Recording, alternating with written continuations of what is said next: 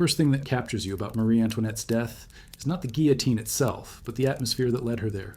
Imagine the most glamorous woman of her age, once admired for her elegance and her parties dripping in champagne and silk, reduced to a trembling figure shoved into a rough wooden cart. People forget that on the day of her execution, she didn't even get a closed carriage, just an open cart, like a criminal paraded for the crowd to spit at. There is something grotesque about the contrast.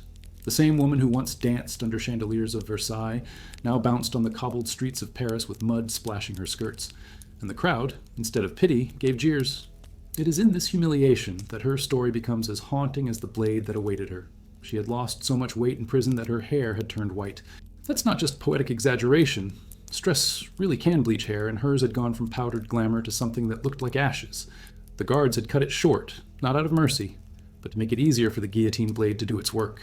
We often think of executions as a quick punishment, but the preparation is as cruel as the act itself. It's almost as if the revolution wanted her body broken before her neck was. And when she climbed into that cart, her back was straight, but her dignity was hanging by a thread. If this story kept you hooked, make sure to subscribe and tell me. What time is it right now in your city? What makes it even more twisted is that Marie Antoinette wasn't just paying for her own mistakes. She was paying for every loaf of bread Paris couldn't produce, every debt her husband piled up, every resentment of the aristocracy built over centuries. She became the scapegoat of an entire system. It is almost comical, in the darkest way possible, that people shouted at her about cake, something she never even said. Let them eat cake is a myth, but the mob believed it with the same passion we believe gossip today. It's proof that a lie, repeated loudly enough, can kill as effectively as a sharpened blade. By the time the cart reached the scaffold, the air was electric. Thousands gathered not in silence, but in a fever of excitement. Imagine a football stadium, except the prize wasn't a trophy, but a human head. There is a disturbing human instinct to turn cruelty into spectacle, to treat pain as entertainment. We may laugh at the crowd for their bloodlust, but how different are we when we slow down on the highway just to glimpse a car accident? Perhaps the revolutionaries were not so far from us. They just didn't have Netflix. The scaffold itself stood tall, not hidden in shame, but proudly displayed in the center of Paris. The guillotine was not merely a machine, it was theater. Its wood was stained from countless executions before hers, and people said you could smell iron and sweat in the air. Her hands were tied behind her, which made the final moments clumsy. One account describes how she accidentally stepped on the foot of the executioner and apologized. Imagine that. A queen, humiliated, terrified, and yet still bound by the manners drilled into her since childhood. "Pardon me," she whispered, just before the blade fell. There is something tragic and almost absurd in that moment. Politeness at the edge of annihilation. When the blade sliced down, the crowd erupted, not in silence, but in roaring approval. Her head was lifted for all to see, blood dripping, face slack, eyes closed. To them, this was justice. To us, it's a grotesque reminder of how quickly glory collapses into horror. The woman who once symbolized wealth and decadence now symbolized vengeance. But even vengeance can sour, because within a few years, many of those cheering in the crowd would themselves feel the guillotine's kiss. The revolution ate its own children, proving that when violence becomes a tool, no one holds it for long. There's something bitterly ironic in thinking about her last meal. Unlike modern death row inmates who can choose, she was fed a simple broth in prison. No feast, no farewell wine, just something bland to keep her alive long enough for the show. It is as if fate itself wanted to strip away every layer of indulgence until nothing remained but flesh and bone. And perhaps that's the grotesque poetry of her end. From Versailles' golden halls to a wooden cart, from jewels to rags, from cakes she never mentioned to broth she barely touched. Even now, her death lingers not because of the blade, but because of what it said about society. Crowds can be crueler than kings, rumors sharper than steel, and justice, when fueled by rage, can become as grotesque as the crimes it condemns. And while the guillotine was supposed to be quick, the memory of that fall is eternal, echoing not just in history books, but in every moment we see a person destroyed more for what they represent than for who they truly are. Cleopatra's death is one of those stories where history and legend intertwine so tightly that it's difficult to pull them apart. Was it really a venomous snake hidden in a basket of figs that ended her life? Or was it poison smeared on a sharp hairpin slipped discreetly into her skin? The truth may never be certain, but what is undeniable is the theater of it all. Cleopatra was not a woman who did anything quietly. Her life had been a stage where she played the role of goddess, lover, and queen, and so her death, naturally, had to be an act as grand as her reign. It's almost as if she scripted it, ensuring that the last memory the world had of her would be as shocking as the myths that swirled around her name. Picture the scene. The once mighty Queen of Egypt, who had sailed down the Nile in a golden barge with purple sails, and who had seduced Julius Caesar and Mark Antony, now locked in a bare chamber, her kingdom slipping from her fingers like sand. Rome was at her doorstep, and Octavian, future Augustus, was waiting to drag her in chains through the streets of Rome in a humiliating parade. Cleopatra, however, was too proud to let herself be reduced to a spectacle for the Roman mob. She had turned humiliation into art her whole life, using it as a weapon, but this final humiliation she would not allow, and so she chose death on her own terms. Or at least she tried to. The image of the asp, the cobra coiled in a basket of figs, has lasted for centuries because it is vivid, sensual, and grotesque all at once. A snake, symbol of both royalty and danger, pressed against the skin of the most famous woman of the ancient world. The Egyptians saw the serpent as sacred, the urious cobra rising on the pharaoh's crown as a sign of divine power. To die by the serpent's bite was not simply to die, it was to merge with divinity. And yet, there is something both terrifying and absurd about the idea. Imagine a queen, who once commanded armies and treasures, now pressing a snake to her bare flesh, waiting for the burning sting that would swell her veins and stop her heart. Death by snake is neither quick nor graceful. The venom causes dizziness, convulsions, and pain. Hardly the serene, noble passing that her legend likes to suggest. Some historians argue it wasn't a snake at all, but poison carefully prepared. Perhaps a cocktail of opium, hemlock, and aconite.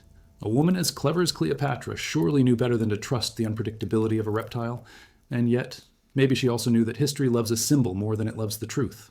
A vial of poison is ordinary. A queen embracing a serpent? That's eternal. We humans love a good story, even if it bites us with lies. It's the same impulse that makes us believe in Hollywood endings. We know they're unlikely, but we crave them all the same. Cleopatra understood this instinct better than anyone, which is why her supposed choice of the snake was not just an act of death, but of legacy. What strikes me as grotesque is not just the manner of her death, but the way she orchestrated the scene. She dressed in her royal robes, adorned herself with jewels, and reclined on a golden couch as though she were about to welcome guests rather than death. She turned dying into performance art. Some accounts even suggest she smiled faintly as the venom spread through her. Whether true or not, it's a chilling reminder that appearances were her greatest weapon.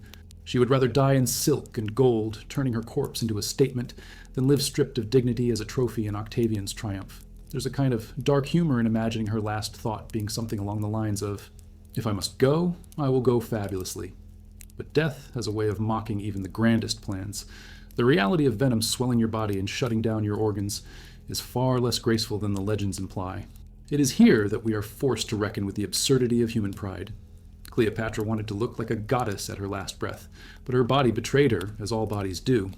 It's almost comic to think about one of the most powerful women in history, undone by biology, leaving behind not a divine aura but a lifeless husk. Perhaps that is the truest grotesque element of all, not the snake, not the poison, but the reminder that even the Queen of Egypt cannot outdress mortality. And then there's the question of whether she really had a choice. Octavian had already defeated her. Her lover Antony had died by his own sword, bleeding out in her arms after a botched attempt at suicide. Egypt was finished as an independent kingdom. Maybe Cleopatra wasn't choosing death so much as trying to control its narrative. There's a lesson here that feels oddly modern. If you cannot control your fate, at least control the story that gets told about you. She lost Egypt, but she won immortality in legend. That, in its own twisted way, was her final victory. When her servants found her body, 2 of them were dead beside her, also poisoned. The third, still gasping for life, refused to speak. Silence itself became part of the myth. Was it fear of reprisal, or loyalty to her queen? We don't know. But the image of 3 women sprawled on the floor, a dead serpent crawling nearby, became the stuff of legend. Octavian himself was supposedly furious, not because she had died, but because she had robbed him of his spectacle. He wanted Cleopatra alive to parade her, to break her publicly, to show the world Rome's dominance. In her grotesque death, she denied him that satisfaction. And that's perhaps the most unsettling part of the story. Cleopatra's end was not just about venom or myth, it was about defiance. In a world where women were trophies of conquest, she refused to be displayed. She wrote her own final chapter, even if it was drenched in venom and blood. History still debates the details, but the fact that we are still debating them 2,000 years later shows that her choice worked. Her story outlived Rome's cruelty, and her death remains one of the most famous in history. There's a strange comfort in knowing that legends often outlive empires, and sometimes the grotesque is not in the act itself, but in how it echoes across centuries. And as one queen's death bleeds into the next, we begin to see a pattern. Powerful women meeting ends as theatrical as their lives, leaving behind questions that gnaw at us more than any serpent ever could. Support our work by hitting subscribe and dropping a comment. What time are you watching this story where you live? Joan of Navarre's story is one of those cautionary tales that prove how quickly favor can turn to suspicion when politics, gender, and superstition collide. Here was a queen who had once been respected for her intelligence, admired for her dignity, and trusted as regent of England in the absence of her husband Henry IV.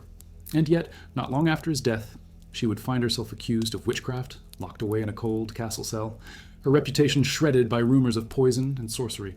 What makes her death grotesque is not a public execution with flashing blades or writhing snakes, but the slow suffocation of her spirit, the cruel transformation of a queen into a scapegoat. Imagine the irony. Joan was wealthy, powerful, and sophisticated, raised in the glittering courts of Brittany. She brought with her a reputation for refinement when she married Henry IV, and for years she played her role with precision. She was not reckless like Marie Antoinette, not mythic like Cleopatra. She was calculated, diplomatic, and cautious. But sometimes the quiet ones fall hardest. When Henry died, she became stepmother to Henry the same Henry V celebrated for Agincourt and immortalized by Shakespeare. And it was this very stepson who turned against her, accusing her of dabbling in witchcraft to harm him. If history teaches anything, it's that power shifts faster than loyalty. The charge itself was absurd, and yet, in the 15th century, absurdity was often more dangerous than truth. People genuinely believed women could whisper curses into the wind, mix potions that could kill kings, or consort with demons. Joan was accused of trying to poison Henry V with magical powders. To us, it sounds ridiculous, like a bad fantasy novel, but to them, it was deadly serious. And because she was wealthy, widowed, and foreign, she fit the perfect villain mold. Outsiders always make easy targets when fear is in the air. Her imprisonment was not theatrical like the guillotine, but it was grotesque in its quiet cruelty. Stripped of her household, her jewels, and her dignity, Joan was confined in Pevensey Castle, a bleak fortress battered by sea winds. There, she remained for nearly 4 years, not executed, but effectively erased. What is death, after all, if not the slow erasure of your name, your dignity, your very identity? The grotesque in her case was not blood, but silence. A queen, reduced to a rumor, a prisoner of whispers, forgotten behind stone walls. And here lies the reflection that stings. We often think of execution as the ultimate cruelty, but is it not crueler to live while the world treats you as if you are already dead? Joan lived in a twilight existence, breathing but invisible, a living ghost haunting her own castle prison. The comedy, if you can call it that, is how history treats her. Shakespeare gave us Henry VI as a hero, but no play was written about the woman he abandoned to rot. Perhaps that's the true spell Joan cast. Silence, stretching through centuries, broken only when curious readers stumble upon her name. Eventually, she was released. Henry V, perhaps guilty or simply politically pressured, restored her lands and her freedom. But by then, the damage was done. Joan returned to her estates, a shadow of the queen she had been. She lived out her final years not in splendor, but in retreat. And when she died in 1437, it was without the pomp of a queen consort of England. Her death was quiet, almost too quiet, as though the world had already mourned her years earlier. And this quietness itself is grotesque, because silence can often be more chilling than spectacle. The irony is that she died a natural death, but her legacy was poisoned long before her body gave out. The accusation of witchcraft clung to her name, a stain that no pardon could fully erase. It's a reminder that sometimes the cruelest deaths are not physical, but reputational. Think of how often in our world today a single accusation, true or false, can destroy a life, a career, or an image. Joan's downfall was not about snakes or swords, but about the fragility of reputation in a world hungry for scapegoats. And yet, her story lingers because it exposes the fears of her age. In accusing Joan of Navarre, people were not just attacking a woman. They were exposing their own terror of female power. The grotesque death she suffered was not one of flesh, but of freedom, identity, and memory. She stands as a reminder that sometimes the blade is not necessary to kill. Suspicion and rumor are sharp enough. What remains most unsettling is the contrast. A woman once crowned, seated at the right hand of the king, reduced to a prisoner accused of muttering spells over powders. It's as if history itself delights in cruel juxtapositions, in watching dignity collapse into humiliation. And this pattern, queens destroyed not only by enemies, but by the very men they loved or raised, runs like a red thread through history, pulling us toward the next queen who would face a fate as merciless as it was grotesque. Anne Boleyn's death was the kind of spectacle that reveals just how cruelly precise power can be when it decides to dispose of someone. She was not dragged to the gallows in rags, nor was she torn apart by mobs in the street. No, her death was arranged with an almost chilling elegance, as if Henry VIII wanted her execution to be as clean and theatrical as her rise had been. It is grotesque, not because of chaos, but because of how neatly the entire performance was staged, as though her life had been a play, and this was the final act. And yet, behind the polished ceremony was a very human tragedy. A woman who gambled everything on the love of a king and lost her head, literally, when his passion curdled into paranoia. When Anne first caught Henry's eye, she was not a queen, but a clever courtier. Unlike her sister Mary, who had been the king's mistress, Anne refused to play the role of a casual lover. She wanted more. In an age when women were expected to bend, she stood firm. That firmness was intoxicating to Henry at first, but dangerous later. Their romance rewrote the history of England. An entire church split from Rome so he could have her. That kind of beginning sets expectations impossibly high. Imagine starting a relationship where your partner changes the religion of a country for you. Where do you go from there? By the time Anne became queen, the expectations were already crushing. She was expected to give Henry a son, the heir that Catherine of Aragon had failed to provide. When she gave birth to Elizabeth instead, disappointment began to gnaw at the edges of their marriage. It's almost comic, in a bitter way, that Elizabeth, the unwanted daughter, would one day become one of the most powerful monarchs in history. But in Anne's lifetime, a daughter was not enough. Every miscarriage, every failed pregnancy became not just a personal heartbreak, but a political catastrophe. The womb of the queen was treated like a national security issue, and Anne's womb was now failing her. That is when the whispers began. Anne was proud, sharp-tongued, and unafraid to challenge Henry in public. The very qualities that had once made her irresistible now painted her as dangerous. Enemies at court fed Henry's insecurities, accusing her of adultery, incest, even witchcraft. The charges were absurd. Most historians agree they were fabrications, but in a way, truth didn't matter. What mattered was convenience. Henry wanted her gone, and so the machinery of justice bent itself to his will. It is chilling to think about. The law, supposedly blind, suddenly wearing the king's crown. Her trial was a spectacle. Accused of affairs with multiple men, including her own brother, Anne was paraded before judges who had already decided her fate. One observer noted that she defended herself with grace and wit, her words sharp enough to make some doubt her guilt, but doubt was irrelevant. The verdict had been written long before she opened her mouth. Her very intelligence, her ability to speak well, may have only deepened the suspicion against her. In a world that feared clever women, Anne's brilliance was treated not as a gift, but as evidence of evil. And so Henry arranged for her to die, but not in the brutal English way with a clumsy axe. Perhaps it was guilt, or perhaps vanity, but he ordered a skilled French swordsman to perform the beheading. The sword was considered quicker, cleaner, less painful than the axe. Even in death, Henry wanted Anne to be exceptional. It is grotesque to think of mercy delivered in the form of a sharper blade, but such was the logic of kings. On the morning of May 19, 1536, Anne was led to the scaffold inside the Tower of London. Accounts say she dressed with care, choosing a simple gown and headdress, as though determined to meet death with dignity. She gave a speech, not one of anger, but of submission, praising Henry and asking for mercy on those who served her. It is tempting to imagine sarcasm behind her words, but perhaps she was simply trying to ensure her family's survival. In those final moments, survival was no longer about herself, but about those she would leave behind. That, too, is grotesque. How even death cannot silence politics. When she knelt, she did not place her head on a block as most did. Instead, she remained upright, kneeling with her neck extended, her eyes covered. The executioner, brought specially from Calais, was so swift that some said her lips continued moving after her head was severed. Science tells us that, for a few seconds, consciousness may linger after decapitation. Imagine the horror of that possibility. The brain, still firing, registering the cheers of the crowd as the body falls away. Whether or not it is true, the thought alone is enough to unsettle anyone. The crowd gasped as her head was lifted, her long dark hair falling limp, her features frozen in a strange calm. For those who hated her, it was a moment of triumph. For those who pitied her, it was tragedy. But for history, it was irony. The woman who had risked everything for Henry's love was now erased by the same passion turned sour, and yet her story did not end on that scaffold. Her daughter Elizabeth would one day inherit the throne and rule England longer and more powerfully than Henry ever had. The unwanted child of a discarded queen would become the very embodiment of England's golden age. It is almost darkly humorous to imagine Henry's ghost watching Elizabeth reign. The man who destroyed Anne for failing to give him a son ended up with a daughter who outshone every king of his dynasty. Fate has a wicked sense of irony, and in this case, it sharpened its edges on Henry's pride. Anne Boleyn's death remains grotesque, not for its blood, but for its precision. It was a reminder that, in the hands of power, truth bends, love rots, and justice cuts clean.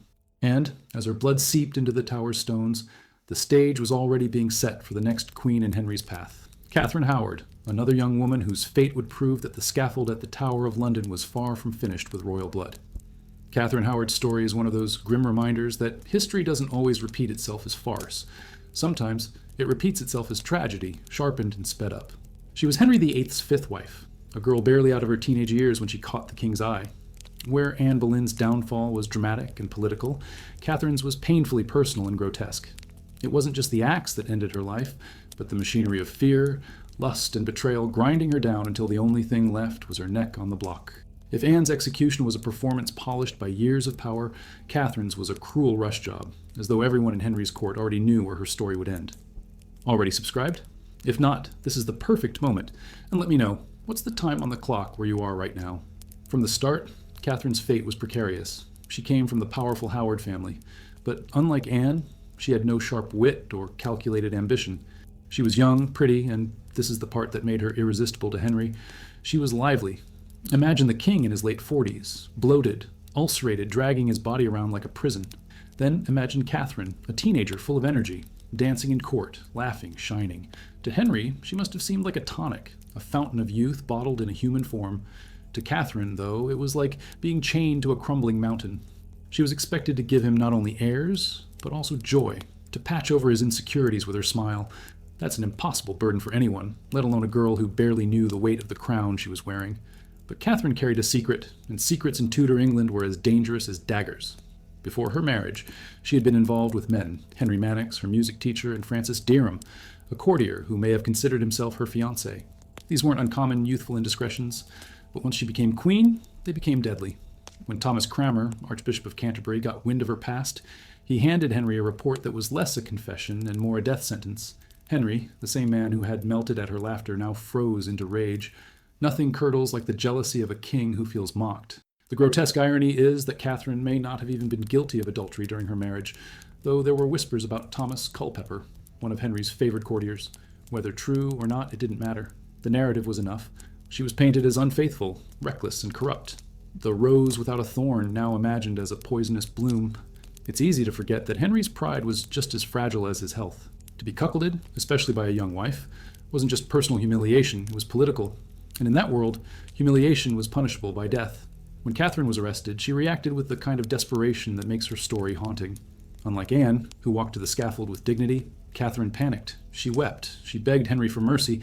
She even tried to reach him in person, running down the palace corridors, screaming for an audience. Guards dragged her away before she could reach him.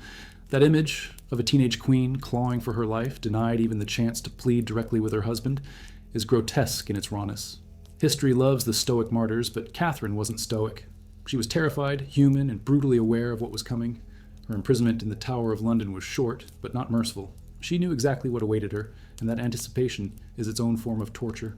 Legend says that the night before her execution, Catherine practiced laying her head on the block, rehearsing for the blade as if it were a final dance she had no choice but to perform. Whether or not that story is true, it captures the horror of her situation. Imagine being 19 and rehearsing your own death, the last act of your short life. It's almost unbearably grotesque, but also heartbreakingly real. On February 13th, 1542, Catherine was led to the scaffold. Unlike Anne, who had been given the mercy of a French swordsman, Catherine faced the traditional English axe. The crowd gathered, but the atmosphere was different. Anne's execution had been political theater, but Catherine's felt like a grim replay, a reminder that Henry's court was a machine that could devour queens as casually as it crowned them. Catherine gave a short speech, acknowledging her guilt, but affirming her love for the king. Was it genuine, or just an attempt to protect her family from worse punishment? We'll never know, but the words hung heavy in the winter air. The executioner swung his axe, and with one stroke, her head was severed. The girl who had been celebrated as the king's youthful joy was now reduced to a bloodied corpse. In death, she became another cautionary tale, another warning etched into the stones of the tower.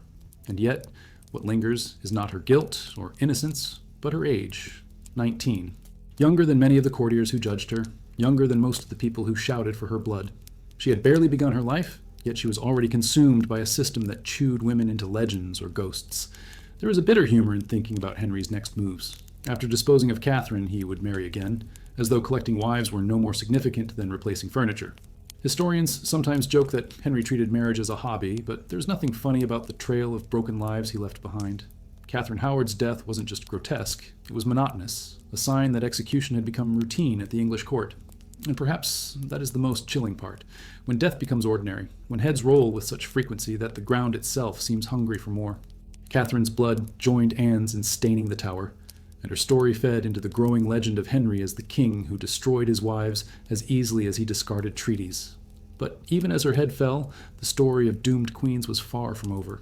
For beyond England, across Europe and beyond, other royal women were being swallowed by poison, daggers, and conspiracies, each with their own grotesque finales waiting to be told. Isabeau of Bavaria, or Isabella of Bavaria as she is sometimes called, is one of those queens whose very name has been tangled in rumor, poison, and scandal for centuries. Born into the wealthy Wittelsbach dynasty of Germany, she was married off to King Charles VI of France at the tender age of 15. Imagine it. A young girl from Munich suddenly thrust into the glittering but treacherous French court, where every smile could hide a dagger and every cup of wine could conceal a pinch of poison. Her story is grotesque, not only in the way she died, but in the way her life slowly unraveled into whispers of madness, betrayal, and corruption. When people say power corrupts, they often forget to mention it can also kill in slow motion, rotting you from the inside long before the body collapses. Charles VI, her husband, was known as Charles the Mad. His fits of insanity left the throne vulnerable, and Isabeau stepped in as regent. For a time, she wielded extraordinary power, negotiating with nobles, managing alliances, and trying to keep France from collapsing under the weight of civil war and English invasion. But power never comes without enemies, and Isabeau's every decision was twisted into fuel for gossip. She was accused of being extravagant, of draining France's coffers with endless jewels and gowns, of having lovers among the nobility, even of incest with her own son. Some of these accusations were clearly political slander. But once the rumor spreads, does it really matter if it's true?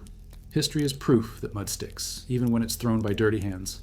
What's particularly grotesque is how the court treated her as both indispensable and disposable. When Charles was lucid, she was nothing more than his Bavarian wife, dismissed and mocked for her foreign manners. But when he fell into madness, she was expected to bear the weight of an entire kingdom. It's a cruel comedy. When she was weak, they called her useless, and when she was strong, they called her dangerous. If you've ever noticed how women in power are often criticized no matter what they do, you'll see Isabeau's life as a medieval version of the same tired story. Her death, however, is where the grotesque rumors bloom. Some accounts suggest she was poisoned, others that she simply wasted away in disgrace, abandoned and despised. After years of luxury, she died in relative obscurity in 1435, her body weakened by illness and her reputation shattered by decades of venomous gossip. The woman who once draped herself in silks and presided over banquets died quietly, her name blackened as a symbol of treachery. Yet the grotesque element lies in the possibility that her enemies engineered her downfall not with swords but with subtler tools, powders in her food, drafts in her drink, toxins that left no trace but ate away at her health. In the 15th century, poison was considered the most elegant way to remove a rival. Silent, efficient, leaving the victim to fade slowly so that death could masquerade as natural illness. One has to imagine how she spent those final months, her body growing frail while whispers of her sins still circulated. Did she believe she had been poisoned? Did every meal feel like a gamble, every sip of wine a potential last breath? That paranoia is perhaps the cruelest punishment of all. Death is final, but the anticipation of death stretches it endlessly, like a blade hovering above the neck but never falling. If Catherine Howard rehearsed her beheading on a wooden block, then Isabeau rehearsed her death with every swallow of food, every tremor of her weakening body. And here is where we must pause and consider. Was she truly guilty of the corruption her enemies accused her of? Was she the greedy, lascivious queen painted in pamphlets? Or was she merely a convenient scapegoat in a kingdom cracking under its own weight? In times of crisis, someone must always be blamed, and queens often make the perfect targets. They are visible, they are foreign, and they rarely wield armies of their own. Blame the woman, call her a witch, whisper of poison, and the crowd will nod. The grotesque beauty of propaganda is that it doesn't need proof. It just needs an audience willing to believe. Even centuries later, historians debate whether Isabeau deserved her reputation as one of France's most despised queens, but perhaps that's the point. The grotesque truth of her story isn't in the manner of her death, but in the fact that she was killed twice, first by rumor, then by her body's collapse. In this way, she joins a long line of queens destroyed not just by their enemies, but by the very system that crowned them. Her death was not marked by a guillotine's swift cut or a public spectacle, but by a slow fade into disgrace. A queen whose legacy was as poisoned as her possible final meal. And yet, her story doesn't end there. Because while Isabeau of Bavaria's reputation rotted, her fate set the stage for the next great tragedy in royal history, the downfall of Mary, Queen of Scots. If Isabeau was undone by whispers and poison, Mary's end would be far more dramatic. The clash of crowns, religion, and politics, culminating in a blade that severed more than just flesh. It severed an entire era of hope. The execution of Mary Stuart, better known as Mary, Queen of Scots, is one of those moments in history where theater, politics, and grotesque failure collide in such a way that you almost wonder if fate itself was mocking the people in charge. For nearly 2 decades, she had been imprisoned in England by her cousin, Elizabeth I, treated less as a guest and more as a dangerous relic of Catholic plots. She had once been a queen of France, a queen of Scotland, and a woman who carried herself with the confidence of divine right. By the time she faced the scaffold in 1587, she was broken in body but not in spirit, a prisoner whose death had become more necessary to politics than to justice. And yet, when the axe finally fell, the whole performance turned into something darkly absurd, as if history wanted to underline the grotesque nature of killing queens. Mary's path to that scaffold was as tangled as any court intrigue could get. Born in 1542, she became Queen of Scotland as an infant and Queen of France by marriage. For a brief moment, she embodied the alliance between two great Catholic powers. But when her French husband died young, she returned to Scotland, where Protestant reformers bristled against her Catholic faith. Her reign was marred by scandal, especially the suspicious death of her second husband, Lord Darnley, whose house exploded under mysterious circumstances. Within weeks, she married the man most suspected of the crime, James Hepburn, the Earl of Bothwell. It was either a reckless act of love or a desperate attempt at survival, but either way it destroyed her reputation. Forced to abdicate in favor of her infant son, James VI, Mary fled to England, hoping Elizabeth would offer her protection. Instead, Elizabeth saw her as a threat. Mary had a legitimate claim to the English throne, supported by Catholics who despised Elizabeth's Protestant rule. For years, Elizabeth kept her cousin alive, but caged, moving her between castles like a prized but dangerous pet. And here is where the grotesque irony deepens. Elizabeth didn't want Mary dead because executing a fellow queen set a terrifying precedent. But she didn't want her alive either, because every day Mary breathed, she was a rallying point for rebellion. It was Schrodinger's monarchy. Mary had to be alive and dead at the same time, until finally the balance tipped. In 1586, the Babington Plot sealed her fate. Mary was implicated in correspondence that supposedly approved the assassination of Elizabeth. Historians still debate how authentic her involvement really was. Some argue she was set up by Elizabeth's spymaster, Sir Francis Walsingham. But in politics, as in theater, the perception is often more important than the script. Elizabeth reluctantly signed the death warrant, later claiming she hadn't meant for it to be carried out so quickly. Perhaps that was true, or perhaps it was a way to keep her hands clean. Either way, the machinery was set in motion. On February 8th, 1587, Mary was led into the Great Hall at Fotheringhay Castle. She dressed deliberately, wearing a black gown for mourning, but underneath she revealed a crimson petticoat, the color of Catholic martyrdom. It was a statement as bold as Cleopatra's serpent or Anne Boleyn's calm surrender. Even in death, Mary wanted to control the narrative. She carried a crucifix, clutched a rosary, and declared her faith before the assembled crowd.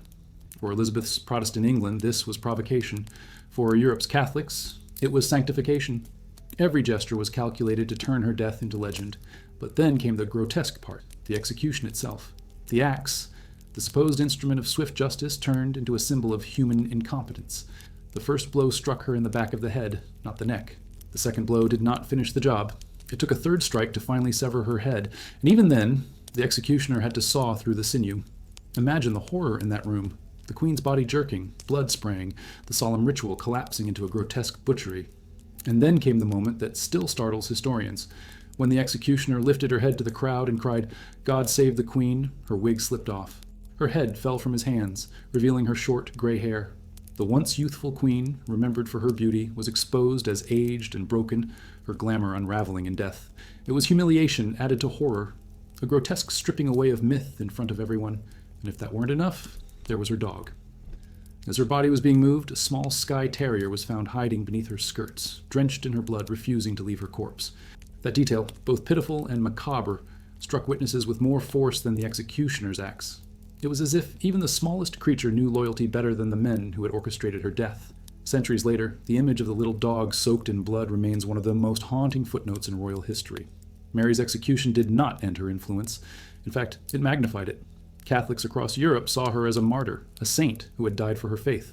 Elizabeth, who had hoped to silence a rival, found herself condemned by many as the slayer of her cousin. And the irony, once again, is sharp. Mary's son, James VI of Scotland, would one day inherit Elizabeth's throne, uniting England and Scotland under the very dynasty Elizabeth had tried to suppress.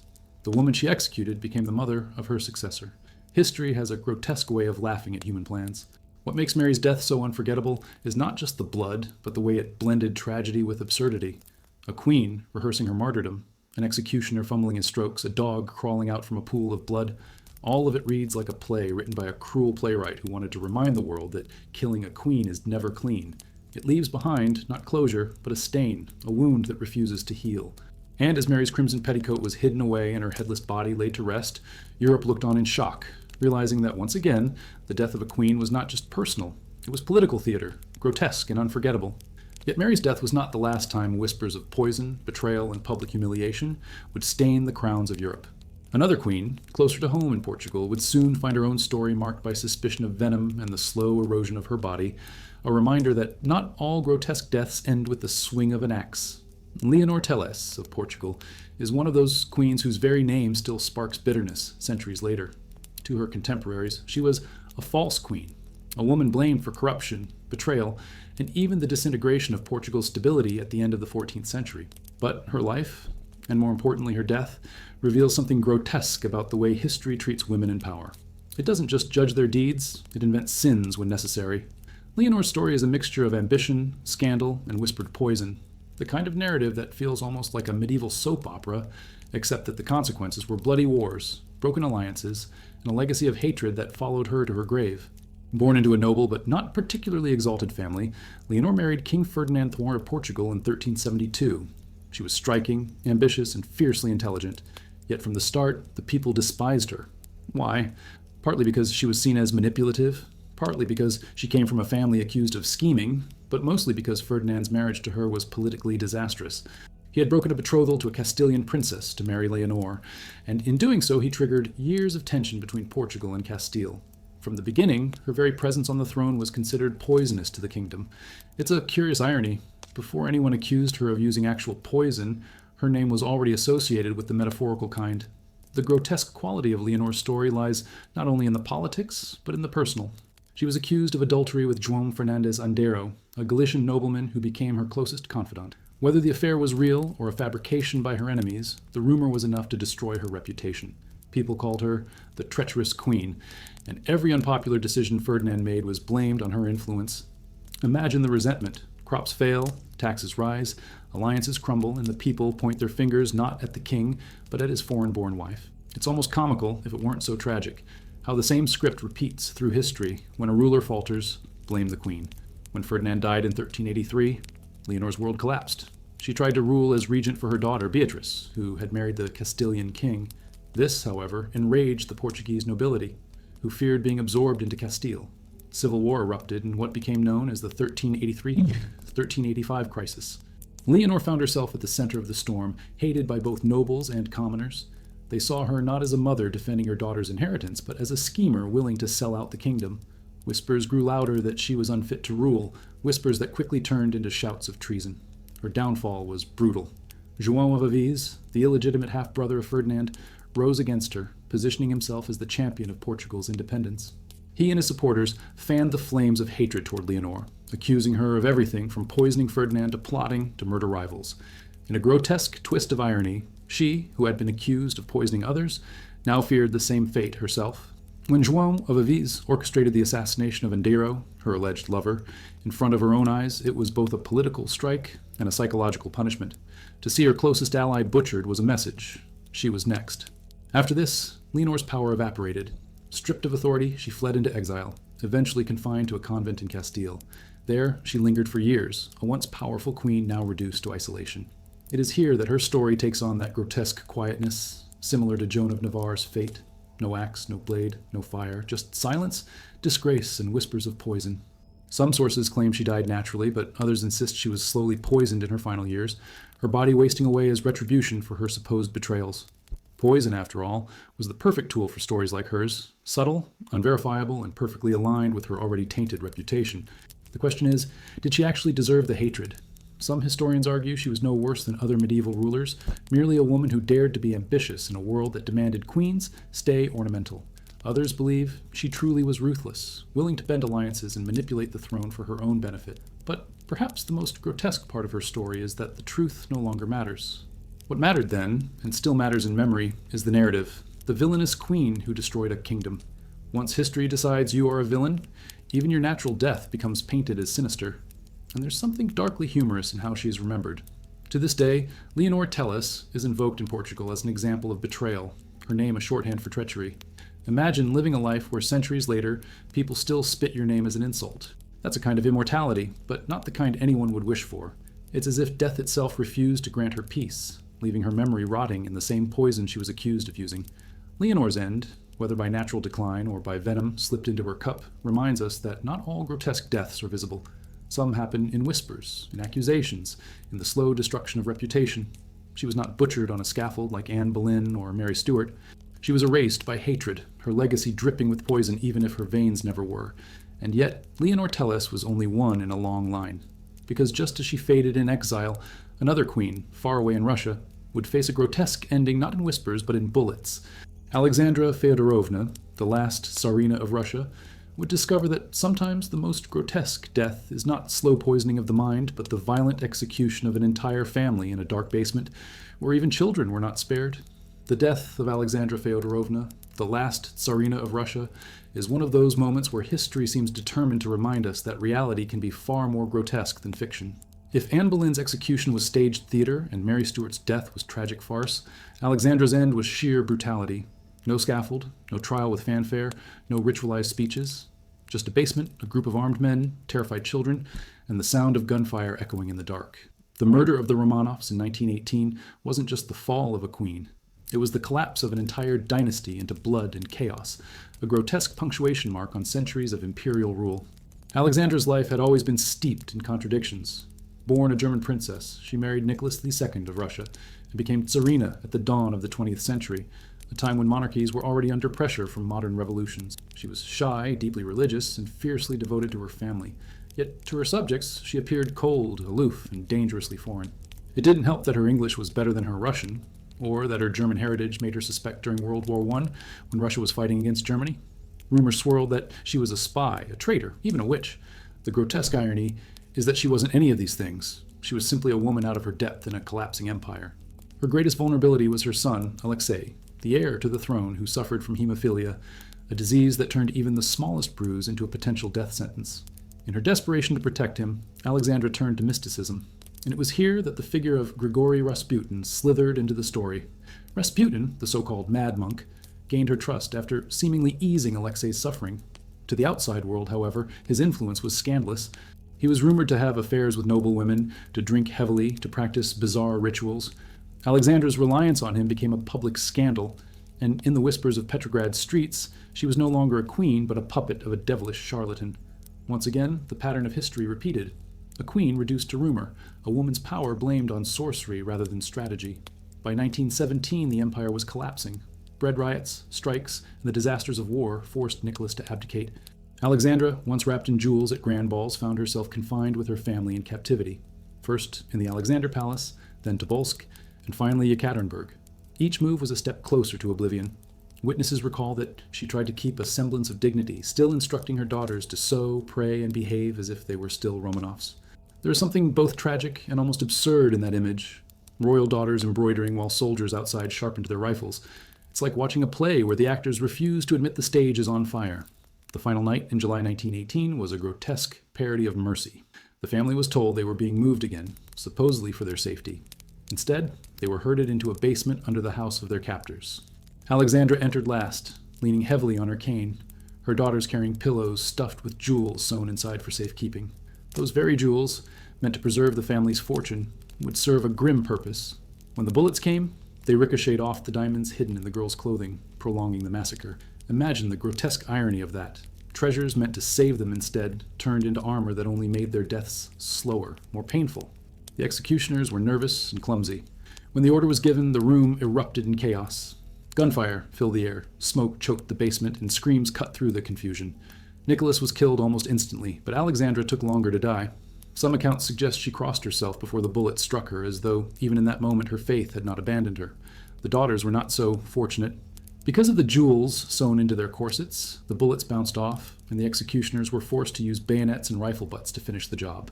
It is one of the most grotesque images in history.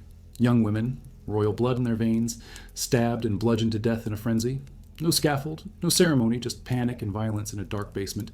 I want to get to know my audience. Subscribe and share in the comments. What time is it in your city at this very moment?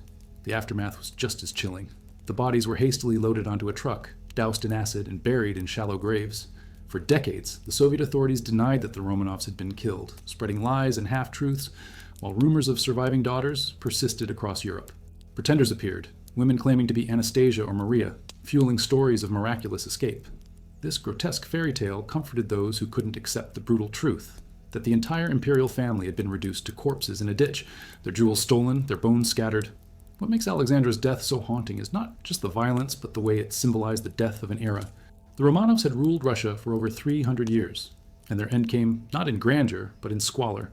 For centuries, monarchs had cloaked themselves in divine right, insisting that their power came from God. In that basement, divine right meant nothing. Bullets tore through faith, crowns and bloodlines with the same indifference. Alexandra's final act was not as a queen, but as a mother, standing beside her children, powerless to stop what was coming. And yet, there is another layer of grotesque irony. In death, Alexandra became almost saintly. The Russian Orthodox Church later canonized her and her family as martyrs. The same people who once whispered she was a witch now prayed to her as a saint. History is fickle like that. One century it condemns you, the next it canonizes you. Perhaps that is the ultimate grotesque joke.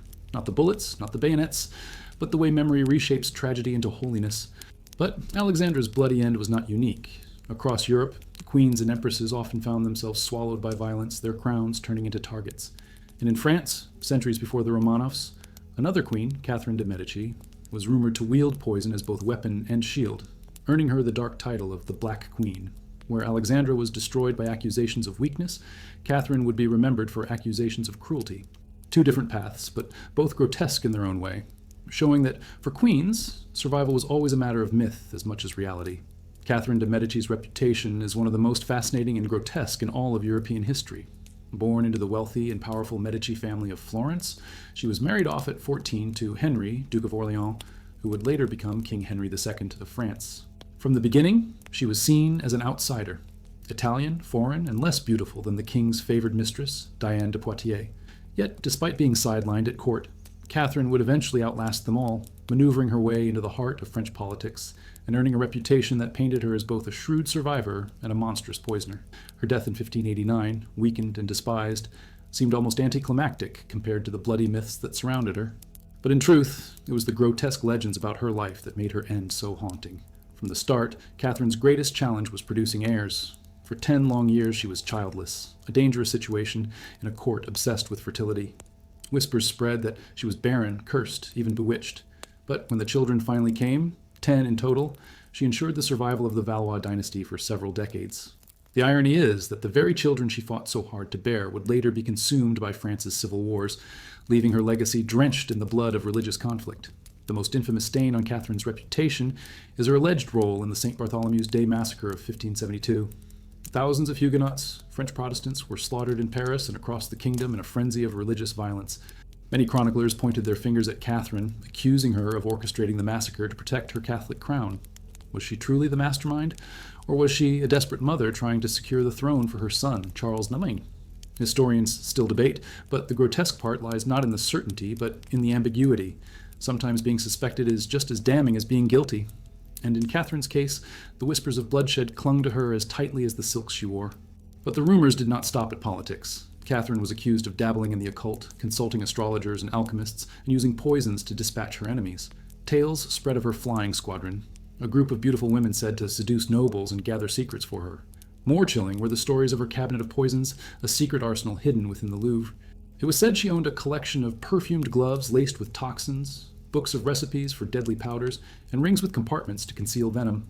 The line between reality and imagination blurred so thoroughly that Catherine became a character in her own Gothic legend. One of the most grotesque and often retold stories involves Jeanne d'Albret, Queen of Navarre and mother of Henry of Navarre, who would later become King Henry IV of France. Jeanne died suddenly in 1572, just weeks before her son's marriage to Catherine's daughter. Rumor spread that Catherine had gifted her a pair of poisoned gloves. It is likely untrue. Jeanne probably died of tuberculosis, but the story was too deliciously sinister for people to ignore. Catherine's enemies wanted her to be the kind of queen who killed with elegance, whose weapons were not swords, but perfumes, and in the popular imagination, that is exactly who she became. Her fascination with astrology and the occult only deepened the myth. She consulted the famous seer Nostradamus, who predicted that her sons would all wear the crown, but none would leave heirs. That prophecy came true in grotesque detail. Francis II, Charles IX, and Henry III all became kings, and all died without legitimate heirs, extinguishing the Valois line. To Catherine's contemporaries, this wasn't coincidence. It was proof she trafficked in dark forces. And yet, in a twisted way, these consultations may have been nothing more than her attempt to find certainty in a world drenched in chaos. The grotesque element lies in how her search for reassurance only fed the rumors that devoured her. By the time Catherine neared her death in 1589, she was worn down by grief and political exhaustion. She had outlived her husband, most of her children, and many of her enemies. France was fractured by war, her authority weakened, and her name so stained that people barely distinguished truth from myth. She died quietly, weakened by illness, a far cry from the violent death so many had predicted for her.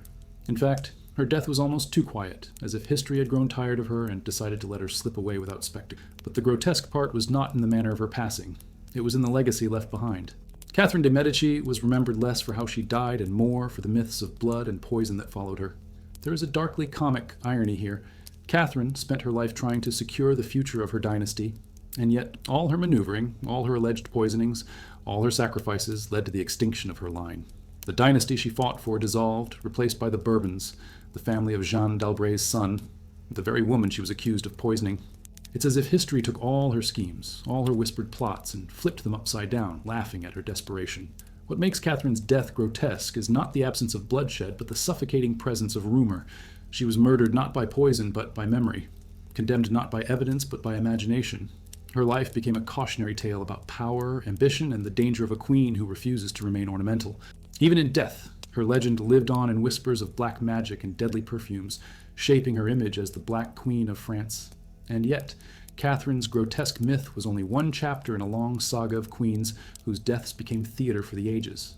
Because not long after, another queen, Barbara Radziwiłł of Poland, would die in a way that combined both poison and politics, her youthful body rotting under the weight of suspicion, while her grieving husband tore his kingdom apart trying to defend her honor. Barbara Radziwiłł's death is one of those stories that refuses to stay buried, a mixture of love, poison, and scandal that has haunted Poland's memory for centuries. She was not a queen born to command, nor was she raised in the golden halls of foreign empire. Barbara was a Lithuanian noblewoman, beautiful, intelligent, and captivating, who caught the heart of Sigismund II Augustus, the last male monarch of the Jagiellonian dynasty. Their love was reckless, obsessive, and dangerous, and it ended with Barbara's body rotting away at just 30 years old, covered in sores and fever, while whispers of poison hissed through every chamber of the Polish court. From the moment Sigismund met Barbara, he was consumed. She was witty and alluring, but above all, she gave him something no political marriage ever could: passion. Against the wishes of his mother, Queen Bona Sforza, and against the fury of the nobility, he married her. Imagine the audacity.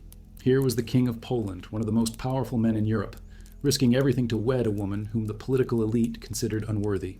Love stories like this sound romantic in fairy tales, but in reality, they usually end in blood, and Barbara's did not disappoint. The problem wasn't just her family's status, it was Barbara herself. Rumors swirled that she had been promiscuous before her marriage, that she had lovers, that she carried with her the scent of scandal. Some even whispered she had bewitched Sigismund, ensnaring him with charms or potions. These stories were convenient, of course, because powerful women rarely got the benefit of being simply loved. They had to be witches, seductresses, manipulators, and Barbara fit the role too well for her enemies' comfort. When she became queen consort in 1548, the opposition to her was so fierce that open insults were hurled at her in public. Nobles walked out of ceremonies, and pamphlets circulated portraying her as a disgrace. Sigismund, however, stood by her with ferocity. He dismissed advisors, ignored his mother's threats, and vowed to protect Barbara no matter what it cost. His devotion was almost grotesque in its intensity. He was willing to watch his kingdom unravel just to keep her by his side. In a world where queens were usually political pawns, Barbara was something far rarer, a queen chosen purely for love. But within months of her coronation, her body began to betray her. At first, it was fever, then stomach pains, then ulcerations that spread across her body. Witnesses described her suffering in horrifying detail, her once radiant beauty wasting away, her skin covered with sores, her breath foul with disease. Some said her flesh rotted while she was still alive. A grotesque image of decay that contrasted cruelly with the vibrancy she had once radiated. The court was horrified, and the whispers of poison grew louder. Was she poisoned? Many believed so, and the prime suspect was none other than her mother-in-law, Bona Sforza. Bona herself had a reputation for poison. In fact, her family, the Sforzas of Milan, had long been accused of dabbling in toxic arts. To the Polish nobility, it was easy to believe that Bona, who despised Barbara, had slipped venom into her food or wine. The rumors were so persistent that even today, Historians debate whether Barbara's death was natural or the result of a carefully planned assassination. Some argue it was cancer of the stomach or uterus, while others insist the grotesque rapidity of her decline points to something more sinister. Sigismund was devastated. He brought the best doctors of Europe to her side, none of whom could help. He prayed, he begged, he refused to leave her bedside. His desperation bordered on madness. Some said he ordered charms and relics from across Christendom, clinging to hope that something might reverse her fate. But nothing worked. Barbara, once his radiant queen, was reduced to a skeletal figure writhing in pain. The grotesque contrast between the passionate love that had crowned her and the agonizing decay that consumed her body became the stuff of legend. When Barbara finally died in May 1551, Sigismund collapsed into despair. He demanded she be buried with the honors of a true queen, despite the objections of nobles who still despised her. And here comes one of the most haunting parts of the story. According to legend, years later her ghost appeared to Sigismund, dressed in white, floating at the foot of his bed. She told him that she loved him still, but that his devotion to her had nearly destroyed his kingdom. Whether that vision was born of grief, guilt, or genuine haunting, it added another layer of grotesque beauty to Barbara's tale.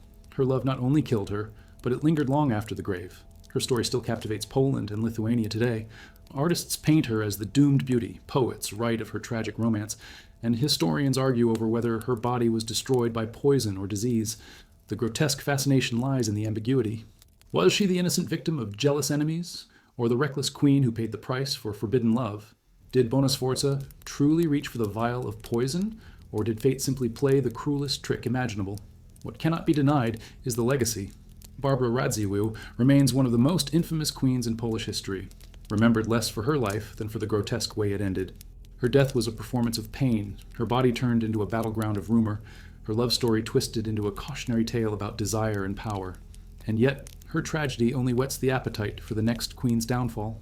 Because if Barbara was undone by poison and passion, another queen, far away in Korea, would meet her grotesque end not in the secrecy of sick rooms, but in the shadow of an empire's violence. Stabbed, dismembered, and erased by foreign assassins in one of the most brutal royal murders of the 19th century. Queen Myeongsong of Korea, also known in the West as Empress Myeongsong or simply Queen Min, met a death so grotesque that it shocked the world and still haunts Korean history to this day. Her assassination in 1895 was not just a murder, it was a violent display of colonial ambition, misogyny, and political betrayal that transformed her from a powerful queen into a martyred symbol of national resistance. Where other queens were undone by whispers of poison or by the cold efficiency of the scaffold, Myeongsong's end came at the hands of blades wielded by assassins who reduced her royal body to ashes in an attempt to erase her from memory. And yet, as history has shown time and again, the more violently you try to erase someone, the stronger their ghost becomes. Born into the Min clan in 1851, she married King Gojong at just 16. At first, she seemed like an unassuming bride, chosen because her family was relatively weak and therefore unlikely to challenge royal power. But Myeongsong proved far more ambitious than her in-laws expected. She quickly established herself as a formidable political player, building her own networks of influence at court. She became deeply involved in matters of state, something unusual for queens in a Confucian society that prized female silence and obedience. And this was precisely what made her dangerous. To her enemies, she wasn't just a queen, she was a woman who refused to stay in the shadows. The late 19th century was a time of great turmoil in Korea. Sandwiched between competing empires, Japan, China, and Russia, Korea was struggling to maintain sovereignty. Myeongsong saw Japan's growing influence as a mortal threat, and she sought to counterbalance it by aligning with Russia. This made her the prime obstacle to Japanese ambitions in the peninsula. To her Japanese opponents, she wasn't just a political rival, she was the single greatest barrier to domination. And in the twisted logic of imperialism, barriers must be destroyed. The grotesque planning of her death reads like something out of a nightmare. On the morning of October 8, 1895, a group of Japanese agents and Korean collaborators stormed Gyeongbokgung Palace in Seoul. They cut down guards and servants, forcing their way into the inner chambers where the queen resided. Witnesses later described the chaos, women screaming, courtiers running, soldiers shouting in panic. The assassins searched the palace frantically, determined to find and eliminate the queen. When they finally discovered her, they dragged her into the courtyard. What followed was not a clean execution, but a frenzy of violence. She was stabbed repeatedly, her body hacked with swords, her hair torn out. Some accounts say her fingers were cut off to steal her rings. Others claim her breasts were mutilated in an act of symbolic humiliation. The attackers wanted to annihilate not just her body, but her dignity. And when it was done, they doused her corpse in kerosene and set it aflame. The ashes of the queen who had defied an empire were left to scatter in the wind, as if to erase every trace of her existence. It was brutality masquerading as strategy, a grotesque message meant to terrify the living as much as to silence the dead. Yet the grotesque irony is that such violence did the opposite of what was intended. Instead of erasing her, the murder of Queen Myeongsong turned her into a martyr. The people of Korea, who had long whispered about her political maneuverings and court intrigues, now saw her as a victim of foreign invasion, a queen who died because she refused to surrender her nation's independence. Even those who had doubted her began to speak of her with reverence. In death, she became more powerful than she ever was in life. What makes her story particularly unsettling is how modern it feels. Unlike the medieval executions of Anne Boleyn or Mary Stuart, Myeongsong's assassination happened in a world already connected by telegraphs and newspapers. News of her murder spread quickly, horrifying not just Koreans but international observers. Foreign diplomats condemned the act, newspapers reported it with outrage, and her death became a symbol of Japan's ruthless ambitions. It was one of the first times in modern history that the murder of a queen became a global scandal, sparking protests, diplomatic crises, and long-lasting resentment that still colors relations in East Asia today. If there is a darkly comic element to the story, it lies in how her assassins underestimated the power of memory. They thought by burning her body they could erase her legacy, but instead they immortalized her. Statues, poems, songs, and even films now tell her story. She went from being seen as a controversial and ambitious queen to being remembered as a national heroine. Her violent end created the very legend her enemies feared. History has a twisted sense of irony. The more savagely you try to silence someone, the louder their echo becomes. The image of Queen Myeongsong's murder is grotesque not only because of the physical violence, but because of what it represents. The collision of empire and resistance, the destruction of a woman's body as a metaphor for the attempted destruction of a nation. Her ashes may have scattered, but her defiance still smolders in the Korean imagination. And yet, hers was not the only royal body broken by conspiracies and blades in Asia. Centuries earlier, another queen, closer to the heart of the Roman Empire, would meet an equally grotesque fate when her own son orchestrated her death. Agrippina the Younger, mother of Nero, discovered that even blood ties could not protect a queen from betrayal. Where Myeongsong was hacked to pieces by foreign assassins, Agrippina was lured into a carefully staged trap set by the child she had given life to. A grotesque betrayal that would echo through history as one of the most chilling examples of how power devours even family. Agrippina. The Younger's death is one of those grotesque tragedies that seem almost too theatrical to be real, yet it is preserved in history with such vividness that it feels like a macabre play staged by the gods themselves. She was the mother of Nero, the infamous emperor whose name has become synonymous with madness, excess, and cruelty, but before he became a monster in the eyes of Rome, he was her son, her carefully crafted project, the vessel of her ambition. Agrippina had clawed her way to power in a world designed to keep women ornamental, and for a time she succeeded brilliantly. But power built on manipulation and fear is always fragile, and her death at the hands of Nero shows just how grotesque that fragility could become when family bonds are turned into weapons. Born into the Julio-Claudian dynasty, Agrippina was destined for intrigue. She was the sister of Caligula, the wife of Emperor Claudius, and eventually the mother of Nero. Her life reads like a saga of calculated marriages and ruthless maneuvers. When she married Claudius, she secured her position not just as empress, but as the mother of the future emperor, convincing Claudius to adopt her son Nero over his own biological heir, Britannicus. She cultivated her image carefully, even appearing on coins alongside her husband, something nearly unheard of for women at the time. In every gesture, she signaled not just that she was Claudius's wife, but that she was his equal. To Romans steeped in patriarchal traditions, this was unsettling, even grotesque. But Agrippina didn't care. She was playing a long game, and when Claudius conveniently died, most believe poisoned by her hand with a dish of mushrooms, Nero ascended the throne. At first, Agrippina seemed to have succeeded beyond her wildest dreams. She stood beside her teenage son as the real power behind the throne, issuing orders, attending Senate meetings, and making decisions in his name. Coins minted in these early years even depicted Nero and Agrippina facing each other as though they were co-rulers. For a woman in Rome, this was unprecedented. For her enemies, it was intolerable. The grotesque irony is that the very power she fought so hard to secure became the seed of her downfall. As Nero grew older, he began to chafe under her influence. Agrippina was domineering, demanding, and used to being obeyed. He was young, impulsive, and intoxicated by the absolute power of the throne. Their relationship, already strained, collapsed under the pressure of court intrigues. Nero's lovers, especially the ambitious Poppaea Sabina, whispered poison into his ear, turning him against his mother. In a sense, Agrippina became a victim of the same weapon she had wielded so often: influence. When Nero decided she had to die, the plan was almost comical in its absurdity. He arranged for her to board a specially designed boat, rigged to collapse and drown her at sea. On the appointed night, Agrippina was escorted onto the vessel, unaware of the trap. As she sailed out into the dark waters, the mechanism was triggered. Part of the deck gave way, plunging her companions into the sea, but Agrippina, ever resourceful, swam to shore, surviving the assassination attempt. Imagine the grotesque humor of it. The Emperor of Rome, with all the legions at his command, reduced to cartoonish schemes that would not be out of place in a bad stage play. And yet, it was not funny. It was a prelude to horror. When word reached Nero that Agrippina had survived, he panicked. The failed assassination was an open secret, and if she lived, his own guilt would be exposed. So he abandoned theatrics and sent assassins directly to her villa. Agrippina reportedly welcomed them calmly, knowing her fate was sealed. According to legend, when the first blow fell, she bared her womb and cried, "Strike here, for this bore Nero." It is a grotesque image, a mother inviting the blade into the very flesh that had given life to her killer. Whether she truly said those words or not, the symbolism was too powerful for history to resist. Her death was savage. The assassins struck her repeatedly, and her body was left mangled, a queen turned into a corpse in her own home. Nero, far from satisfied, was said to have been haunted by visions of his mother afterward. He dreamed of her ghost, pale and accusing, wandering through his chambers. He even consulted magicians and sorcerers to rid himself of the visions. It is almost darkly comic to imagine the emperor who ruled the greatest empire in the world reduced to trembling at shadows, undone not by armies, but by his own guilt.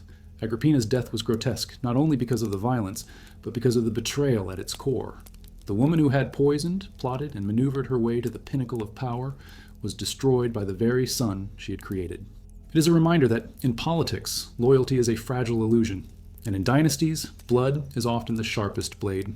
Her end became a cautionary tale in Rome, whispered as proof of the dangers of ambition, of women who reached too far, of mothers who tried to rule through their sons. Yet the grotesque irony is that Nero himself would eventually meet a violent end, abandoned and reviled, his name cursed through history. The dynasty Agrippina fought to preserve collapsed in chaos, and her story became a symbol of the Julio-Claudian downfall. Even in death, she seemed to mock him, her memory lingering longer than his power. And her fate was not unique. Queens throughout history have found themselves destroyed not just by enemies, but by their own families, their deaths staged as both punishment and spectacle. Agrippina's assassination, with its blend of absurdity and horror, would echo centuries later in other courts, where whispers of poison and betrayal continue to stalk royal women. For in Portugal, a queen like Inés de Castro would discover that even love could not shield her from the grotesque cruelty of politics, as her body would be pierced by assassins and her corpse crowned in one of the most macabre ceremonies Europe had ever seen. The story of Inés de Castro is one of those tales that makes you wonder if history itself sometimes writes like a Gothic novelist. It is grotesque, tragic, and yet oddly poetic, the kind of narrative that could only have come from the collision of politics and forbidden love. Inés was never meant to be a queen. She was a Galician noblewoman born into the Castro family, who became the mistress, and later the secret wife, of Pedro, heir to the Portuguese throne in the 14th century. Their love was passionate, reckless, and entirely unacceptable to the ruling elite, and it ended with Inés's body hacked apart by assassins, only for her corpse to be exhumed and crowned years later in one of the most macabre spectacles Europe has ever witnessed. Few deaths in royal history have managed to be both this grotesque and this theatrical. Pedro, known later as Pedro the Cruel, or depending on who you ask, Pedro the Just, was utterly consumed by his love for Inés. He was married to another woman, Constanza of Castile, but his relationship with Inés overshadowed everything else. He lived with her openly, fathered children with her, and defied his father, King Afonso IV, who feared the political consequences. Inés's family, the Castros, were powerful in Galicia and had ties to Castilian politics. If Pedro legitimized her, the Portuguese throne could fall under Castilian influence. To the court, she wasn't just a mistress, she was a political threat in skirts. The grotesque irony is that Pedro's passion blinded him to these dangers. While he saw Inés as the love of his life, the nobility saw her as a dagger pointed at Portugal's heart. Afonso tried warnings, he tried reason, but when Pedro refused to abandon her, the king made the most brutal decision of all.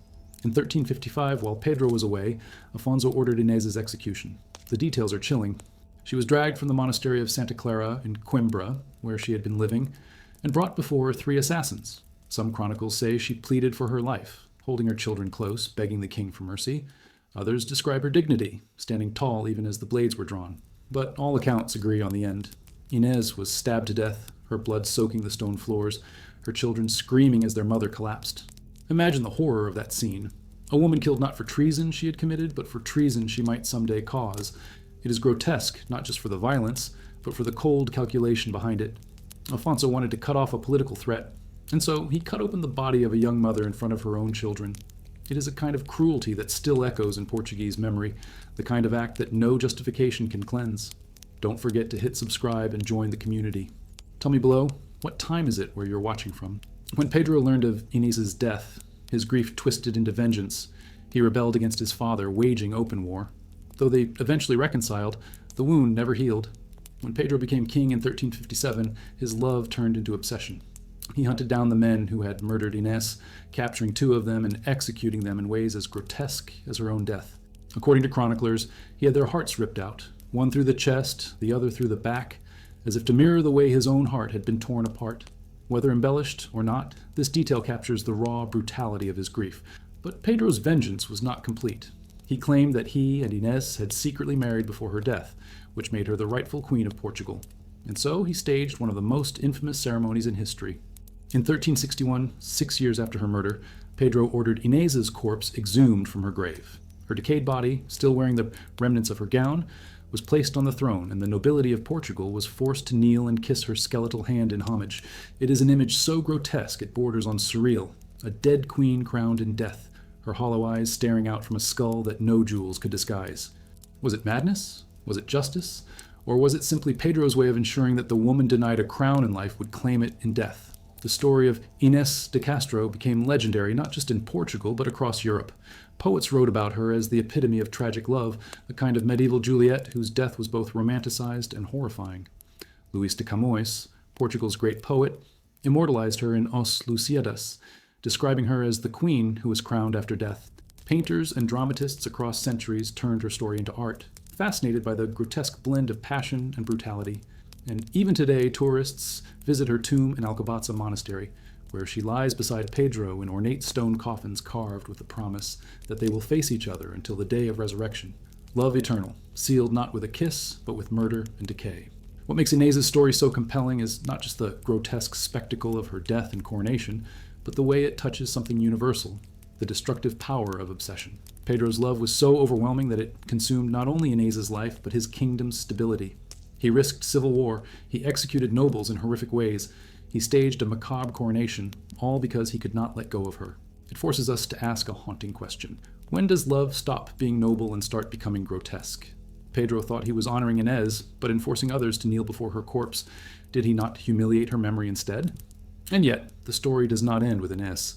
Her tale is one thread in the tapestry of queens whose lives and deaths blur the line between politics and nightmare. Just as Inés was undone by forbidden love and political fear, another queen, Isabella of Aragon, would face her own grotesque fate in Italy, where childbirth, betrayal, and rumors of poison turned her story into yet another chapter in the endless litany of royal suffering.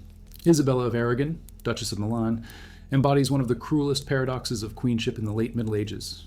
Her duty was to give life, and yet it was precisely in fulfilling that duty that she met her grotesque end. Born in 1470 into the powerful House of Aragon, Isabella was the daughter of Alfonso II of Naples and a granddaughter of Ferdinand I. From childhood, she was raised to understand that her body was not her own, but an instrument of politics. Her marriage to Gian Galeazzo Sforza, Duke of Milan, was intended to secure alliances between Naples and the Sforzas, 2 families vying for survival in the cutthroat game of Italian power politics. But like so many queens before and after her, Isabella would discover that love, health, and even life itself were secondary to dynastic strategy. Her death, at just 22, was as tragic as it was grotesque, and it offers a chilling reminder of how many royal women perished in the blood-soaked battlefields of the birthing chamber. At first glance, Isabella's story seems like a familiar tale of dynastic marriage. She was beautiful, intelligent, and well-educated, and her union with Gian Galeazzo promised stability. Yet, almost from the beginning, her marriage was poisoned, not by literal venom, but by manipulation and greed. Her husband was weak and sickly, easily dominated by his ambitious uncle, Ludovico Sforza, known as Il Moro. Ludovico effectively usurped power, sidelining both Gian Galeazzo and Isabella. Imagine the frustration of being a duchess, the daughter of kings, only to watch your life dictated by an overbearing in-law. The grotesque irony here is that Isabella, who had the blood of Aragon and the intellect to rule, was reduced to a pawn in Ludovico's machinations, while her husband faded into the background like a ghost at his own court. But Isabella's tragedy lay not only in politics. Her real battlefield was her own body. By the time she was in her early 20s, she had already endured multiple pregnancies, each more dangerous than the last. In an age with no understanding of infection, no antibiotics, and few ways to prevent hemorrhage, childbirth was the silent executioner of queens. For a royal woman, the birthing chamber was as deadly as the battlefield was for men. Isabella's final labor, in 1494, ended not with a triumphant heir, but with her own life slipping away in agony. Accounts describe how she suffered from puerperal fever, an infection of the womb that left her racked with fever, convulsions, and unbearable pain. It was a grotesque, undignified death for a woman of such stature. Sweating, delirious, her body consumed by the very process meant to preserve her dynasty. What makes her death even more chilling is the political chaos it unleashed. Her husband, Gian Galeazzo, would die soon after. Some say of illness, others whisper of poison orchestrated by Ludovico, who conveniently assumed the ducal title. Isabella's children were left vulnerable, pawns in the ongoing wars between Naples, France, and the Sforzas. In this way, her death was not just personal tragedy, but a domino that toppled kingdoms. The grotesque truth is that in Renaissance Italy, the death of one young queen in childbirth could reshape the balance of power across Europe. And here lies the irony worth pausing on. Isabella was a member of a family often accused of using poison as a weapon. The Sforzas, particularly Ludovico, were notorious in the gossip of the time for dabbling in toxins to eliminate rivals. Yet Isabella's end came not by poison, but by infection, a far more mundane and common killer, yet no less grotesque. While her enemies schemed with daggers and vials, her body betrayed her with invisible bacteria. It is almost darkly comic to think of the Renaissance obsession with exotic poisons when, in reality, the deadliest killer of royal women was childbirth itself. Her story forces us to reflect on the brutal expectations placed on queens. They were celebrated for beauty, judged for fertility, and often discarded if they failed to produce heirs. Isabella had fulfilled her duty. She gave birth to children who would carry on her bloodline, but the price was her own life. One cannot help but see the grotesque imbalance in this system, the survival of dynasties built upon the corpses of young women whose only crime was to bear children in an age unprepared to keep them alive afterward.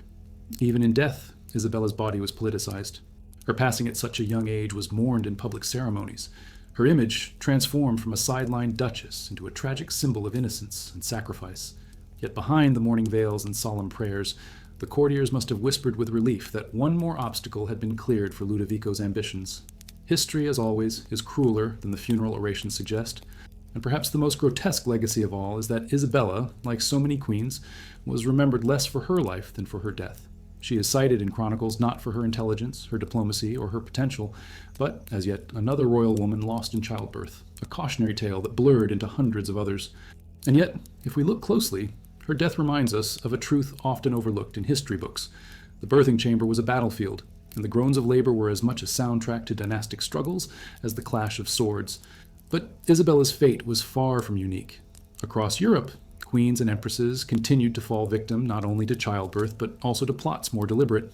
Where Isabella was undone by infection, another queen, Nefertiti of ancient Egypt, would be undone by mysteries so profound that her very death is still debated, wrapped in whispers of assassination, disappearance, and conspiracy. If Isabella's story shows us the grotesque certainty of biology, Nefertiti's shows us the grotesque uncertainty of legend, where even death refuses to reveal its secrets. Nefertiti's death is one of those puzzles that refuse to settle, a grotesque riddle wrapped in silence, conspiracy, and fragments of stone. She is perhaps the most famous queen of ancient Egypt after Cleopatra, her name and face immortalized in that haunting limestone bust with the elegant neck and serene expression. For centuries, she has symbolized beauty and power, and yet her end is shrouded in shadows. No tomb has ever been found bearing her name, no clear record of her passing survives. Instead, historians are left with scraps, broken inscriptions, erased cartouches, scattered references, all pointing to something darker than simple mortality.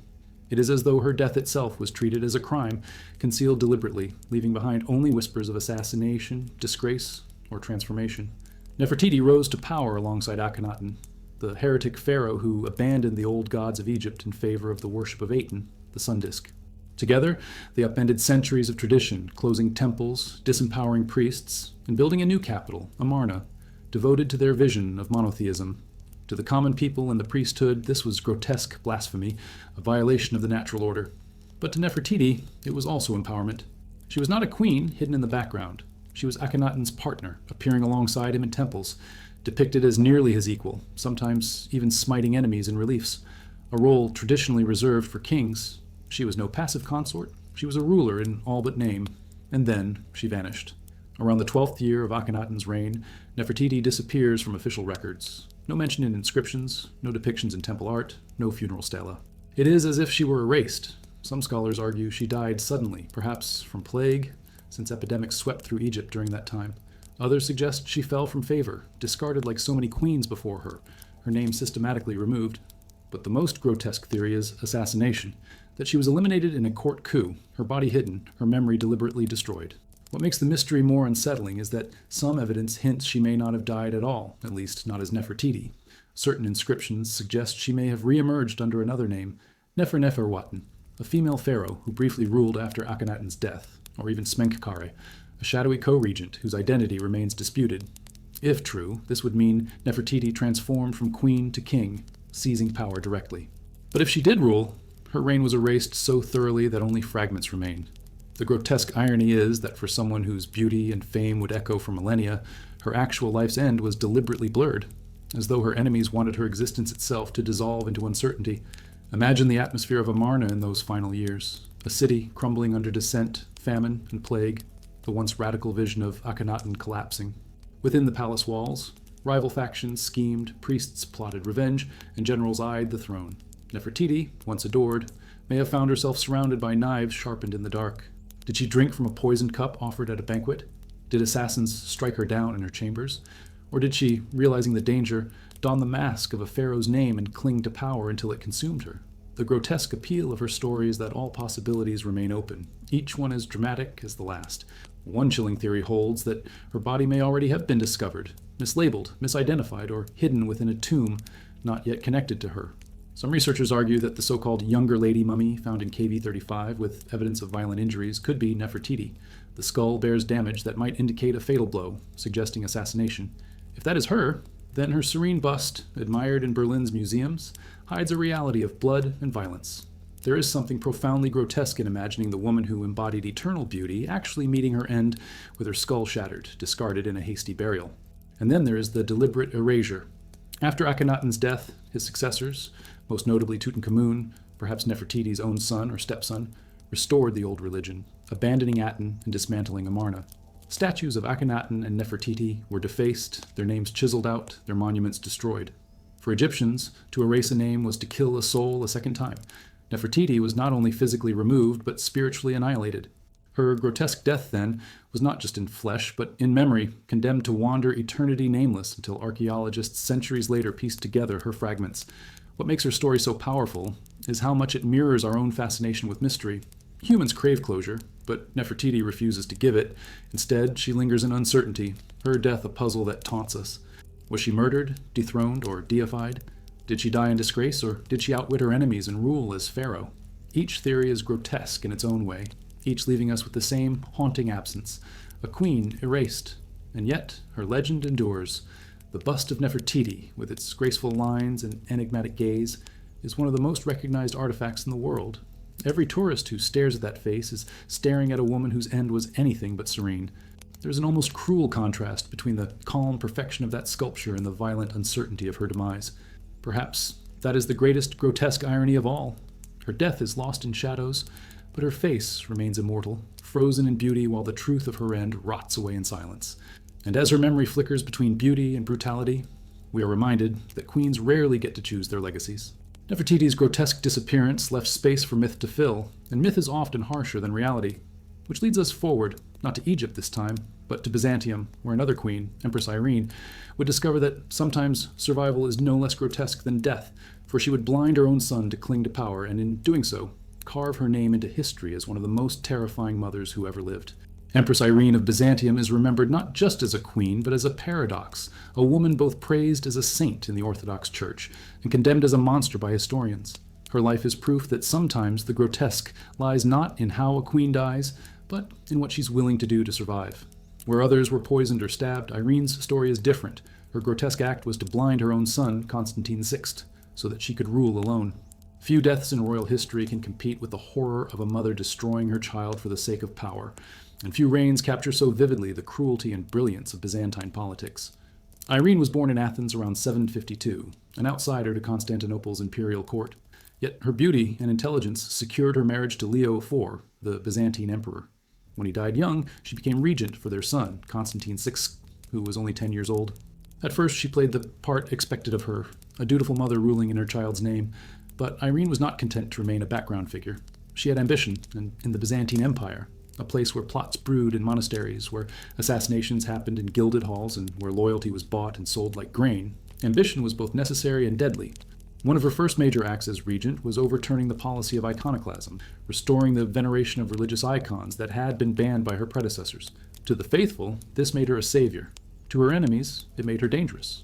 Already, the stage was set for a grotesque paradox. Irene as a protector of faith on one hand and a ruthless political animal on the other. She summoned church councils, rebuilt monasteries, and projected herself as the mother of Christendom. But the more she consolidated power, the less willing she became to share it with her son. As Constantine grew older, he naturally expected to take control. But Irene resisted. Their relationship deteriorated, becoming a tense dance of mother and son circling each other with suspicion. Constantine was inexperienced, rash, and often manipulated by factions at court. Irene, seasoned by years of rule, saw him as a threat, not just to her authority, but to the stability of the empire itself. The grotesque irony is that both were probably right. Constantine lacked the strength to hold the empire together, and Irene's refusal to let go only deepened the instability. By 790, Constantine tried to seize power. He pushed his mother aside, humiliating her by stripping her of titles and confining her to the palace. For a moment, it seemed like the natural order had been restored. The son had replaced the mother. But Irene was not done. Through a mixture of bribes, alliances, and cunning, she clawed her way back into influence. Within a few years, she was once again co-ruler, her name appearing alongside Constantine's in official documents and coinage. For the Byzantines, coins mattered. They were daily propaganda. And the sight of Irene's face beside her son's was a reminder that she was not just a regent, she was still in command. Then came the moment of grotesque climax. In 797, Irene decided that co-rule was not enough. She orchestrated a coup, summoning loyal guards and seizing Constantine. He was dragged to the purple chamber of the palace, the same chamber where he had been born, the sacred room where Byzantine emperors entered the world. There, in a grotesque reversal of birth, Irene ordered him blinded. The act was carried out with brutal efficiency, hot irons pressed into her son's eyes until he was left permanently disfigured and unable to rule. Some accounts claim the wounds were so severe that he died shortly after, from shock or infection, though others suggest he lingered in obscurity. Either way, the image is chilling, a mother ensuring her son could never see light again, all so that she could rule in his place.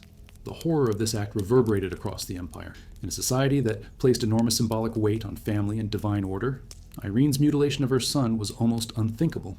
And yet, Byzantium was also a place where survival demanded ruthlessness, and many contemporaries justified her actions as necessary. After all, Constantine had been unpopular, his military failures embarrassing, his leadership weak. But justifying the act doesn't erase its grotesque nature. The same hands that once rocked his cradle had ordered his destruction, making Irene's story one of the most unsettling in royal history.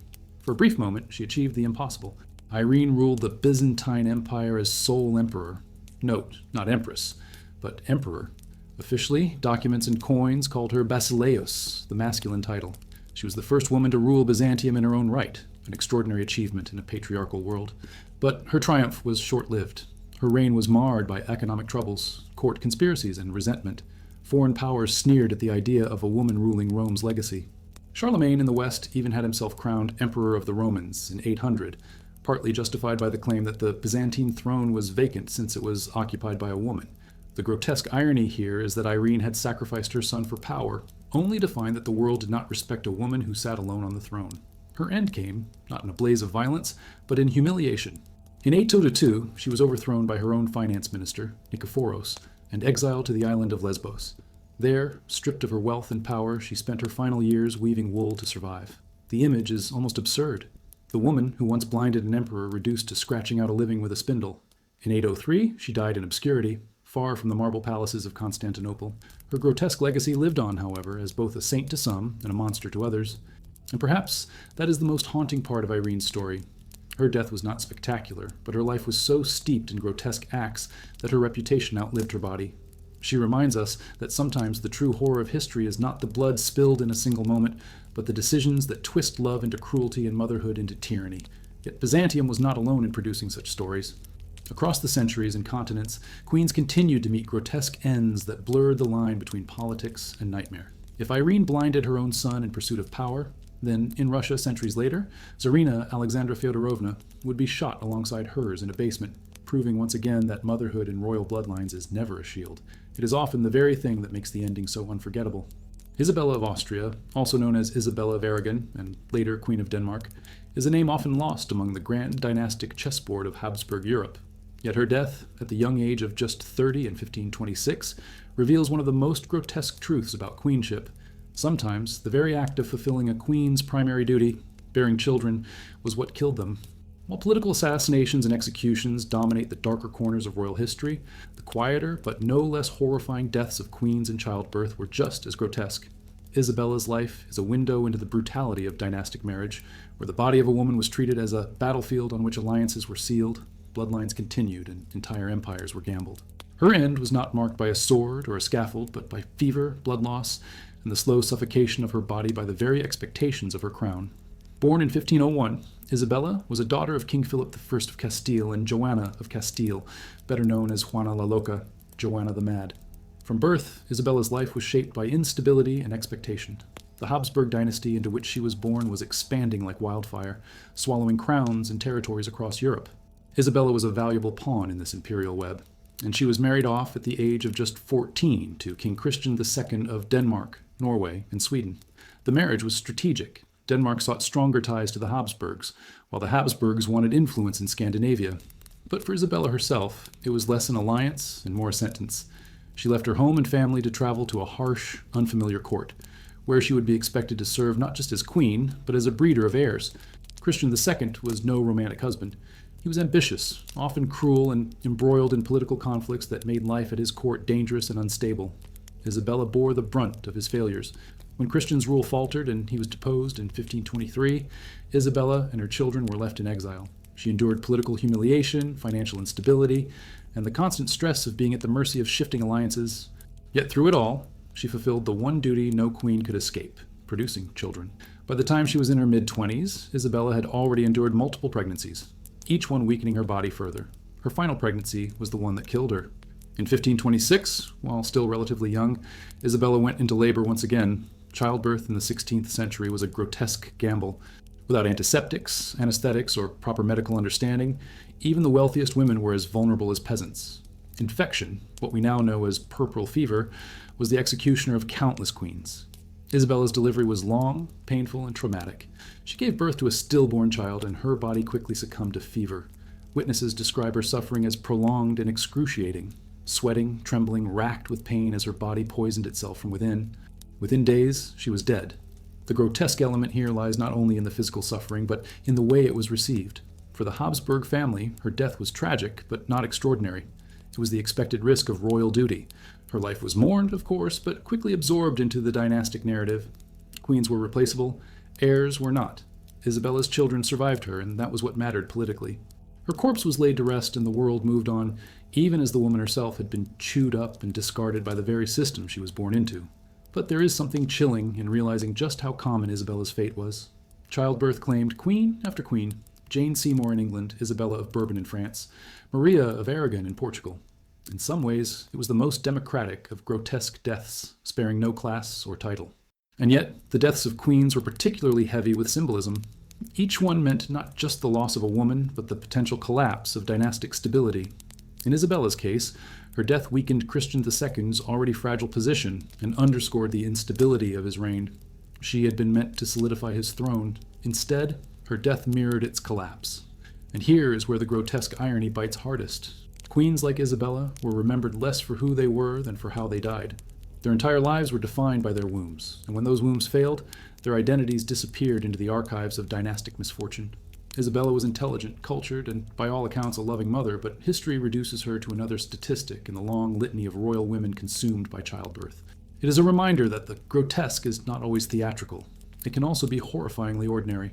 If there is a darkly comic note in Isabella's story, it is in how little her suffering changed the world around her. The men in power continued their wars and intrigues. Her children were absorbed into dynastic schemes, and her body was simply replaced in the endless cycle of arranged marriages. For a dynasty that spanned continents, one dead queen was barely a footnote. Yet for us, centuries later, her story is a brutal reminder of the personal cost behind the grandeur of empires. Isabella's death is grotesque because it highlights the cruelty of expectation.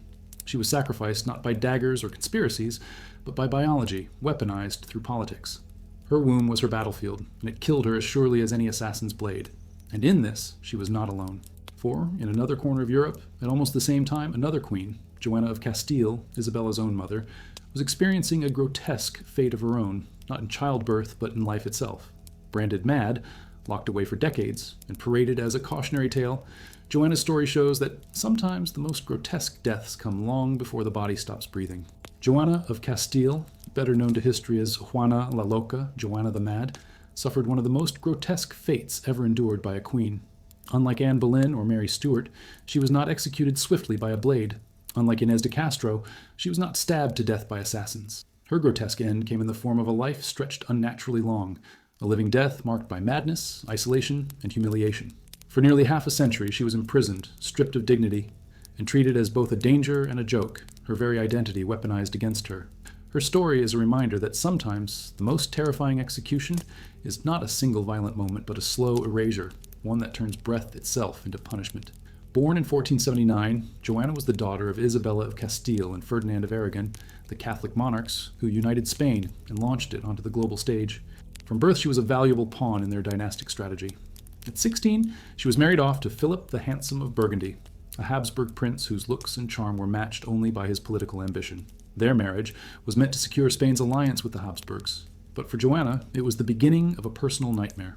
At first, she adored Philip. He was handsome, charismatic, and for a time she seemed smitten. But Philip was also unfaithful, keeping mistresses openly, flaunting them before her. The young queen's jealousy and heartbreak quickly became the subject of gossip. Stories spread of her flying into rages, cutting the hair of his mistresses, even striking out at him in public. Whether exaggerated or not, these accounts fed the narrative of her madness. In truth, she was a woman in an impossible situation, trapped in a marriage where love was a duty, humiliated in front of her court, and surrounded by people eager to label her unstable because instability justified control.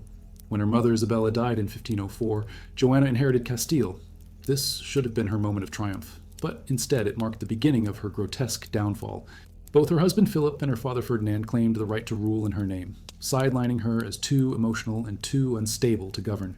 The narrative of her madness was amplified not because she was genuinely insane, but because it was politically convenient.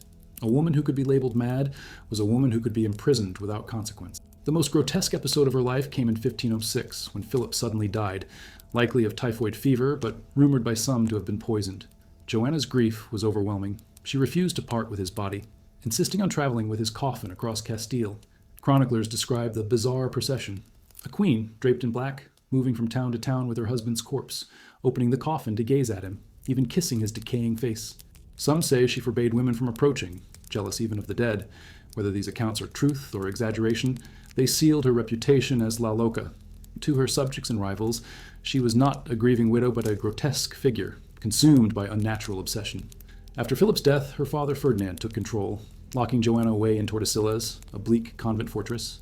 When Ferdinand died, her son Charles, later Charles V, Holy Roman Emperor, continued her imprisonment. And so, for nearly 46 years, Joanna lived in captivity. Her meals were monitored, her letters censored, her servants instructed to treat her as unstable. Visitors described her as withdrawn, sometimes refusing to bathe or change clothes, muttering prayers, sinking into silence for days. Others claimed she had flashes of lucidity, begging for freedom, railing against her captors. The grotesque tragedy is that we may never know how much of her madness was real and how much was manufactured by decades of isolation. The cruelty of her fate lies not only in the physical imprisonment, but in the symbolic one. While still alive, she was already considered dead politically. Coins were minted without her name, decrees issued without her consent, her role as queen reduced to a legal fiction. She was erased in real time, existing only as a breathing body locked behind walls. It is grotesque in its slowness. Every day another piece of her dignity stripped away, until she was little more than a cautionary tale whispered by courtiers. Her death in 1555 was quiet, almost anticlimactic. At 75, she had outlived her husband, her parents, and most of her contemporaries. She died after decades of neglect, her body weakened by illness, her mind long clouded. No grand execution, no public spectacle, just a queen fading away in the damp stone of Tordesillas, buried as though she had ceased to matter decades earlier. Yet her legend endured, not as a ruler or a dynast, but as the Mad Queen. What makes her story grotesque is not simply her madness, whether genuine or exaggerated, but the way it was used against her. She was condemned not for crimes, but for emotions. Grief, jealousy, rage, despair, qualities tolerated in kings, were considered dangerous in a queen. The grotesque irony is that her madness may have been as much a political weapon as a medical condition. Her imprisonment served her father, her husband, and her son, each of whom gained power by locking her away. Madness became a convenient excuse for erasure, and there is a bitter comedy in how history remembers her. Juana la Loca. The epithet has survived longer than her policies, her children, or her dynasty. She is reduced to a caricature, her humanity stripped away by a single word. In a way, this is the ultimate grotesque punishment, to live long enough to become a ghost in your own lifetime, then to be remembered not for your crown but for your cage. Her fate reminds us that death is not always the final cruelty. Sometimes the slow drip of humiliation, isolation, and rumor can be far more grotesque than the swift cut of a blade. And just as Joanna of Castile became a prisoner of her own grief, another queen, Marie Louise of Savoy, would centuries later find herself undone by poison and intrigue at the French court, her body consumed in days by the very system that had elevated her. Marie Louise of Savoy, better remembered as the short-lived Queen of Spain in the early 18th century, was a woman who stepped into one of the most glittering stages of Europe, only to exit it with grotesque suddenness. Her death at just 26 years old in 1714 shocked not only Spain but all of Europe, and it left behind a trail of suspicion so thick that even today historians debate whether her end was natural, accidental, or engineered by poison. She became one of those queens whose demise felt less like the closing of a life and more like the opening of a political mystery. Marie Louise was born in Turin in 1688, a princess of the House of Savoy. She was intelligent, lively, and well-educated, qualities that made her a desirable match in Europe's dynastic marketplace. At only 13, she was married to Philip V of Spain, grandson of Louis XIV of France, who had just ascended the Spanish throne after the War of the Spanish Succession. She was a child stepping into a role that would have crushed women twice her age: queen consort of a divided kingdom, wife to a man who was moody and prone to fits of melancholy, and the visible embodiment of Bourbon legitimacy in Spain. Her youth and charm won the affection of the Spanish people at first, but affection is rarely enough to protect a queen. Life at the Spanish court was not golden splendor, but a suffocating cage. Etiquette at Madrid was famously rigid. Queens were subjected to exhausting ceremonies, endless obligations, and the constant scrutiny of both the nobility and foreign ambassadors. Marie Louise adapted with surprising resilience, even exerting influence over her husband, who depended heavily on her for emotional support. But that very closeness made her dangerous to factions at court. Those who wanted to control Philip had to weaken her. And in the world of Baroque politics, weakening a queen often meant whispering about poison. Her health began to decline in late 1713, and by February 1714 her condition worsened dramatically. Chroniclers describe her suffering as grotesque and relentless: high fevers, vomiting, violent stomach pains. Within days, her once radiant body was reduced to a shell. Doctors administered bleeding, purges, and potions that probably only hastened her decline. Witnesses reported her writhing in agony, her face twisted with pain, her voice hoarse from crying out. It was the kind of suffering that stripped away all the majesty of a queen and revealed the terrifying fragility beneath the crown. The rumors began immediately. Many whispered that she had been poisoned by courtiers jealous of her influence over Philip. Some suspected supporters of the Habsburgs, who still dreamed of reclaiming the Spanish throne after their defeat in the Succession War. Others pointed the finger at French factions, claiming they feared Marie Louise was leading Philip away from Versailles' influence. Even her own servants were not spared from suspicion. In an age when poison was seen as the most elegant weapon, silent, invisible, and deniable, her sudden agony seemed too convenient to be natural. Philip V was devastated. Reports say he threw himself onto her corpse, sobbing uncontrollably, refusing to let her body be removed. He had depended on her, not only as a wife, but as his anchor in the storms of kingship. Without her, his mental instability deepened, plunging him further into melancholy and obsession with religion. His grief was so intense that many at court feared he would abdicate. And here lies the grotesque irony. The death of a young queen did not simply end a life, it threatened the stability of an entire kingdom. Marie Louise's death also revealed the hypocrisy of courtly mourning. Publicly, she was praised, her virtue extolled in sermons, her body buried with honors. Privately, courtiers jockeyed for power, already calculating who Philip would marry next. Within months, he was wed to Elizabeth Farnese of Parma, a woman far more politically aggressive than Marie Louise had ever been. For some, this was proof of conspiracy. Had Marie Louise been eliminated precisely to make way for Elizabeth, whose ambition would reshape Spanish politics for decades? The grotesque fascination with Marie Louise's end lies in the ambiguity. Was she poisoned by rivals? Or did she simply die from an infection, perhaps appendicitis or typhoid fever, worsened by the brutal treatments of her doctors? The truth may never be known, but what matters more is how her death was perceived at the time. In the Baroque imagination, queens did not simply fall ill, they were felled by intrigue. Her agony became another entry in the long catalogue of royal women undone by rumor, reduced to symbols rather than remembered as individuals. Even in death, Marie-Louise was trapped in the role others assigned her. She was remembered not as the lively teenager who had once charmed Madrid, but as the pale corpse around which suspicion swirled. Her story reminds us that in royal courts, women were rarely granted the luxury of natural narratives. Their lives and deaths were consumed by politics, their bodies treated as texts on which power struggles were written. There is a bitter humor in the way her death played out. The Spanish people, who had once adored her, now whispered that perhaps it was God's judgment for her supposed sins. Her enemies, who may have had a hand in her downfall, cloaked themselves in mourning robes and pious prayers.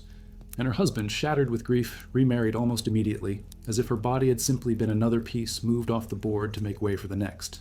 It is grotesque, but it is also entirely fitting for the world of Versailles and Madrid, where power never paused, not even for death. Marie-Louise of Savoy's fate is a reminder that grotesque deaths are not always loud or theatrical. Sometimes they are quiet, slow, and filled with whispers rather than screams.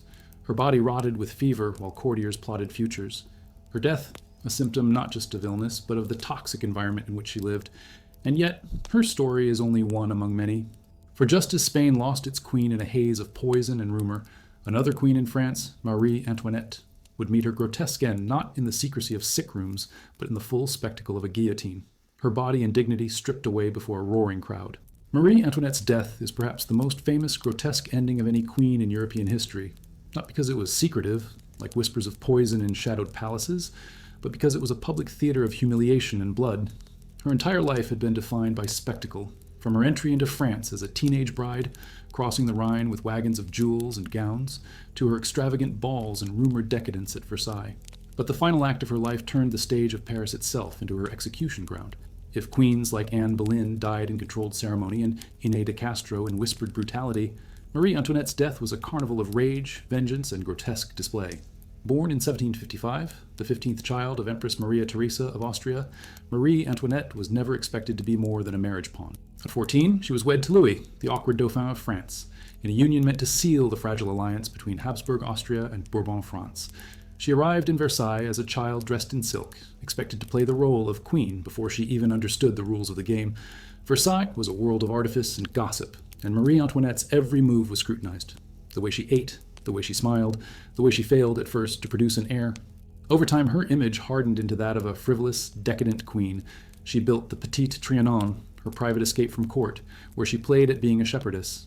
She gambled, she spent lavishly, she commissioned gowns with towering poof hairstyles that seemed almost defiant in their extravagance. And when famine hit France, this image became grotesque. The people who starved in the streets saw their queen living in luxury, and even if the reality was more complicated, perception was enough to damn her. The infamous phrase, "let them eat cake," which she almost certainly never said, stuck to her like a curse, the perfect symbol of aristocratic disdain. By the time the revolution erupted in 1789, Marie Antoinette had become the embodiment of everything wrong with monarchy. She was called Madame Deficit, blamed for draining the treasury with her gowns and jewels.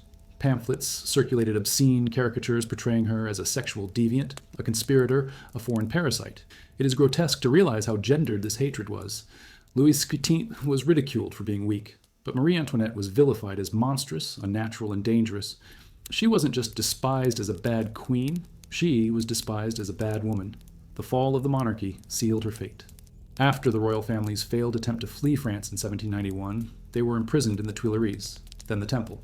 Louis was executed in January 1793, and all eyes turned to the Queen. Her trial was a farce of justice, filled with accusations so absurd they bordered on the grotesque. She was accused not only of treason of conspiring with Austria, but also of incest with her own son. That charge, in particular, shocked even some of her enemies, and when asked to respond, Marie Antoinette gave one of her most powerful answers. She refused to dignify the accusation, instead appealing to all mothers in the court. It was one of the rare moments when she silenced her critics with dignity rather than jewels. On the morning of October 16, 1793, she was awakened in her cell at the Conciergerie and prepared for execution. She was 37 years old, her beauty long diminished by years of imprisonment, grief, and stress. Unlike her husband, who had been taken to the guillotine in a carriage, she was forced to ride in an open cart, exposed to the jeers and insults of the Parisian crowd. Witnesses describe her sitting upright, pale but composed, her white hair cut short in preparation for the blade. The grotesque spectacle was deliberate. She was paraded like a criminal, her royal dignity stripped away by the same people who once bowed before her. When she mounted the scaffold, she accidentally stepped on the executioner's foot. Her last words were simple, almost banal. "Pardon me, sir, I did not mean to do it." It is grotesque in its irony. The queen, who had been accused of every crime imaginable, apologized for a misstep at the very moment of her death. Then came the blade, swift and merciless. At 12:15 p.m., Marie Antoinette's head was held aloft before the roaring crowd. Where once Versailles had applauded her for her beauty, now Paris applauded her death. The crowd erupted with cheers, drums rolled, and her body was tossed into a common grave, her remains lost among thousands of others. The queen, who had lived in gilded halls, was reduced to anonymous dust, and yet her legend only grew. For royalists, she became a martyr, a saintly figure who faced death with courage. For revolutionaries, she was proof that the old order had finally been destroyed. For us, centuries later, she remains a grotesque paradox, a young woman trapped in a system too large for her, vilified beyond measure, and executed in a frenzy of rage that revealed as much about her accusers as about herself. What makes Marie Antoinette's end unforgettable is not just the blade, but the theater of it all. The revolution wanted her death to be not just justice, but performance, a symbol that would echo across Europe. And it succeeded. Her execution was reported in every capital, discussed in every court, feared by every monarch. Her body may have been discarded, but her death became a script that haunted kings and queens for generations. And yet, her grotesque finale was not the last of its kind. For even as France guillotined its queen, other courts across Europe still whispered about poison, betrayal, and secret murders. In England, centuries earlier, a queen named Catherine Parr, last wife of Henry VIII, had survived her husband only to die shortly after childbirth, her body consumed by fever, and perhaps by something more sinister. If Marie Antoinette's end was grotesque in its spectacle, Catherine Parr's was grotesque in its cruel irony. The wife who outlived the monster king only to be swallowed by the same fate that had claimed so many royal women before her. Catherine Parr is often remembered as the one who survived, the sixth and final wife of Henry VIII, a man whose marital record had already produced 2 divorces, 2 executions, and 1 tragic death in childbirth. To be the woman who outlived him should have meant triumph, freedom, and perhaps the first taste of peace after years of living under the shadow of a king who could kill his wives as easily as he signed a warrant. And for a brief moment, it seemed Catherine might indeed have escaped the grotesque fate that had swallowed so many before her. But history, with its cruel sense of irony, had other plans. Catherine Parr survived Henry, only to die a grotesque death of her own, racked with fever, delirium, and betrayal, her body consumed after childbirth, the very duty that had haunted queens for centuries. Born in 1512, Catherine was well educated and unusually independent for her time. She had already been widowed twice before marrying Henry, making her no stranger to loss. When Henry chose her in 1543, she was not the young beauty of his earlier wives, but a 31-year-old widow with intelligence, piety, and experience. Perhaps that is why she survived him. She knew how to tread carefully, how to soothe his volatile temper while still asserting her influence. She was a patron of humanist learning, a reformer sympathetic to Protestant ideas, and a stepmother who brought Henry's fractured children, Mary, Elizabeth, and Edward, back into some semblance of family unity. To many, she was the queen who healed rather than destroyed. But even during Henry's reign, Catherine came close to disaster. In 1546, her enemies at court accused her of heresy, claiming her Protestant sympathies had gone too far. A warrant was prepared for her arrest. Catherine, realizing her life hung in the balance, staged a desperate performance. When Henry confronted her, she fell to her knees, insisting she had only argued with him about religion to learn from his wisdom, to distract him from his constant pain. The flattery worked. Henry relented, kissed her, and declared he loved her after all. It was a grotesque scene of survival, a queen groveling before the husband who held her life in his swollen hands. Had she miscalculated by even a word, she might have joined Anne Boleyn and Catherine Howard on the scaffold. When Henry died in 1547, Catherine was finally free, or so it seemed. She remarried quickly, this time for love, to Thomas Seymour, the dashing and ambitious brother of Jane Seymour, Henry's 3rd wife. But Seymour's charm hid ruthless ambition. He sought influence over the young King Edward VI, and rumors swirled that he behaved inappropriately with Catherine's stepdaughter, Princess Elizabeth, then a teenager living in their household. Catherine found herself once again surrounded by whispers and betrayal, her private life bleeding into scandal. And then came the pregnancy that would kill her. At 35, Catherine became pregnant for the first and only time. For years, she had survived the most dangerous role of queenship, childbearing by sheer chance. Now, her body faced the ordeal that had claimed so many of her predecessors. In August 1548, at Sudeley Castle, she gave birth to a daughter, Mary Seymour. The joy was short-lived. Within days, Catherine was gripped by the agonies of puerperal fever, the dreaded childbed infection caused by unclean medical practices. Her body burned with fever, her mind clouded with delirium, and her skin broke into sweats as the infection consumed her. Witnesses described her final days as a grotesque unraveling. Once a composed queen, she raved in paranoia, accusing Thomas Seymour of plotting against her. Some claimed she screamed that he had poisoned her, though it was almost certainly the fever speaking. The image is haunting. The woman who had navigated Henry VIII's deadly court with wit and care, reduced to incoherent accusations and torment in a bloody bed. On September 5th, 1548, just 6 days after giving birth, Catherine Parr died. Her end was grotesque, not because of a blade or an assassin's hand, but because of its cruel irony. She had survived Henry VIII, the most dangerous husband in Europe, only to die in the most common way women of her era did, on the battlefield of childbirth. And even in death, she was betrayed. Thomas Seymour wasted little time maneuvering for power, attempting schemes that would ultimately lead to his own execution. Their infant daughter, Mary, vanished from records shortly after, likely dead before reaching her second birthday. Catherine's line ended almost as soon as it began, her survival rendered meaningless by the silence of her legacy. What makes Catherine Parr's death so unsettling is how ordinary it was. We expect queens to fall by daggers, poisons, or guillotines. Catherine's fate was no less grotesque for being mundane. It is the ordinariness that horrifies. To survive the terrors of Henry VIII's court, only to be undone by the bacteria on a midwife's hands. Her death exposes the brutal truth that even queens, with all their jewels and crowns, were powerless against the realities of their own bodies. And yet, Catherine Parr's life left echoes. She was the first woman to publish a book in England under her own name, a queen remembered as much for her intellect as for her survival. Her writings, her religious influence, and her role in shaping Elizabeth's education all left traces that would outlast her. But the grotesque end remains in focus because it ties her back into the endless chain of queens who found that their wombs were often more dangerous than any battlefield.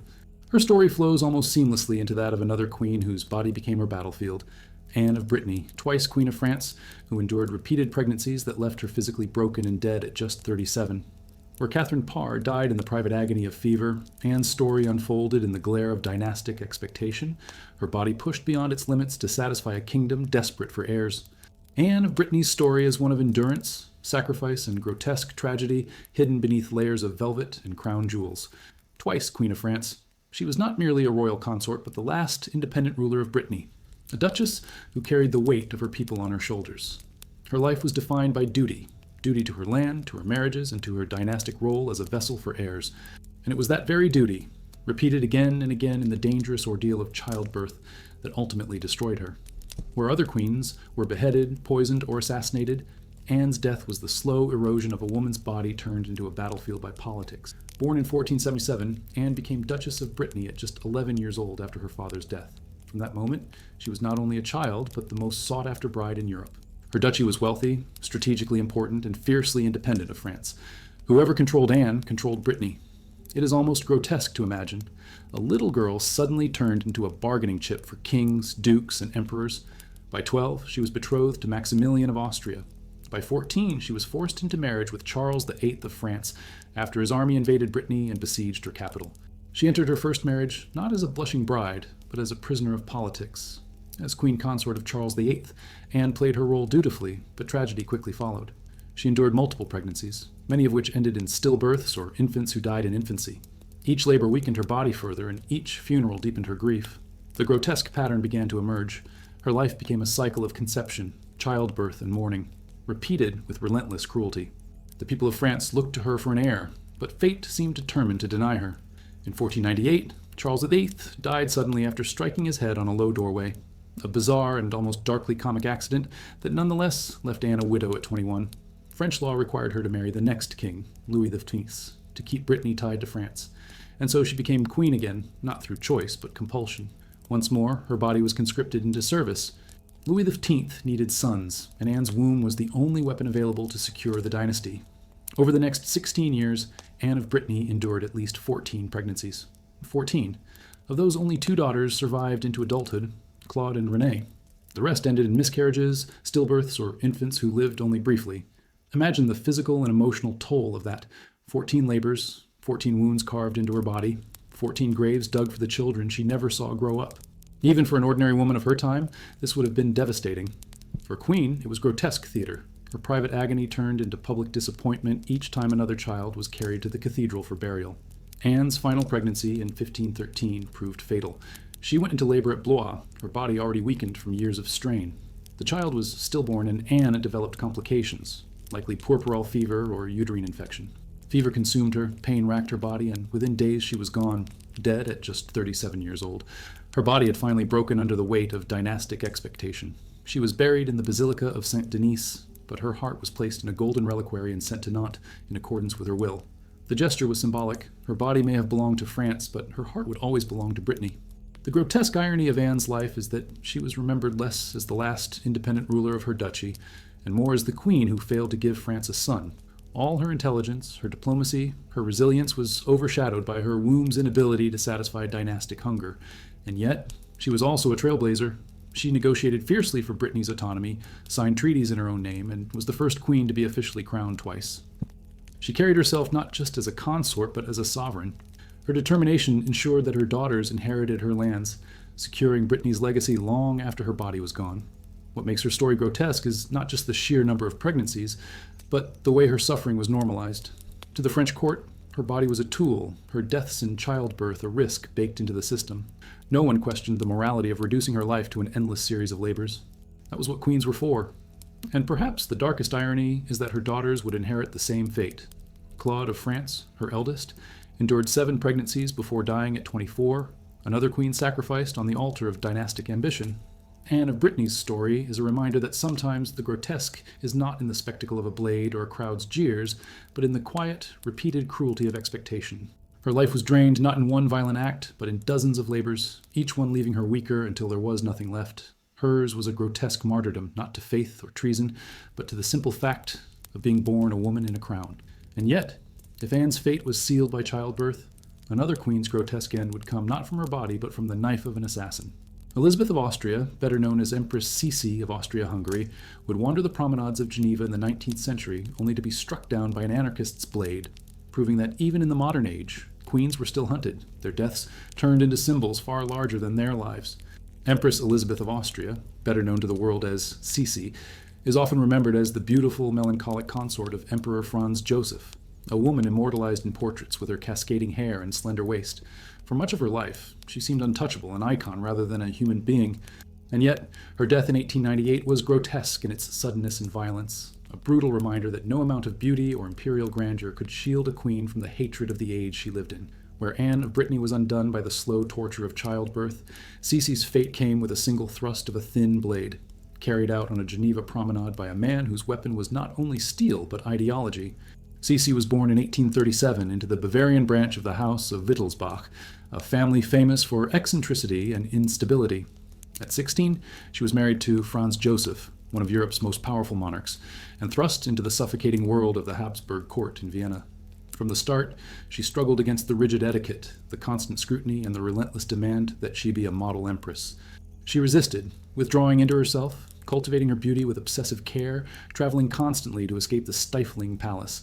Her legendary waistline, kept at an impossibly tiny 19 inches through strict diets and exercise, was both a vanity and a prison. She became a living symbol of romantic melancholy, adored by the public but estranged from her own family. Behind the image, however, was deep sorrow. She lost her only son, Crown Prince Rudolf, in 1889 in the infamous Mayerling incident, where he and his mistress were found dead in what was ruled a suicide pact. That tragedy shattered her. She wore black for the rest of her life, her face increasingly veiled from the public. By the 1890s, she was less a ruling empress and more a wandering ghost, drifting from spa towns to seaside resorts, avoiding the Vienna court as much as possible. It was during one of these wanderings that death found her.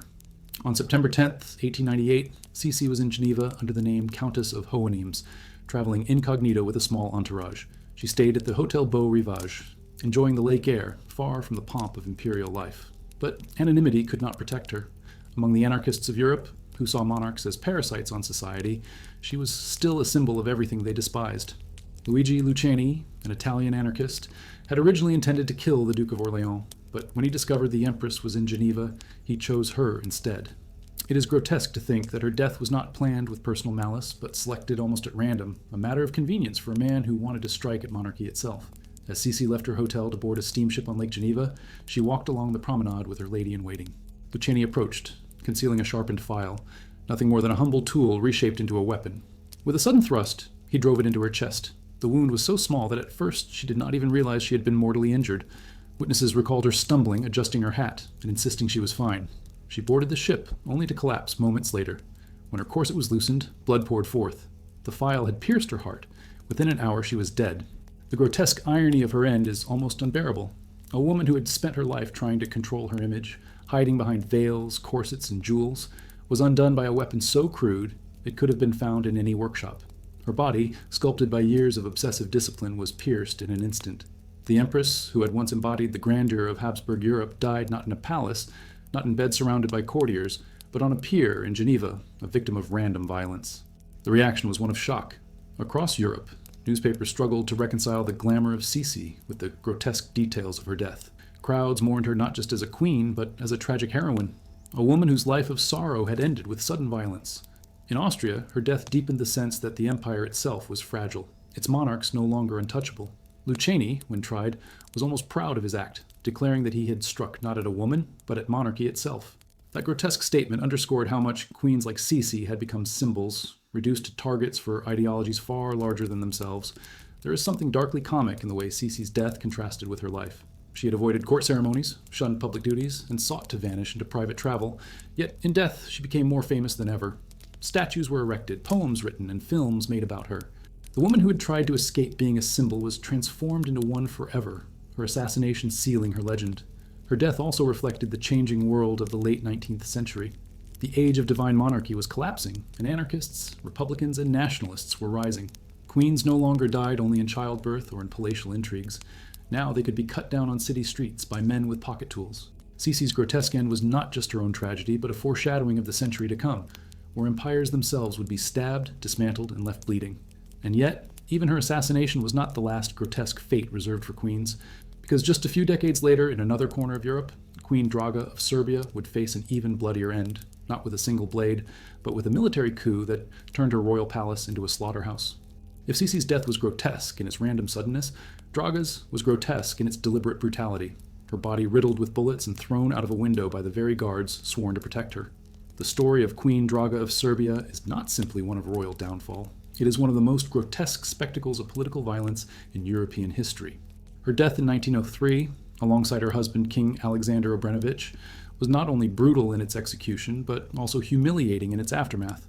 Unlike the quiet erasures of queens who died in childbirth or the solemn executions of queens on a scaffold, Draga's end came in a frenzy of bullets, blades, and betrayal, her body mutilated by the very men who had once sworn to guard her. It was the grotesque fusion of palace intrigue and mob violence, the kind of death that stripped away every shred of dignity and left behind only horror. Draga Mašin was born in 1864, not to nobility, but to a respectable middle-class Serbian family.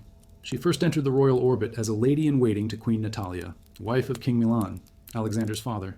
Twice widowed before the age of 30, Draga was seen by many as damaged goods in a society obsessed with purity and youth. Yet she was intelligent, charming, and ambitious. When she caught the eye of the young King Alexander, more than a decade her junior, she became not just a lover, but a political problem. The king's choice to marry Draga in 1900 scandalized Serbia. She was older, a widow, and came from a family without the prestige expected of a queen. Worse still, she was accused of scheming to place her own relatives in positions of power. Rumors swirled that her brothers, widely considered corrupt and incompetent, were plotting to inherit the throne should Alexander and Draga remain childless. The people despised her, the army despised her, and even foreign courts sneered at the match. Newspapers called her a courtesan, a seductress, a poison in the veins of the monarchy. Whether fair or not, Draga had been cast in the role of national villain. By 1903, the resentment had reached boiling point. Secret societies of officers, disillusioned with Alexander's erratic rule and furious at Draga's influence, plotted to end the Obrenović dynasty once and for all. In the early hours of June 11th, they struck. A group of military conspirators stormed the royal palace in Belgrade, led by officers who would later form the notorious Black Hand organization. Armed with rifles, bombs, and bayonets, they forced their way through the palace, killing guards and servants as they advanced. The king and queen tried desperately to hide. They locked themselves in a cupboard in the royal apartments, hoping the chaos might pass them by. But the assassins were relentless. After hours of searching, they found the couple cowering, terrified. What followed was not a clean execution, but a grotesque massacre. The assassins opened fire at point-blank range, riddling their bodies with bullets. Not satisfied, they stabbed them repeatedly with bayonets, slashed their corpses, and mutilated them. Draga, in particular, suffered horrifying indignities. Her body defiled in ways that revealed not only hatred for her as a queen, but contempt for her as a woman.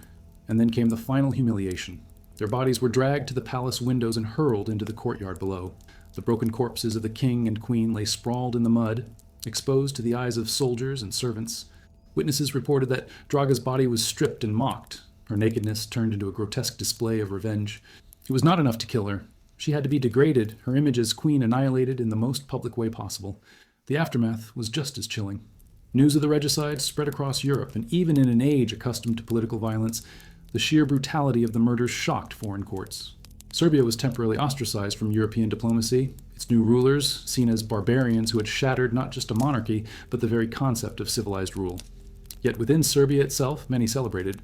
The Obrenović dynasty was gone, replaced by the rival Karađorđević line. To the conspirators, the grotesque deaths of Alexander and Draga were necessary sacrifices for national renewal. To history, they became symbols of how quickly love and power could transform into bullets and blood. What makes Draga's end especially grotesque is how it combined personal hatred with political necessity. She was not just killed because she was queen. She was killed because she embodied everything her enemies despised about the monarchy. Her age, her past, her family, her influence, all were turned into weapons against her.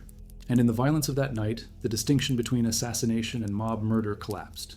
She was not executed like a sovereign, but butchered like prey. The irony is that Draga herself had once dreamed of being remembered, of leaving a legacy as queen. Instead, her name became synonymous with disgrace. Few queens in history have been remembered less for what they did and more for how they died.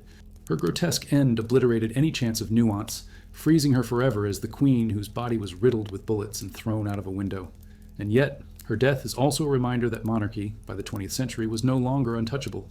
Queens were not distant goddesses on thrones, but human targets, vulnerable to the bullets of revolutionaries and the rage of their people. Draga's grotesque end foreshadowed the fates of other royal women in the turbulent century ahead, where crowns would fall not in whispers of poison, but in explosions of violence. From the palace massacre in Belgrade, it is only a short leap to the blood-soaked basements of Yekaterinburg, where the Romanovs would face a similarly grotesque annihilation. And beyond even that, history still holds other queens whose deaths were no less shocking, queens poisoned in banquets, suffocated in bedchambers, or driven to madness in towers. The grotesque has many forms, and Draga's broken body is just one among many that remind us how fragile crowns truly are. Mary of Modena, the Italian-born consort of James II of England, is one of those queens whose story is less about the violence of a single moment and more about the grotesque erosion of a life spent under suspicion, humiliation, and the cruelty of expectations she could never meet. Unlike Anne Boleyn or Marie Antoinette, she was not paraded to an executioner's block. Unlike Draga of Serbia, she was not riddled with bullets or thrown from palace windows. Her death in 1718 was quieter, but her life had been its own grotesque ordeal, a theater of stillbirths, miscarriages, whispered accusations of fraud, and endless pressure to produce an heir that almost broke her body and her mind. In Mary's story, the grotesque lies not in spectacle, but in repetition. Pain after pain, grief after grief, until her body was nothing more than a battlefield for dynastic ambition. Born in 1658 in Modena, Italy, Maria Beatrice d'Este was only 15 when she married James, Duke of York, the future James II of England. She was pious, shy, and deeply religious, a devout Catholic in a country that had little tolerance for her faith. From the start, she was seen not as a person, but as a symbol, a Catholic bride entering the heart of Protestant England, a foreign woman carrying the dangerous potential of birthing Catholic heirs. Her every pregnancy would become a political crisis, and her every failure a public humiliation. Mary's early years as Duchess were defined by repeated tragedy. Between 1673 and 1682, she endured no fewer than 10 pregnancies, the majority ending in stillbirth or the death of infants within days. The grotesque reality of royal childbirth is often sanitized in history books, but in Mary's case, it is impossible to ignore. Imagine the endless cycle: the swelling hope of pregnancy, the agony of labor, the silence of a dead infant, the toll of bleeding and fever, and then the pressure to begin again almost immediately. Chroniclers described her wasting away, her skin pale, her body weakened. Yet the court did not offer sympathy, it demanded results. In 1685, when James ascended the throne, Mary became queen consort. Now the pressure intensified. England was divided, the Protestant majority deeply suspicious of their Catholic king and his Italian wife. Her fertility, or lack thereof, became a national obsession. When she gave birth to a healthy son in 1688, James Francis Edward, instead of celebration, scandal erupted. Whispers spread that the child was not hers at all, but had been smuggled into her bedchamber in a warming pan, a conspiracy so grotesque it sounds like satire. Protestants claimed she had faked the pregnancy, that the warming pan baby was a fraud meant to secure a Catholic heir. The fact that Mary had endured 15 years of miscarriages and stillbirths was erased in an instant by the cruelty of rumor. That single accusation destroyed her reputation and helped bring down her husband. The so-called warming pan scandal became a rallying cry for the Glorious Revolution, which drove James II from the throne later that year. Mary fled into exile with her infant son, branded forever as the mother of a false child. The grotesque irony is that the accusation was almost certainly false. Historians agree she was indeed the boy's mother, but the myth was more powerful than the truth. Mary's body, which had suffered through endless losses, was denied even the dignity of recognition when it finally succeeded. Exile was no gentler. In France, at the court of Louis XIV, Mary lived in semi-shadow, her son raised as the Old Pretender, a claimant to the throne he would never rule. She retreated more and more into her Catholic faith, surrounding herself with priests and nuns, her once fragile body now worn down by grief and years of childbearing. Those who saw her in later years described her as gaunt, prematurely aged, her eyes hollow with sorrow. The girl who had once been mocked for her beauty and piety had become a living relic, her body a monument to dynastic failure. Her death in 1718 at the age of 60 was not dramatic, but it was grotesque in its inevitability. She had spent her life being broken in increments, by miscarriages, by stillbirths, by scandal, by exile. When illness finally claimed her, there was no spectacle, no guillotine, no assassins. There was only the quiet collapse of a woman who had been used up by the relentless demands of monarchy. She was buried in the convent of Chaillot, far from the English throne she had once occupied. Her memory forever tied to the grotesque myth of the warming pan baby. What makes Mary's story haunting is how easily it could be dismissed, how quickly her humanity was erased by rumor. She was remembered not as a woman of faith and resilience, but as a liar, a foreigner, and a failed queen. And yet, if we look closer, her life reveals something universal about the grotesque burdens placed on royal women. They were expected to endure endless pregnancies, to turn their wombs into dynastic machines, and when their bodies broke under the strain, they were blamed, mocked, or erased. Mary of Modena's grotesque tragedy is that her greatest suffering, the endless loss of children, was not only dismissed but twisted into accusations of deceit. And in that sense, her story is not unique but part of a wider pattern. Queens across Europe carried the same burdens, and many met equally cruel fates. Where Mary of Modena was undone by rumor and repetition, another queen, Catherine of Aragon, first wife of Henry VIII, would face the same torment in England a century earlier, her body similarly broken by miscarriages and stillbirths, her worth questioned, her crown taken. If Mary's grotesque fate shows us the humiliation of exile, Catherine's reveals the humiliation of rejection, where a queen was forced aside, stripped of her title, and left to die alone after decades of sacrifice. Catherine of Aragon's death is often overshadowed by the theatrics of Anne Boleyn's beheading, but in truth, her end was no less grotesque, perhaps even more so because of its slow cruelty. Catherine was not executed with a single stroke of the axe. She was executed over decades, piece by piece, through humiliation, rejection, and exile. She was the queen who gave everything: loyalty, love, her health, her very body in the endless cycle of pregnancies, and in return she was discarded like a broken tool once she could no longer deliver the one thing her husband demanded: a living male heir. Her fate reminds us that the grotesque in history is not always loud or bloody. Sometimes it is quiet, suffocating, and stretched across years until the victim withers into death. Born in 1485, Catherine was the daughter of Ferdinand of Aragon and Isabella of Castile, the Catholic monarchs of Spain. She arrived in England at just 16, married to Prince Arthur, heir to the Tudor throne. But within months, Arthur was dead, leaving Catherine a widow in a foreign land. For years, she was left in limbo, her future uncertain, her dowry contested, her very presence at the English court reduced to a political inconvenience. Already her life bore the marks of grotesque irony. A princess destined for greatness reduced to near poverty, surviving on scraps while her fate was debated like property. When she finally married Henry VIII in 1509, it seemed like a story of triumph. She was crowned queen, adored by the people and deeply loved by her husband, at least at first. Catherine was pious, intelligent, and fiercely proud, embodying the dignity of Spanish royalty, but her body became her battlefield. Between 1509 and 1518, she endured at least 6 pregnancies. One son, Prince Henry, died after only 7 weeks.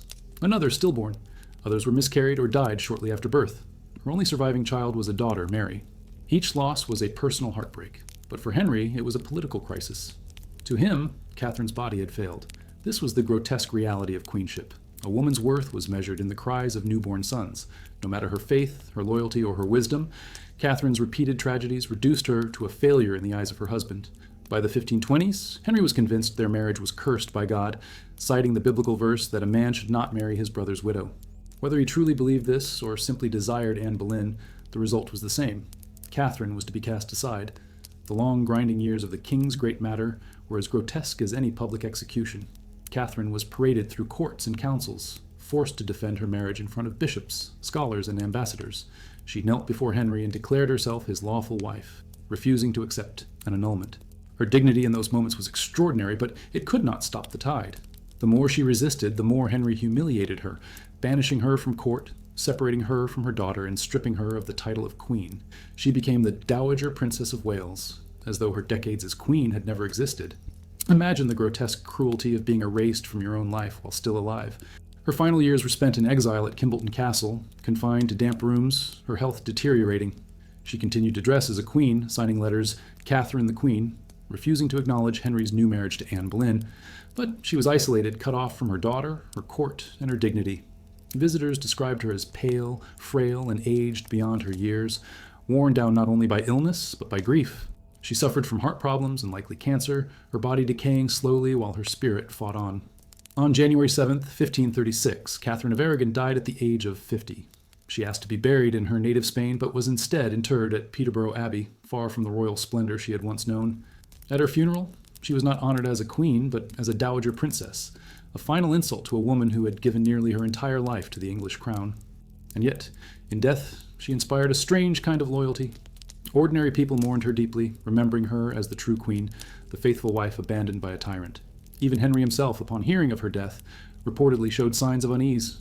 Rumors spread that her heart, when examined, was blackened, a grotesque detail interpreted by some as proof of poison, by others as a symbol of grief literally consuming her body. Catherine's grotesque tragedy is that her death was not a single violent blow, but a long, drawn-out execution by neglect and humiliation. She died, not because of what she did, but because of what she could not do, give Henry a son. Her fate reveals the brutal truth of queenship in the 16th century. Women were dispensable, their bodies judged solely by their fertility, their legacies erased the moment they no longer served dynastic ambition. And yet, Catherine's story does not end with her burial. Within months of her death, Anne Boleyn, the woman for whom she had been cast aside, would be executed on charges of adultery, incest, and treason. It is as if history itself insisted on grotesque symmetry. The faithful wife who died abandoned followed swiftly by the ambitious wife who died disgraced.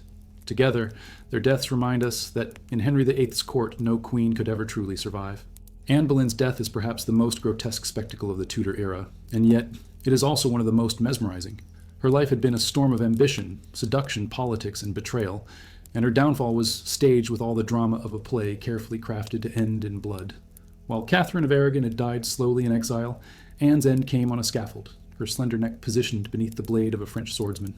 And the grotesque irony is that she was killed not for what she truly did, but for what Henry VIII needed her to represent, the convenient scapegoat for a king desperate to rid himself of a wife who had failed to give him the son he craved. Anne was not born to be a queen. Born around 1501, she was the daughter of Thomas Boleyn, an ambitious but middling nobleman. She spent her youth in the courts of the Netherlands and France, where she absorbed continental sophistication and the allure of Renaissance charm. When she returned to England, she was not the most beautiful woman at court, but she was captivating, dark eyes, sharp wit, and a charisma that made her impossible to ignore. Henry VIII noticed her, and soon the chase began. But Anne was not content to be just another mistress. She held out, refusing to yield until Henry promised her marriage. It was a dangerous gamble, but it paid off, or at least it seemed to. To marry Anne, Henry had to dismantle everything. He broke with Rome, declaring himself head of the Church of England. He cast aside Catherine of Aragon, defying the Pope and enraging half of Europe. For nearly 7 years, he pursued Anne with single-minded obsession, writing her love letters filled with longing and promises. And when she finally became his wife in 1533, crowned queen in a lavish ceremony, it seemed she had won the greatest prize in Europe. But beneath the velvet and jewels lay the grotesque truth. A queen's crown was only as secure as the heir she could produce. Anne gave birth to one of the most famous monarchs in history, Elizabeth I. But in the 1530s, Elizabeth was a disappointment to Henry because she was not a son. Subsequent pregnancies ended in miscarriages, one reportedly male, devastating Anne's position. Henry, once besotted, grew restless. His eye wandered to Jane Seymour, a quiet lady-in-waiting who promised the docility and fertility Anne could not provide. Suddenly, the woman who had brought down a kingdom was herself in danger of being brought down. The charges against Anne were as grotesque as they were absurd. She was accused of adultery with multiple men, including her own brother, George Boleyn. She was accused of witchcraft, of cursing Henry's manhood, of bewitching him into marriage. None of it was true, but truth mattered little. What mattered was providing Henry with justification. The trials were sham proceedings, foregone conclusions. Her supposed lovers were tortured into confessions, then executed. George Boleyn was beheaded. The Queen's name was dragged through the mud, her reputation destroyed in pamphlets and whispers. To kill her body, they first had to kill her dignity. On May 19, 1536, Anne was led to the scaffold within the Tower of London. Accounts of her final hours are haunting. She dressed in a gown of deep damask and a cloak of ermine, her hair tucked beneath a headdress, her composure astonishing. Witnesses said she looked serene, almost radiant, as if determined not to give her enemies the satisfaction of seeing her broken. She gave a short speech, refusing to condemn Henry, declaring herself faithful to him, and asking God to protect the king. It was the performance of a queen who understood that even in death her words would echo. The execution itself was grotesque in its precision. Henry, perhaps out of lingering affection or perhaps vanity, spared her the clumsy axe of an English headsman and brought in an expert swordsman from Calais. She knelt upright, without a block, her hands clasped in prayer. The executioner distracted her, calling for his sword, then struck swiftly from behind. With a single clean blow, Anne Boleyn's head was severed, her body collapsing onto the scaffold as her eyes, according to one witness, seemed to move briefly even after death. Her ladies wept as they gathered her remains, placing her body and head into a simple chest, buried hurriedly in an unmarked grave within the Tower Chapel. The grotesque irony is that Anne's death was meant to erase her, but instead it immortalized her. Henry married Jane Seymour within days, eager to secure a male heir, but Anne lingered in the public imagination. She became the witch, the temptress, the scapegoat, the victim, depending on who told her story. Her daughter Elizabeth, once the disappointment that doomed her, would grow up to become one of the greatest monarchs England had ever known. In that sense, Anne had the last laugh. The woman executed as a failure gave birth to a queen who redefined success. Anne's execution was grotesque, not only for its violence, but for the sheer hypocrisy behind it. Henry had risked everything to make her queen, then destroyed her when she no longer served his purpose. She was not the first queen to die at his whim, and she would not be the last. Within a few years, Catherine Howard would meet the same fate, her young body sacrificed to Henry's paranoia and rage. Where Anne's death was steeped in accusations of witchcraft and incest, Catherine's would be a grotesque spectacle of youth betrayed, her teenage love affairs twisted into crimes punishable by death. Catherine Howard's downfall is one of the most grotesque tragedies of the Tudor court, not only because of its violence, but because of its youth. She was barely a teenager when she caught the eye of Henry VIII, a king already old, obese, and ravaged by illness. Catherine's story is not one of long political maneuvering or ruthless ambition. It is a tale of naivety, manipulation, and the grotesque collision of innocence with tyranny.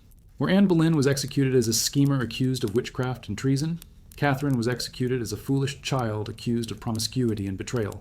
Her death reveals the terrifying truth that in Henry's world, queenship was not protection. It was a trap that could snap shut at any moment, especially if the queen was too young to understand the dangers around her. Born around 1521 into the ambitious but scandal-prone Howard family, Catherine was a niece of the Duke of Norfolk, one of England's most powerful noblemen. Her childhood was anything but royal. She was raised in the lax household of her step-grandmother, the Dowager Duchess of Norfolk, where young girls were poorly supervised. Music masters, secret lovers, and young courtiers moved freely through the dormitories. Catherine grew up in an atmosphere of flirtation and whispered encounters, and as a young teenager she was already involved in inappropriate relationships. One of these, with her music teacher Henry Mannix, and another with Frances Dereham, a household secretary, would come back to haunt her in the most grotesque way imaginable. When she entered the court of Henry VIII as a lady-in-waiting to Anne of Cleves, Catherine's beauty and youth immediately caught the king's attention. Henry was in his late 40s, obese, and suffering from a festering leg ulcer that made him stink and hobble. Catherine was not even 20, fresh-faced, vivacious, and playful. To Henry, she was like a renewal of youth, a spark of life that made him feel vigorous again. He showered her with jewels, gowns, and affection, calling her his rose without a thorn. To Catherine, raised in the chaos of her grandmother's household and with little understanding of politics, this sudden elevation to queen must have seemed like a dream. But dreams in Tudor England had a way of turning into grotesque nightmares.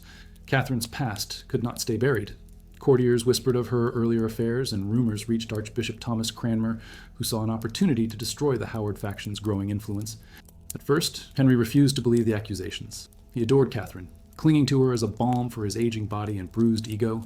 But when evidence emerged, letters, confessions, testimony, Henry's affection turned to volcanic rage. The grotesque irony is that Catherine was not accused of adultery because she had lovers while queen, but because of the relationship she had before she ever met Henry.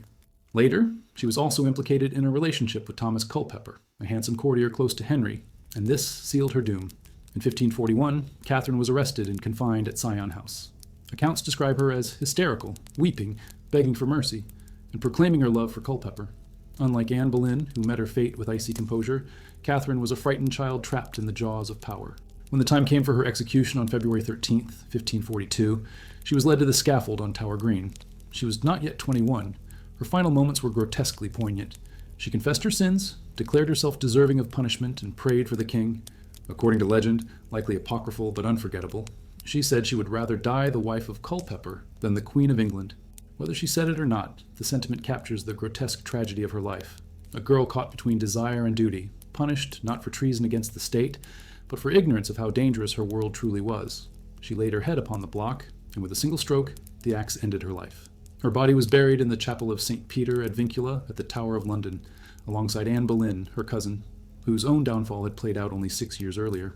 Two Howards, both young, both accused of betraying the king, both reduced to headless corpses by a monarch whose whims dictated life and death. What makes Catherine's death grotesque is not only its violence, but its imbalance. Henry VIII, a man bloated with power and flesh, consumed his young wife like a glutton devouring a feast, discarding her when she no longer fed his vanity. Catherine was too young to play the dangerous game of Tudor politics, and in that naivety lay her doom. The court used her innocence against her, twisting the follies of her teenage years into crimes worthy of death. She was not executed for treason against the kingdom, but for treason against Henry's pride, a grotesque measure of how little it took to destroy a queen. There's also a bitter humor in Henry's phrase for her, a rose without a thorn. In the end, the rose was cut down, thorns or not, her petals scattered on the tower's stones. And Henry, ever unsatisfied, moved on to his next wife as if Catherine had never existed. To him, queens were temporary solutions, not partners. To history, Catherine became a cautionary tale of youthful folly, her short reign remembered less for her deeds than for the grotesque manner of her end. Her fate illustrates how the Tudor court devoured its women, one after another, each sacrifice feeding Henry's paranoia and ego. And yet, Catherine Howard's tragedy was not the last. For in the same century, another young queen, Mary, Queen of Scots, would find herself ensnared in a far more elaborate web of politics, betrayal, and imprisonment, her grotesque end staged as a theatrical execution that shocked even her executioners. Mary, Queen of Scots, is one of history's most tragic figures, her life a tangled web of ambition, betrayal, and relentless misfortune that culminated in one of the most grotesque executions ever staged in Europe. Unlike Catherine Howard, who was barely more than a child when she was dragged to the block, Mary endured decades of imprisonment before her final moment, a living corpse long before the axe fell. Her death in 1587 was not simply a punishment, it was a performance, a brutal theater of politics where every detail, from her red petticoat to the clumsy strokes of the executioner's axe, turned her into both martyr and warning. Born in 1542, Mary was only 6 days old when she became Queen of Scotland after her father's death. From the very beginning, her life was marked by destiny and danger. At 5, she was sent to France, betrothed to the Dauphin, and raised as if she were already a queen of 2 kingdoms. She grew up in luxury, fluent in multiple languages, beautiful and cultured. When she married Francis II of France, it seemed her fate was sealed as the most powerful queen in Europe. But Francis died young, and Mary returned to Scotland at 18, a foreign-educated widow facing a kingdom that had changed in her absence, torn by Protestant reform and noble rivalries. Her reign was plagued by scandal. She married Henry Stuart, Lord Darnley, whose charm quickly gave way to arrogance and drunken violence. When Darnley was murdered in 1567, his house blown up, his body strangled in a garden, suspicion immediately fell on Mary and her ally, the Earl of Bothwell. When she married Bothwell just months later, many in Scotland believed she had orchestrated her husband's death. Whether guilty or not, the perception was enough. Rebellion flared, and Mary was forced to abdicate in favor of her infant son, James VI, fleeing into England for protection. But England was no sanctuary. Elizabeth I, her cousin, saw in Mary not just a fellow queen, but a rival claimant to the English throne. To Catholics across Europe, Elizabeth was illegitimate, a heretic, and Mary the rightful heir. For nearly 2 decades, Elizabeth kept Mary imprisoned in a series of castles and manors, always under guard, but never entirely silenced. Mary wrote letters, plotted escapes, and became the focal point of conspiracies to overthrow Elizabeth. To Elizabeth's ministers, she was a cancer that could never be cured except by death. The final blow came with the Babington Plot of 1586, a Catholic conspiracy to assassinate Elizabeth and place Mary on the throne. Whether Mary truly sanctioned it remains debated, but letters were produced that seemed to implicate her. Elizabeth hesitated to sign the death warrant. Kings and queens did not kill each other lightly, for it set a grotesque precedent, but her ministers pressed the point. In February 1587, the warrant was carried out. On the morning of February 8th, Mary dressed carefully for her death. She wore a black gown as was customary, but beneath it she revealed a red petticoat, the color of Catholic martyrdom. It was a final act of defiance, a reminder to all present that she died not as a criminal, but as a queen of faith. Led into the great hall of Fotheringhay Castle, she faced her executioners with a remarkable composure. She prayed aloud, forgave her captors, and even joked lightly with her attendants. Her poise unsettled the crowd.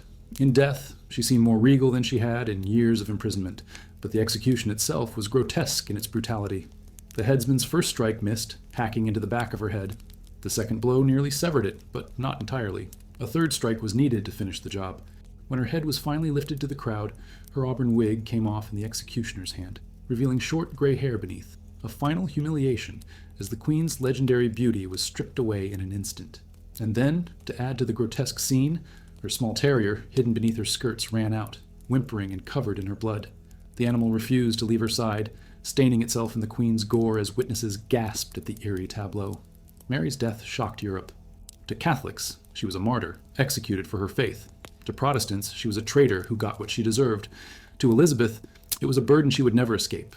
She famously wept when told of Mary's death, claiming the warrant had been carried out without her full intent. Whether genuine grief or political theater, it underscored the grotesque irony. Elizabeth had killed her cousin not out of personal hatred, but out of necessity, and in doing so, she created a martyr whose legend would outshine her shame. The grotesque beauty of Mary's story is how it refuses to fade. Her blood fed not just the scaffold at Fotheringhay, but the roots of history itself. Her son, James VI of Scotland, would inherit the English throne after Elizabeth's death, uniting the crowns his mother had once dreamed of holding. In the end, the Queen who died as a prisoner achieved in death what she could not in life, the merging of two kingdoms through her bloodline. And yet, her death is not the final grotesque chapter in the tale of queens undone. For if Mary's execution was theatrical, staged for the eyes of Europe, another queen's end would be even more grotesque in its intimacy and secrecy. Tsarina Alexandra Feodorovna of Russia, who, in 1918, was not given a scaffold or a sword, but was gunned down in a basement with her children, her jewels sewn into her corset, shattering bullets as her body was riddled with lead. The death of Tsarina Alexandra Feodorovna, wife of Nicholas II and the last Empress of Russia, stands as one of the most grotesque and haunting executions in royal history. Unlike Mary, Queen of Scots, who died in the public theater of a scaffold, Alexandra's death came in the suffocating secrecy of a cellar, surrounded not by crowds, but by the cries of her own children. It was not only a queen who died that night in July 1918, but the very idea of monarchy in Russia, annihilated in a hail of bullets and bayonets. And the grotesque irony is that Alexandra had lived much of her life as an object of hatred and suspicion, branded by her people as a foreigner, a traitor, and even a witch, only to be butchered in a manner so brutal that it stripped away every illusion of imperial majesty. Born Princess Alix of Hesse in 1872, Alexandra was the granddaughter of Queen Victoria of Britain, raised in a strict, pious household that instilled in her both deep religious conviction and profound shyness. When she married Nicholas in 1894, she stepped into the Russian court with little understanding of its labyrinth of politics and traditions. From the beginning, she was seen as an outsider, German by blood, aloof in demeanor, and unprepared for the burden of empire. The people never warmed to her, and her inability to charm the court was compounded by her greatest failure in their eyes. She bore 4 daughters before finally giving birth to a son, Alexei, the long-awaited heir to the throne. But Alexei carried a secret curse, hemophilia, a genetic disorder that left him fragile and at constant risk of bleeding to death. Alexandra's life quickly narrowed into obsession with his survival. Her desperation led her into the arms of mysticism and, notoriously, into dependence on Grigory Rasputin, the enigmatic holy man whose presence seemed to soothe the boy's suffering. Rasputin became her confidant, her healer, her savior. To the Russian nobility and the people, however, this relationship was grotesque. Rumors of sexual scandal, drunken orgies, and political manipulation spread like wildfire. Alexandra was painted as Rasputin's puppet, betraying the empire to heresy and corruption. By the time World War I engulfed Russia, hatred of Alexandra had reached a fever pitch. She was accused of being a German spy, sabotaging the war effort from within. Her letters to Nicholas, filled with emotional pleas and religious fervor, were mocked as the ramblings of a madwoman. When revolution finally erupted in 1917, Nicholas abdicated, and the imperial family was placed under house arrest. Alexandra, once draped in jewels and velvet, was reduced to a prisoner in her own land, sewing clothes for her children and scrubbing floors in captivity. The grotesque climax came on the night of July the 16th, 1918. The Bolsheviks, fearful that advancing white army forces might rescue the family, decided to eliminate them. Alexandra, Nicholas, their 5 children, and a few loyal servants were awakened and told they were being moved for safety. They were led into the cellar of the Ipatiev house in Yekaterinburg. Alexandra, weakened by years of illness and depression, was seated on a chair beside her daughters. She clutched a pillow stuffed with jewels, an ironic attempt at protection, as the gems sewn into the family's clothing would later deflect bullets in ways that made the execution even more grotesquely inefficient. When the order was given, a squad of executioners opened fire. The cellar filled with smoke, screams, and ricocheting bullets. Nicholas was killed quickly, but Alexandra's death was slower. The bullets lodged in her corset of diamonds, sparing her from the first volley. Executioners had to move in closer, firing again and again, then using bayonets to finish the job. Around her, the scene descended into horror. Her daughters, Olga, Tatiana, Maria, and Anastasia, were not killed instantly. The jewels sewn into their bodices acted like grotesque armor, forcing the soldiers to stab and shoot them repeatedly as the girls cried and struggled. Witnesses later described the floor slick with blood, the walls scarred with bullet holes, the bodies piled together in a grotesque tableau of annihilation. Even in death, humiliation followed. The corpses were stripped, looted for jewels, doused in acid, and dumped into shallow graves. For decades, the location of their remains was obscured, their fate whispered about but not officially acknowledged.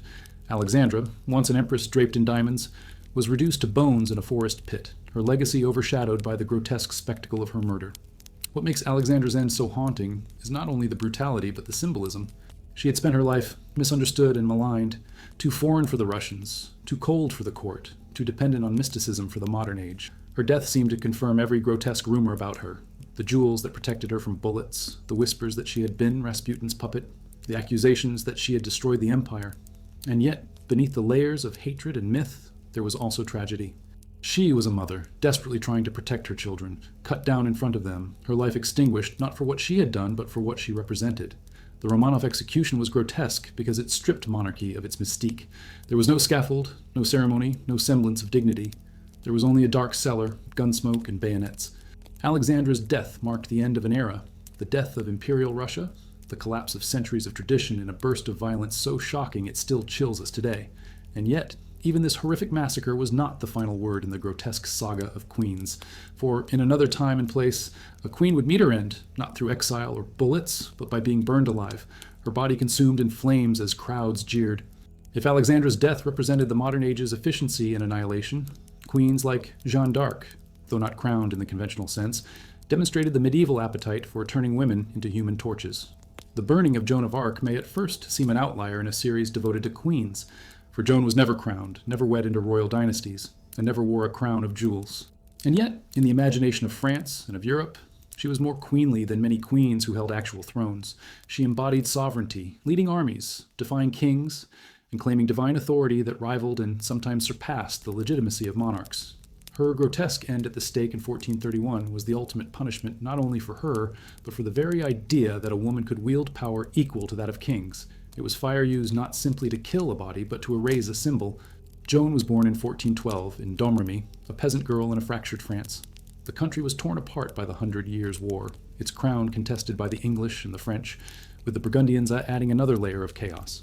Into this landscape stepped Joan, a teenage girl who claimed to hear voices of saints directing her to drive out the English and restore the rightful king, Charles VII, to his throne.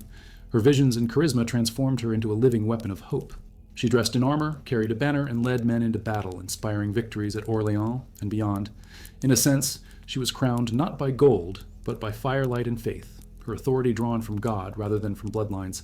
But Joan's rise made her enemies inevitable. To the English, she was a heretic, a witch, a grotesque inversion of the natural order. To some French nobles, she was a dangerous outsider, too close to Charles VII and too disruptive to their power. In 1430, she was captured by Burgundian forces and sold to the English. Charles VII, the very king whose throne she had secured, did little to save her. Abandoned, she was delivered to a court of English-backed clerics determined to destroy her not only physically, but spiritually. Her trial at Rouen was a grotesque performance of justice. Over months of interrogation, clerics demanded she confess that her voices were demons, that her visions were lies. They ridiculed her for wearing men's clothing, twisting it into proof of her unnaturalness. Her insistence on divine guidance and her refusal to submit to church authority enraged her accusers. The grotesque irony is that Joan, a teenage peasant, stood with more dignity than the judges who sought her ruin. Again and again, she deflected their traps with intelligence and composure, out-arguing men twice her age and stature. But dignity could not save her. In May 1431, the verdict was declared. She was guilty of heresy and condemned to burn. On May 30th, in the marketplace of Rouen, Joan was led to the stake. She wore a simple white gown, her hair shorn, her body bound with ropes. Witnesses reported her praying aloud, calling on Jesus and the saints, her voice unwavering even as the crowd jeered. The wood was piled high around her, soaked in pitch. When the torch was set, flames roared upward, consuming her body. The grotesque details of her death are almost unbearable. As the fire climbed, Joan cried out the name of Christ again and again, until her voice was lost in the crackle of wood and the screams of her burning flesh. The executioners had deliberately built the fire high, so that her body would be visible to all, ensuring her suffering was public. When the flames finally subsided, her body was not left in peace. Her charred remains were raked back into the fire to be burned again, and her ashes scattered in the Seine. The English wanted no relics, no bones, no shrine. They sought not only to kill Joan, but to erase her entirely. Yet the grotesque irony is that fire only immortalized her. The crowd that had watched her burn was shaken. English soldiers who had mocked her wept openly. Chroniclers reported that even hardened clerics left the square disturbed, convinced they had witnessed the martyrdom of a saint.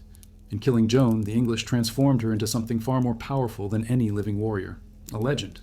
Her death was grotesque because it revealed the terror of institutions faced with a woman who defied them. Joan was not guilty of treason in the traditional sense. She was guilty of showing that a woman, a peasant no less, could command armies and dictate the course of kingdoms. The grotesque blaze of Rouen was meant to cauterize that wound, but instead, it burned her into the fabric of history. 25 years later, the Catholic Church would annul her trial, declaring her innocent. In 1920, she was canonized as a saint, and today, her memory stands taller than the names of most kings she fought for or against. The grotesque flames that were supposed to erase her instead consecrated her. And yet, Joan's end is not unique. Fire, after all, was one of history's favorite tools for erasing women accused of power. Centuries after Joan, countless others, queens, noblewomen, and so-called witches, would meet their ends in flames. If Joan's death was grotesque in its grandeur, the witch burnings of the early modern period were grotesque in their scale. Entire generations of women turned into smoke for crimes as intangible as ambition, knowledge, or defiance. The grotesque theater of witch trials in Europe is often remembered through faceless masses of women dragged to the stake. But among them were queens, princesses, and noblewomen whose deaths revealed just how fragile power truly was when superstition, politics, and gender collided. Unlike Joan of Arc, whose burning in Rouen was singular and symbolic, these women were swept into a frenzy of paranoia, where accusations of witchcraft became tools to silence, punish, or eliminate them. Their grotesque ends were not only about fire and torture, but about the absurdity of being condemned for storms, miscarriages, or even a simple glance that unsettled a man. In their stories, we see the grotesque mingling of fear and politics, faith and misogyny that turned powerful women into kindling. Take, for instance, Queen Joan of Navarre, stepmother of Henry I of England. She was accused of witchcraft not because she danced under the moonlight or brewed potions in secret, but because she wielded too much influence at court. In 1419, she was accused of attempting to use sorcery to kill her stepson, the king. No proof existed, but that hardly mattered. She was imprisoned, her reputation blackened, and although she was eventually released, the grotesque stigma clung to her name. Her case reveals how witchcraft was a convenient accusation when politics required a queen to be silenced. Then there was Anne Boleyn, whose downfall was steeped in whispers of witchcraft. Her sixth finger, her miscarriages, her dark eyes, all were framed as evidence that she was not just a failed queen, but a sorceress who had bewitched Henry VIII into abandoning Catherine of Aragon. Whether or not Henry believed it is debatable, but for the public, the image of Anne as a witch made her execution more palatable. It was easier to accept the beheading of a queen if she was recast as a monster. Here lies the grotesque genius of the charge. Witchcraft was elastic, able to justify the elimination of any woman who no longer served her purpose. But the grotesque violence became most vivid in the witch trials of the early modern period, when even noblewomen were not spared the flames. In Scotland, during the reign of James VI, the king himself believed witches had conspired to kill him by raising storms at sea. His paranoia spiraled into the North Berwick witch trials, where dozens were tortured, confessed under duress, and executed. Among those accused were women connected to noble families, caught in the crossfire of politics and superstition. Imagine the grotesque spectacle: aristocratic ladies stripped, pricked with needles by witch-finders, forced to confess that they had kissed the devil or flown through the night, their dignity torn away before their lives were. The torture itself was grotesque theater. Women were kept awake for days, deprived of food and water, their bodies twisted on racks or crushed beneath weights until they confessed. Their words, extracted in agony, became the very evidence used to condemn them. Some were burned alive, others strangled before the fire, others drowned in rivers to prove their guilt. And yet, among the victims were women of high birth, whose deaths remind us that even crowns and titles were no shield against hysteria. One of the most infamous cases was that of Lady Alice Keitler in Ireland, accused in 1324 of witchcraft, heresy, and even murdering her husbands through sorcery. While she managed to escape execution by fleeing, her servant was burned alive in her place. The grotesque irony is clear. The noblewoman lived, but the lower-born woman, guilty only of proximity, was sacrificed to the flames. This substitution underscores the arbitrary cruelty of the system, where guilt and innocence mattered less than the satisfaction of fire. The grotesque fascination with noble witches lay in the merging of power and fear. A queen or lady who was too clever, too influential, or too independent became a target. Their intelligence became sorcery, their beauty enchantment, their miscarriages the devil's curse. In truth, the witch trials were less about demons and more about patriarchy, about punishing women who stepped outside the narrow lines drawn for them. Fire became the ultimate silencer, burning away not only the body but also the threat that the woman represented. And yet, what lingers in these grotesque deaths is their futility. No storm was truly calmed, no plague ended, no political rivalry resolved. The fires consumed bodies, but they did not consume the anxieties that sparked them. If anything, the spectacle of burning only fed the paranoia, convincing the public that witches truly walked among them. The grotesque cycle repeated again and again, each death fueling the next. There is a bitter, almost comic irony in how the charges often hinged on trivialities. A queen miscarried? Witchcraft? A storm sank ships? Witchcraft? A woman was too attractive, too outspoken, or too unlucky? Witchcraft. In a society desperate to explain the unexplainable, women became scapegoats for every misfortune. And noble women, though privileged, were not immune. Their proximity to power made them even more dangerous in the eyes of men who feared losing control. These stories force us to see the grotesque, not only in the fire itself, but in the absurd logic that fed it. Women of status, women of crowns, reduced to ash because they were inconvenient. In this, they stand shoulder to shoulder with Joan of Arc, women whose only crime was embodying authority in a world that could not tolerate it. But if queens accused of witchcraft were burned in grotesque displays of fire, another queen, centuries later, would meet her grotesque end not by superstition but by the cold machinery of revolution. Marie Antoinette's head fell not because she was accused of flying through the night with demons, but because she embodied aristocratic excess in a starving nation. The grotesque fires of witch hunts had given way to the guillotine, yet the result was the same. Queens destroyed when they ceased to fit the narrative of their age. Marie Antoinette's final days are among the most grotesque and theatrical episodes in European history. If Catherine Howard's death was tragic for its youthful naivety and Mary Stuart's was haunting for its prolonged imprisonment, Marie Antoinette's end was a spectacle deliberately staged to humiliate a queen before a nation. She was not only condemned to die, she was transformed into a public symbol, her body and dignity stripped away piece by piece until the guillotine severed the last link between monarchy and France. The grotesque irony of her fall is that Marie Antoinette was never the villain the revolutionaries painted her to be. Yet the myth of Madame Deficit and the infamous phrase, "let them eat cake," which she almost certainly never uttered, hardened into truths in the minds of a starving people. She had arrived in France at 14, a foreign princess from Austria, awkwardly learning the etiquette of Versailles, subjected to ridicule when she struggled to conceive, and isolated when her husband, Louis XVI, proved slow to consummate the marriage. Over the years, she grew into her role, but the image stuck, frivolous, foreign, and wasteful. The revolution needed a scapegoat, and she was perfect for the part. By 1793, the revolution had already executed Louis XVI, and the queen was held in the conciergerie, the grim antechamber to the guillotine. Accounts describe her as pale, her once famous hair turned white from stress, her face lined with grief. She had lost her husband, her status, and most cruelly custody of her son, the Dauphin Louis Charles, who was forced to testify against her. It was here that the grotesque humiliation deepened. During her trial, she was accused not only of conspiring with foreign powers and depleting the treasury, but of committing incest with her own son. The charge was so shocking that even some of her accusers murmured in discomfort. Marie Antoinette's response was powerful in its simplicity. She refused to address the charge, instead appealing to all mothers in the court. "I appeal to all who may be here," she declared, her voice trembling but firm. The silence that followed was a rare moment when even the baying revolutionary crowd faltered. Yet her composure could not save her. On October 16, 1793, at around 4 a.m, guards entered her cell and informed her she was to die that day. Unlike her husband, who had been taken to his death in a closed carriage, she was placed in an open cart, paraded through the streets of Paris to maximize her humiliation. Witnesses describe her sitting upright, dressed in a simple white gown, her hands bound behind her back, her hair shorn. The queen who had once glided through the hall of mirrors at Versailles now rattled through the filthy streets, spat upon and jeered at by the very people who had once cheered her coronation. The grotesque detail lies in the deliberate reversal of her image. At Versailles, she had been inaccessible, shielded by ceremony. In her final hours, she was exposed, vulnerable, and utterly alone.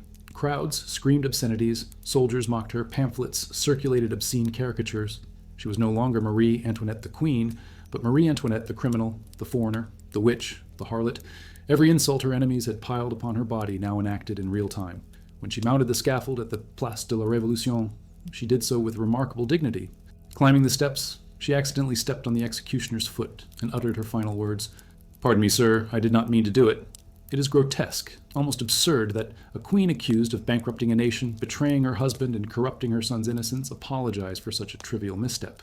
But in that moment, she revealed the humanity her enemies had tried to erase. Then she knelt, her neck positioned beneath the blade, and at 12:15 p.m., the guillotine fell. The crowd roared, drums rolled, and her head was displayed, no longer crowned, but reduced to a macabre trophy of revolution. What followed underscores the grotesque hunger of the era.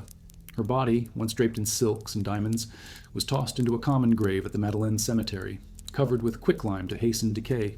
No monument, no shrine, no ceremony. For years, her remains lay unmarked until the Bourbon Restoration, when her body and Louis's were exhumed and reburied at Saint-Denis. But by then, her image had already split into two grotesque legacies. To monarchists, she was a martyr. To Republicans, she was a monster. The fascination with Marie Antoinette's grotesque end lies in its contradictions. She was condemned as wasteful, yet she died in rags. She was accused of being heartless, yet her final defense was maternal. She was mocked as frivolous, yet she met death with composure. The revolution tried to erase her, but instead it immortalized her. The guillotine silenced her voice, but her image, romanticized, vilified, reinterpreted, would echo through history, inspiring plays, novels, films, and debates for centuries. And here we find the grotesque symmetry. Just as queens accused of witchcraft had been burned as symbols of chaos in earlier centuries, Marie Antoinette was guillotined as a symbol of tyranny. Fire had given way to steel, superstition to politics. But the result was the same. Women at the center of power made into sacrifices when their presence no longer fit the world's narrative. Yet even as her body was reduced to dust, her legend haunted Europe. Monarchs in other courts trembled, wondering if they too might meet the guillotine. Ordinary people whispered about her courage, about her whitened hair, about the strange dignity of her final apology. She had been turned into the grotesque embodiment of everything wrong with monarchy, and in death she became its ghost. But as shocking as Marie Antoinette's death was, it was not the last grotesque stage on which queens would be destroyed.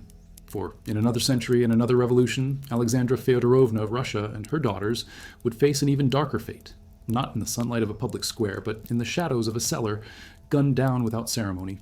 If Marie Antoinette's execution was grotesque in its spectacle, the Romanovs was grotesque in its secrecy, proof that history finds new ways to devour its queens. The fate of Marie-Thérèse Charlotte of France, the only surviving child of Marie Antoinette and Louis XVI, is a grotesque inversion of her mother's end. While Marie Antoinette's death was theatrical, swift, and public, her daughter's fate was the opposite, a survival so hollow, so soaked in trauma, that it resembled a kind of living death. If her mother's head fell under the blade of the guillotine, Marie-Thérèse's entire life was a slow decapitation of spirit, dignity, and belonging. She was known as Madame Royale, but history remembers her more fittingly as the orphan of the temple. She survived not by triumph, but by enduring years of isolation in filth, silence, and humiliation, a grotesque captivity that left her scarred long after the prison doors finally opened. Marie-Thérèse was born in 1778 at Versailles, the first child of Louis and Antoinette, and from the moment of her birth she was both adored and scrutinized. Her mother, who had been mocked for years as barren, finally had a healthy child. The little princess grew up surrounded by luxury, courtiers, and endless ceremony, but her world collapsed in 1789 when the French Revolution erupted. At 11 years old, she was forced to leave Versailles with her family and endure the jeers of Parisian mobs. By the time she was 14, she had watched her father led to the scaffold, his head raised before the crowd. Months later, she would lose her mother in the same way. For a teenager, still half a child, these were not just grotesque events, they were soul-shattering. The true grotesque horror of her life came in the Temple prison. After her parents' executions, Marie-Thérèse was locked in a cold, damp cell with her aunt Elizabeth and her younger brother, Louis Charles, the Dauphin. Soon, her aunt was taken and guillotined, leaving her entirely alone except for her brother. But then came one of the most grotesque cruelties of the Revolution. Louis Charles, a boy of only 8, was separated from his sister and placed under the care of a shoemaker named Antoine Simon. He was beaten, neglected, and coerced into signing false confessions, accusing his mother of incest. His decline was catastrophic. He became sickly, feral, and barely recognizable. Marie-Thérèse could hear his cries through the walls, but she was forbidden to see him. By 1795, he was dead, his small body eaten away by tuberculosis and neglect. For Marie-Thérèse, the silence that followed was more grotesque than the screams. Her own confinement was a prolonged form of psychological torture. For 3 years, she lived in near total isolation. Guards slipped notes under her door with obscenities mocking her parents. She was denied books, denied letters, denied news of the outside world. Her food was shoved through a small hatch like she was an animal. The girl who had once been dressed in silks and paraded through Versailles now sat in rags, her body wasting. Her mind left to circle endlessly around grief. She later wrote that the silence was the most unbearable torment of all. Every tick of time a reminder that she was utterly forgotten. When she was finally released in 1795 at age 17, she was a ghost of herself. She emerged from the temple, pale, thin, trembling, her hair already streaked with gray. The grotesque irony of her freedom was that she stepped into a world where she had nothing left. Her parents were dead, her brother gone, her aunt executed.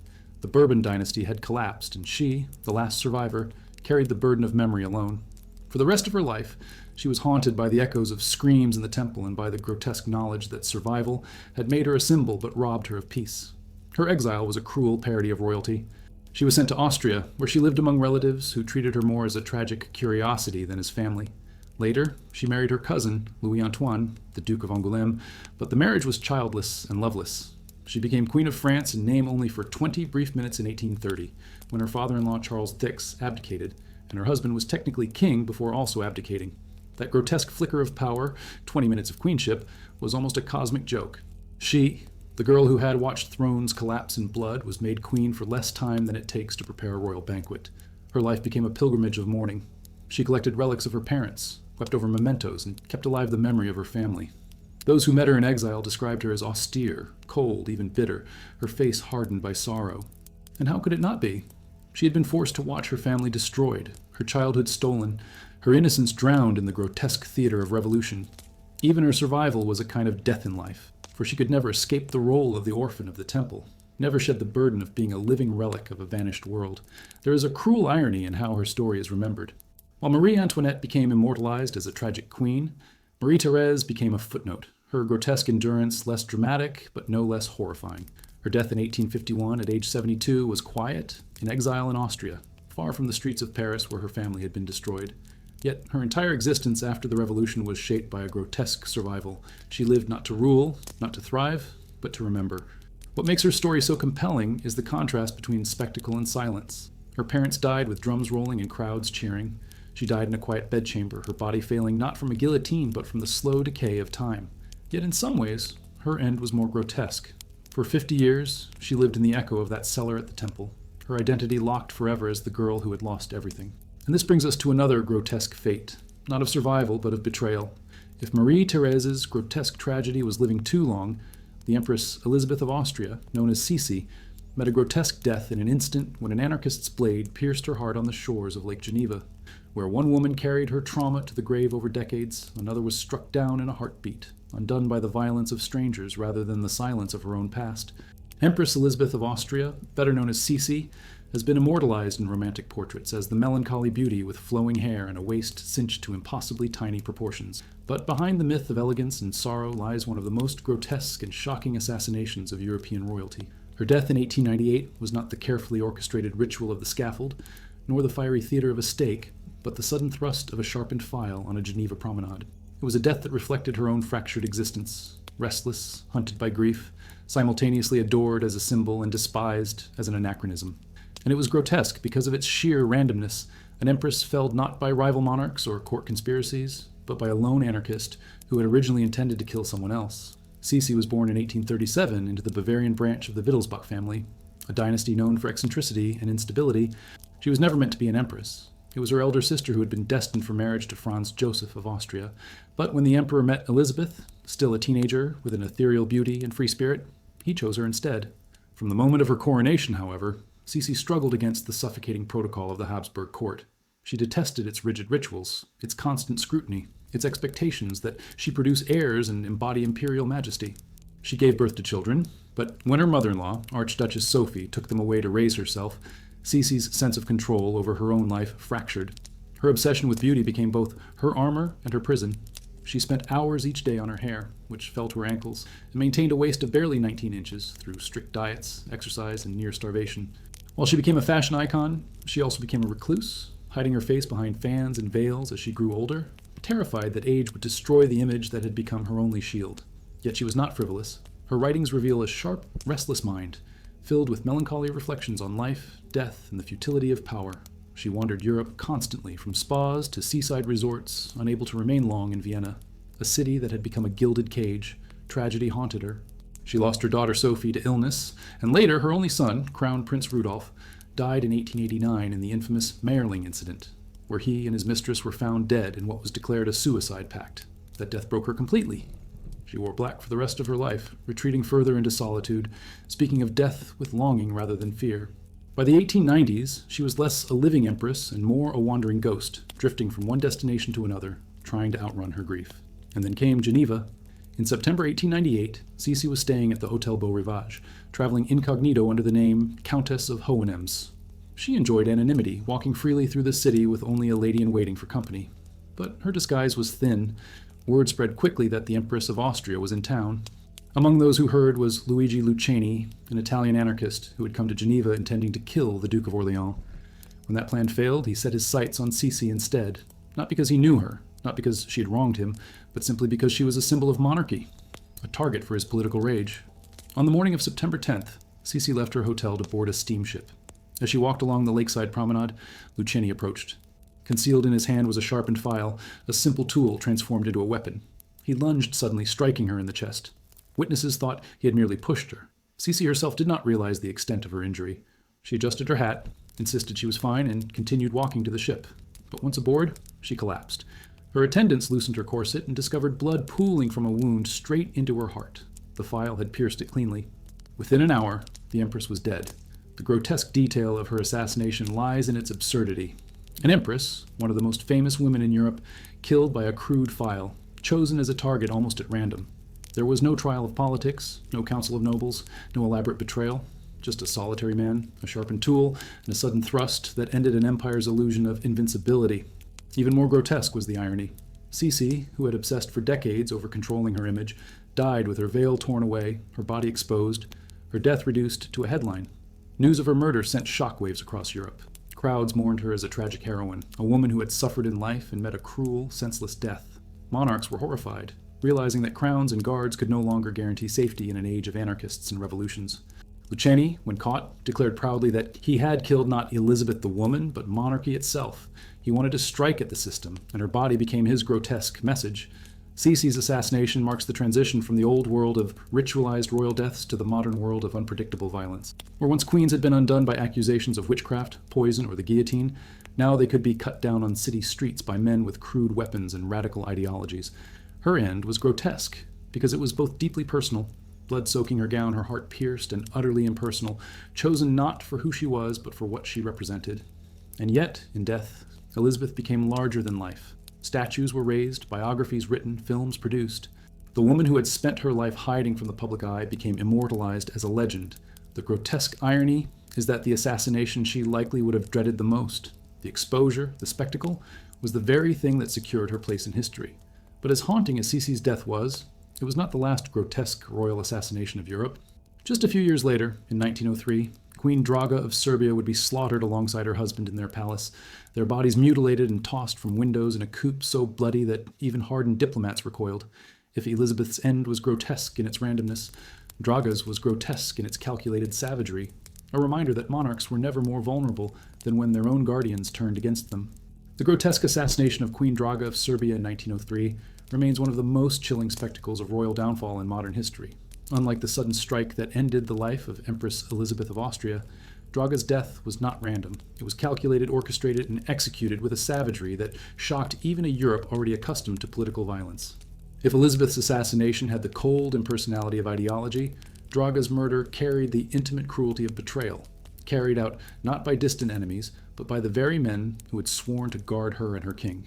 Her death, riddled with bullets and followed by humiliations that stripped her not only of life but of dignity, illustrates how quickly monarchy could be torn apart when love, politics, and resentment collided. Draga Machine's origins already made her a controversial figure. Born in 1864 to a middle-class Serbian family, she was not of noble birth, and her past was marked by misfortune. She had been married before, widowed young, and worked as a lady-in-waiting to Queen Natalia, the mother of King Alexander Obrenovich. By the time she caught Alexander's eye, she was more than a decade older than him. For the Serbian elite, this was a scandal. They expected their young king to marry a European princess who could strengthen alliances. Instead, he chose Draga, a woman they deemed unworthy, too old to bear children and tarnished by rumors of affairs. The marriage in 1900 shocked the nation. The press mocked her, courtiers whispered insults, and the public turned against her almost instantly. Draga's brothers, who were promoted at court, were seen as opportunistic parasites. Worst of all, the couple remained childless, and whispers circulated that Alexander intended to name one of Draga's brothers as heir, an unthinkable insult to the dynasty. The monarchy's presumed prestige collapsed under the weight of scandal, and resentment among army officers and politicians deepened into conspiracy. By June 1903, the plot was ready. In the early hours of June 11th, according to the Julian calendar used in Serbia at the time, a group of army officers stormed the royal palace in Belgrade. These men would later form the infamous secret society known as the Black Hand, notorious for its role in the assassination of Archduke Franz Ferdinand in 1914, but their first act of grotesque violence was reserved for their own king and queen. The conspirators cut through palace defenses, killing guards and servants in their path. The king and queen, awakened by the chaos, fled through corridors and hid in a small cupboard in the royal apartments. It was a desperate, almost pathetic attempt to escape the inevitable. The officers searched for hours, their anger mounting, until at last they found the couple cowering in the dark. What followed was not a swift execution, but a massacre. The assassins unleashed a storm of bullets at point-blank range. Draga and Alexander's bodies were riddled with gunfire, their blood splattering the walls and floor. Not content with shooting them, the officers slashed their corpses with sabers and stabbed them with bayonets. Draga, in particular, suffered grotesque mutilations that revealed not only hatred for her as a queen, but contempt for her as a woman. Her body was desecrated in ways that went beyond killing, acts of degradation meant to annihilate her dignity, to erase her even as a symbol. Then came the final humiliation. Their corpses were dragged to a palace window and hurled into the courtyard below. There, in the mud and under the flickering torchlight, the bodies of the king and queen lay broken and exposed. Soldiers and servants stared in silence, horrified by the spectacle. Some reports claim that Draga's body was stripped, her nakedness mocked, her image destroyed in the most grotesque fashion possible. For the conspirators, this was not only assassination but public theater. They had not just killed their monarchs, they had staged their downfall as a warning to all who might defy them. News of the regicide spread rapidly, and the reaction across Europe was one of shock and disgust. Serbia was briefly treated as a pariah, its royal house seen as barbaric and uncivilized. Diplomats recoiled at the brutality, and the courts of Europe shunned the new regime. Yet, within Serbia, the conspirators were celebrated as heroes by many who believed they had cleansed the nation of corruption. The grotesque paradox was clear. The very act that horrified the world was hailed at home as liberation.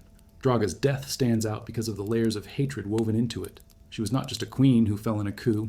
She was a woman vilified for her age, her infertility, her foreign connections, and her very existence as an obstacle to dynastic ambition. In life, she had been mocked as a usurper. In death, she was treated as refuse, tossed from a palace window like broken furniture. Her grotesque end was as much about gender as it was about politics, a punishment for daring to occupy a space that her enemies believed she had never deserved. And yet, in the grotesque cruelty of her death, Draga also became a symbol.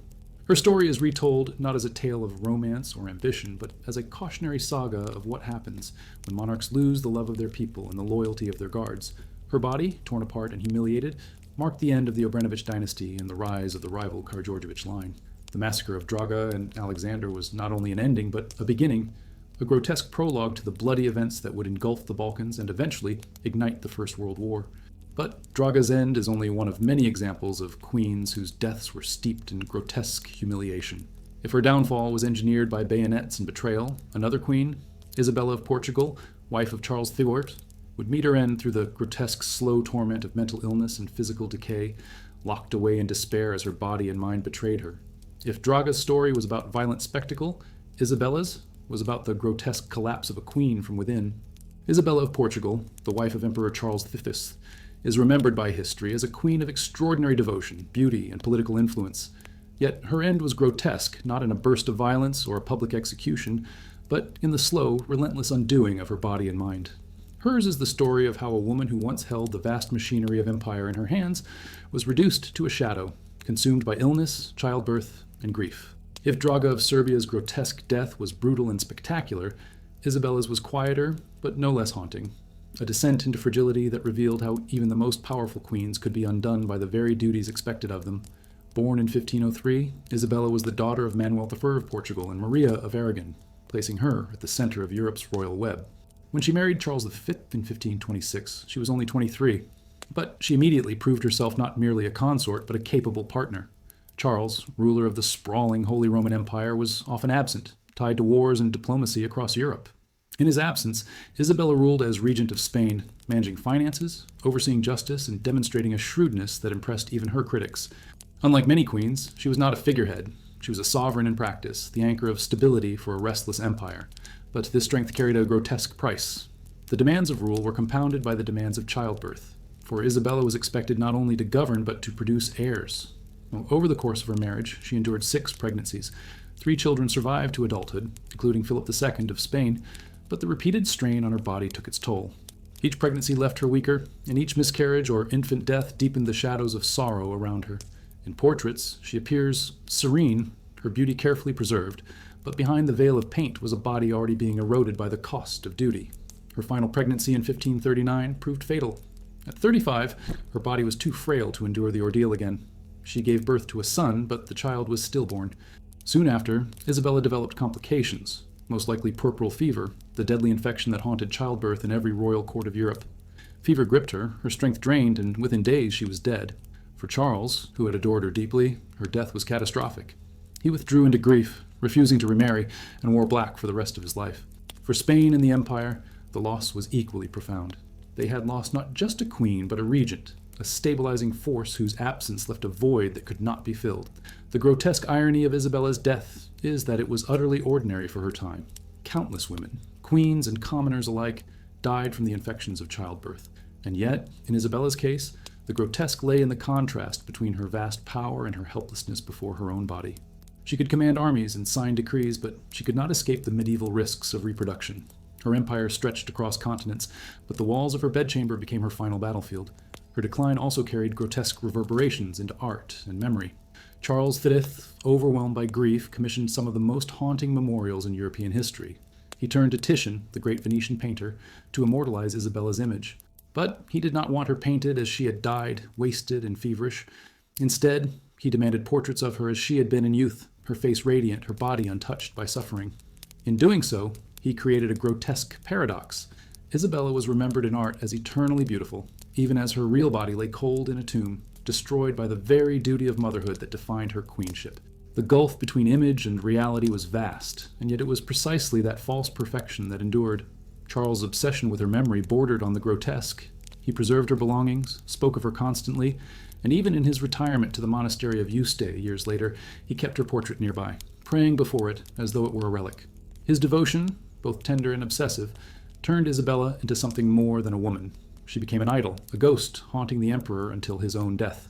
Some contemporaries even remarked that Charles seemed more married to her memory than he had been to her in life, a grotesque kind of widowhood where grief became a second empire. And yet, while Charles's mourning elevated Isabella's memory, it also obscured her real story. She was not only a beauty frozen in Titian's canvases, but a queen who had carried the weight of empire in her absence, who had died, not of fragility, but of the grotesque burdens imposed upon her. Her death at 35 was not a quiet accident of fate. It was the predictable outcome of a system that demanded women sacrifice themselves at the altar of dynasty. Isabella of Portugal's fate forces us to see the grotesque, not in spectacle, but in silence. Her body was not paraded, her corpse not mutilated, but her slow undoing by childbirth and infection is no less horrifying. It was the grotesque hidden behind palace walls, sanitized by paintings and hymns, but endured by countless queens whose names we no longer remember. And in this, Isabella's story bleeds seamlessly into those of other queens destroyed by childbirth, whose lives were cut short not by daggers or gallows, but by the ceaseless demand to produce heirs. Among them was Jane Seymour, Henry VIII's third wife, who seemed to triumph where others had failed by giving him the long-desired son, only to die in grotesque agony days later. If Isabella's story was about power undone by the body, Jane's was about how even success in the queen's most dangerous duty could become a death sentence. Jane Seymour's death in 1537 is one of the most grotesque ironies in Tudor history. She succeeded where Catherine of Aragon and Anne Boleyn had failed. She gave Henry VIII the son he so desperately wanted. For that brief triumph, she was elevated as the king's true wife, the one he would call his only beloved queen. And yet, Within days of delivering the child who secured her place in history, Jane was dead, undone by the very act that had made her indispensable. Her story reveals the grotesque paradox of queenship in Henry's England. A woman's worth was measured by her ability to give birth to a son, but the act of fulfilling that role could kill her just as surely as the axe that claimed her rivals. Jane's rise was as quiet as her reign. Born around 1508 into a respectable but not particularly powerful family, she entered court as a lady-in-waiting, serving both Catherine of Aragon and Anne Boleyn. Unlike Anne, with her fiery wit, or Catherine with her regal gravity, Jane was demure, soft-spoken, and modest. To Henry, weary of Anne's boldness and Catherine's defiance, Jane seemed like the perfect balm, obedient, pliant, and pure. By 1536, as Anne Boleyn's star plummeted, Jane caught the king's eye. In a grotesque twist of fate, while Anne awaited her execution in the Tower of London, Jane was already being courted as her replacement. 10 days after Anne's head fell, Henry and Jane were married. Jane's queenship lasted only 17 months, but in that brief time she accomplished what no one else had. In October 1537, she gave birth to a healthy boy, Edward, the long-awaited male heir. The court erupted in celebration, bells rang, cannons fired, and Henry was ecstatic. He finally had the son for whom he had broken with Rome, defied the Pope, and spilled blood. Jane had secured not only her position, but the future of the dynasty. In portraits, she is shown serenely holding Edward, embodying the ideal Tudor mother. But behind the pageantry was a grotesque reality. Jane's labor was long and agonizing, lasting 2 days and 2 nights. Childbirth in the 16th century was always dangerous, even for queens surrounded by physicians and attendants. Hygiene was poor, medical knowledge limited, and infections common. Within hours of Edward's birth, Jane began to show signs of puerperal fever, a deadly infection often caused by unclean instruments or hands during delivery. At first, she seemed to rally, but within days, her condition worsened. Fever raged, her body weakened, and she drifted in and out of consciousness. On October 24th, just 12 days after giving birth, Jane Seymour died at the age of 29. Her body was laid out in white robes, the color of both queenship and death. For Henry, who had disposed of his previous wives so ruthlessly, Jane's death was grotesque, not only for its suddenness, but for its permanence. He could not cast her aside or execute her. Her absence was final, her triumph fixed in tragedy. Unlike Catherine of Aragon, who died abandoned, or Anne Boleyn, who died disgraced, Jane died exalted, forever enshrined as the queen who gave Henry his son. The grotesque irony deepens when we look at Henry's response. He was devastated, genuinely grief-stricken, more so than for any of his other wives. He wore mourning clothes for months, commissioned elaborate funerary ceremonies, and ensured that Jane was buried with royal honors. Years later, when Henry himself died, he chose to be interred beside Jane at Windsor Castle. To the end of his life, he considered her his true wife, the only one to meet the grotesque standard of giving him what he wanted most. That she had died because of it seemed to him a cruel but acceptable price. What makes Jane's story so grotesque is the way her death exposes the brutal logic of Tudor queenship. Catherine of Aragon had given birth to many children, but produced only a daughter who survived. She was cast aside. Anne Boleyn had miscarried and given birth to another daughter. She was executed. Jane Seymour gave birth to a son, but died in the process. She was sanctified. The pattern is chilling. Women reduced to wombs, their lives valued only insofar as they could secure dynastic succession. For Jane, success and death were one and the same. Her death also had long shadows. Edward VI, the boy she died to bring into the world, reigned for only 6 years before dying at 15. The Tudor dynasty, secured at such grotesque cost, remained fragile. Henry would go on to marry 3 more times, but none of his later wives would erase Jane's place in his memory. Her brief reign and tragic end became almost mythologized, casting her as the quiet, perfect queen, when in truth she was a woman caught in a deadly system that consumed its wives as readily as it consumed its enemies. The grotesque poignancy of Jane Seymour's fate is that she was the only one of Henry's wives to be remembered fondly by him, yet she paid the highest price. She was praised as virtuous, dutiful, and successful, but her body was destroyed in the process. She became the ideal only because she was dead. In life, she might have disappointed him as others had. In death, she was untouchable, frozen forever as the queen who gave him a son. Her story connects to a wider truth. Childbirth was one of the most dangerous roles for queens throughout history, a duty that killed more royal women than assassins or executions ever did. Jane's death is grotesque, not just for its individual tragedy, but for what it represents, the systemic cruelty of a world that demanded heirs at any cost. And yet, Jane's fate was not the last time childbirth would claim a queen. Centuries later in France, another queen, Isabella of Aragon, would die in similar torment, her body wrecked by pregnancy and infection. If Jane's death reveals the grotesque cost of producing a son, Isabella's reveals the grotesque inevitability of a system that consumed women through the very act that defined their queenship. Isabella of Aragon's fate is a chilling reminder that queenship in medieval and early modern Europe was as much a sentence as it was a privilege. Her end, like that of Jane Seymour, was not sealed by sword, flame, or scaffold, but by the grotesque duty that defined queens above all else: childbirth. To be born a princess and married into another dynasty meant that your body was no longer your own. It was a vessel for heirs, a tool of diplomacy, a battlefield where politics and biology collided. And for Isabella, this battlefield claimed her at only 27, extinguishing not only her life, but the promise she carried for the future of two great kingdoms. Isabella was born in 1470, the daughter of Ferdinand of Aragon and Isabella of Castile, the Catholic monarchs whose marriage united Spain and reshaped the map of Europe.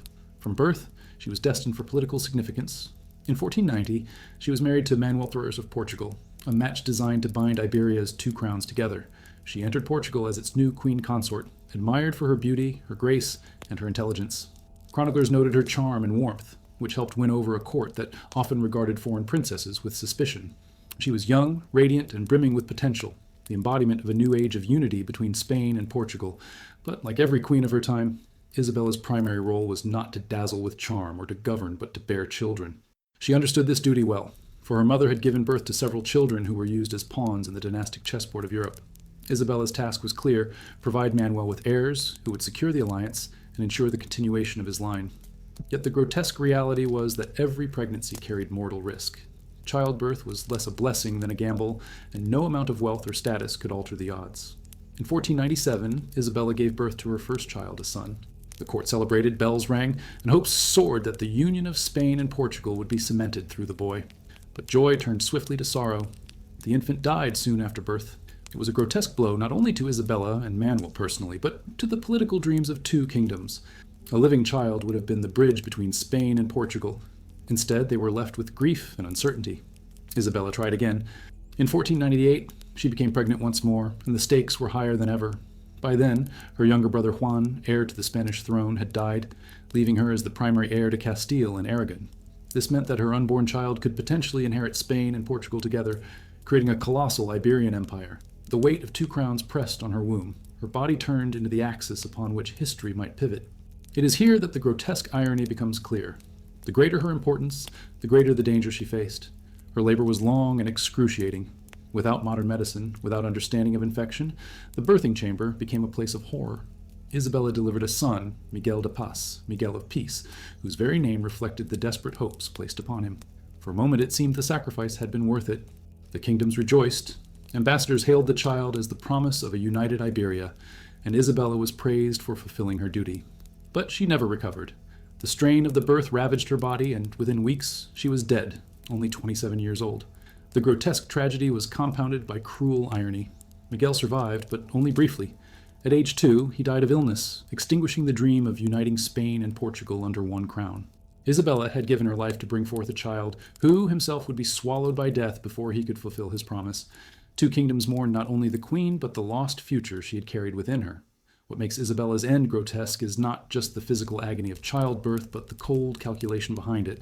Her death was not an accident. It was the foreseeable outcome of a system that treated queens as expendable vessels for dynastic ambition. Her worth was measured by the baby she bore, and when that role destroyed her, she was mourned but quickly replaced. Manuel I would go on to remarry, twice in fact, first to Isabella's younger sister Maria, and later to her niece Eleanor.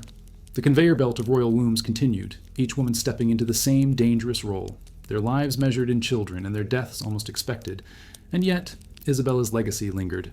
Though her son died young, her story underscored the fragile threads upon which empires rested. A single healthy child could have redrawn the map of Europe. A single death, hers or Miguel's, reshaped history entirely. It is grotesque to realize how much of world history, from colonial expansion to dynastic wars, hung upon the perilous biology of queens in childbed. Her death also reveals the hidden violence of monarchy. While we often imagine queens in crowns and gowns, their real battlefield was the birthing chamber. For every Anne Boleyn who lost her head to an axe, dozens of Isabellas and Janes lost their lives to childbirth, their blood soaking the linens of royal chambers rather than the stones of a scaffold. Their grotesque ends were quieter, less spectacular, but no less destructive to dynasties and nations. Isabella's story bleeds into the stories of countless other queens who died the same way, their names forgotten even as their deaths shaped history. But some, like Isabella of Valois, wife of Richard II of England, met not only the dangers of childbirth, but the grotesque humiliation of being treated as bargaining chips, sent across borders as children, and discarded when politics shifted. If Isabella of Aragon's grotesque end shows us the fatal duty of motherhood, Isabella of Valois' fate reveals the grotesque indignities of queens who were too young to be wives and too powerless to resist the tides of war. Isabella of Valois' story is grotesque in a different way from the fiery or bloody ends of queens we've explored before. Hers is not a tale of execution or childbirth fever, but of a child bride trapped in the machinery of dynastic politics, used as a pawn between England and France, and discarded when her usefulness ran out. She did not die dramatically on a scaffold, nor was she mutilated by assassins, but her life and early death remind us that not all grotesque fates come in fire and blood. Sometimes they come in the slow suffocation of being denied agency, of being forced to grow up under the crushing weight of treaties, wars, and betrayals. Isabella was born in 1389, the daughter of King Charles IX of France and Queen Isabeau of Bavaria. Her father, remembered as Charles the Mad, suffered from severe bouts of mental illness, leaving France politically unstable and ripe for conflict. At just 6 years old, Isabella was thrust into the center of international diplomacy when her marriage was arranged to Richard II of England. The match was meant to secure peace in the endless 100 Years' War between England and France. Imagine the grotesque absurdity of it. A child barely out of the nursery sent to marry a king of 30 years, a man already twice her age and desperate for an heir. The marriage in 1396 was staged with all the pomp and ceremony of a royal union. Isabella was paraded before the English and French courts, adorned in jewels, her childish beauty celebrated as though she were a woman ready to rule.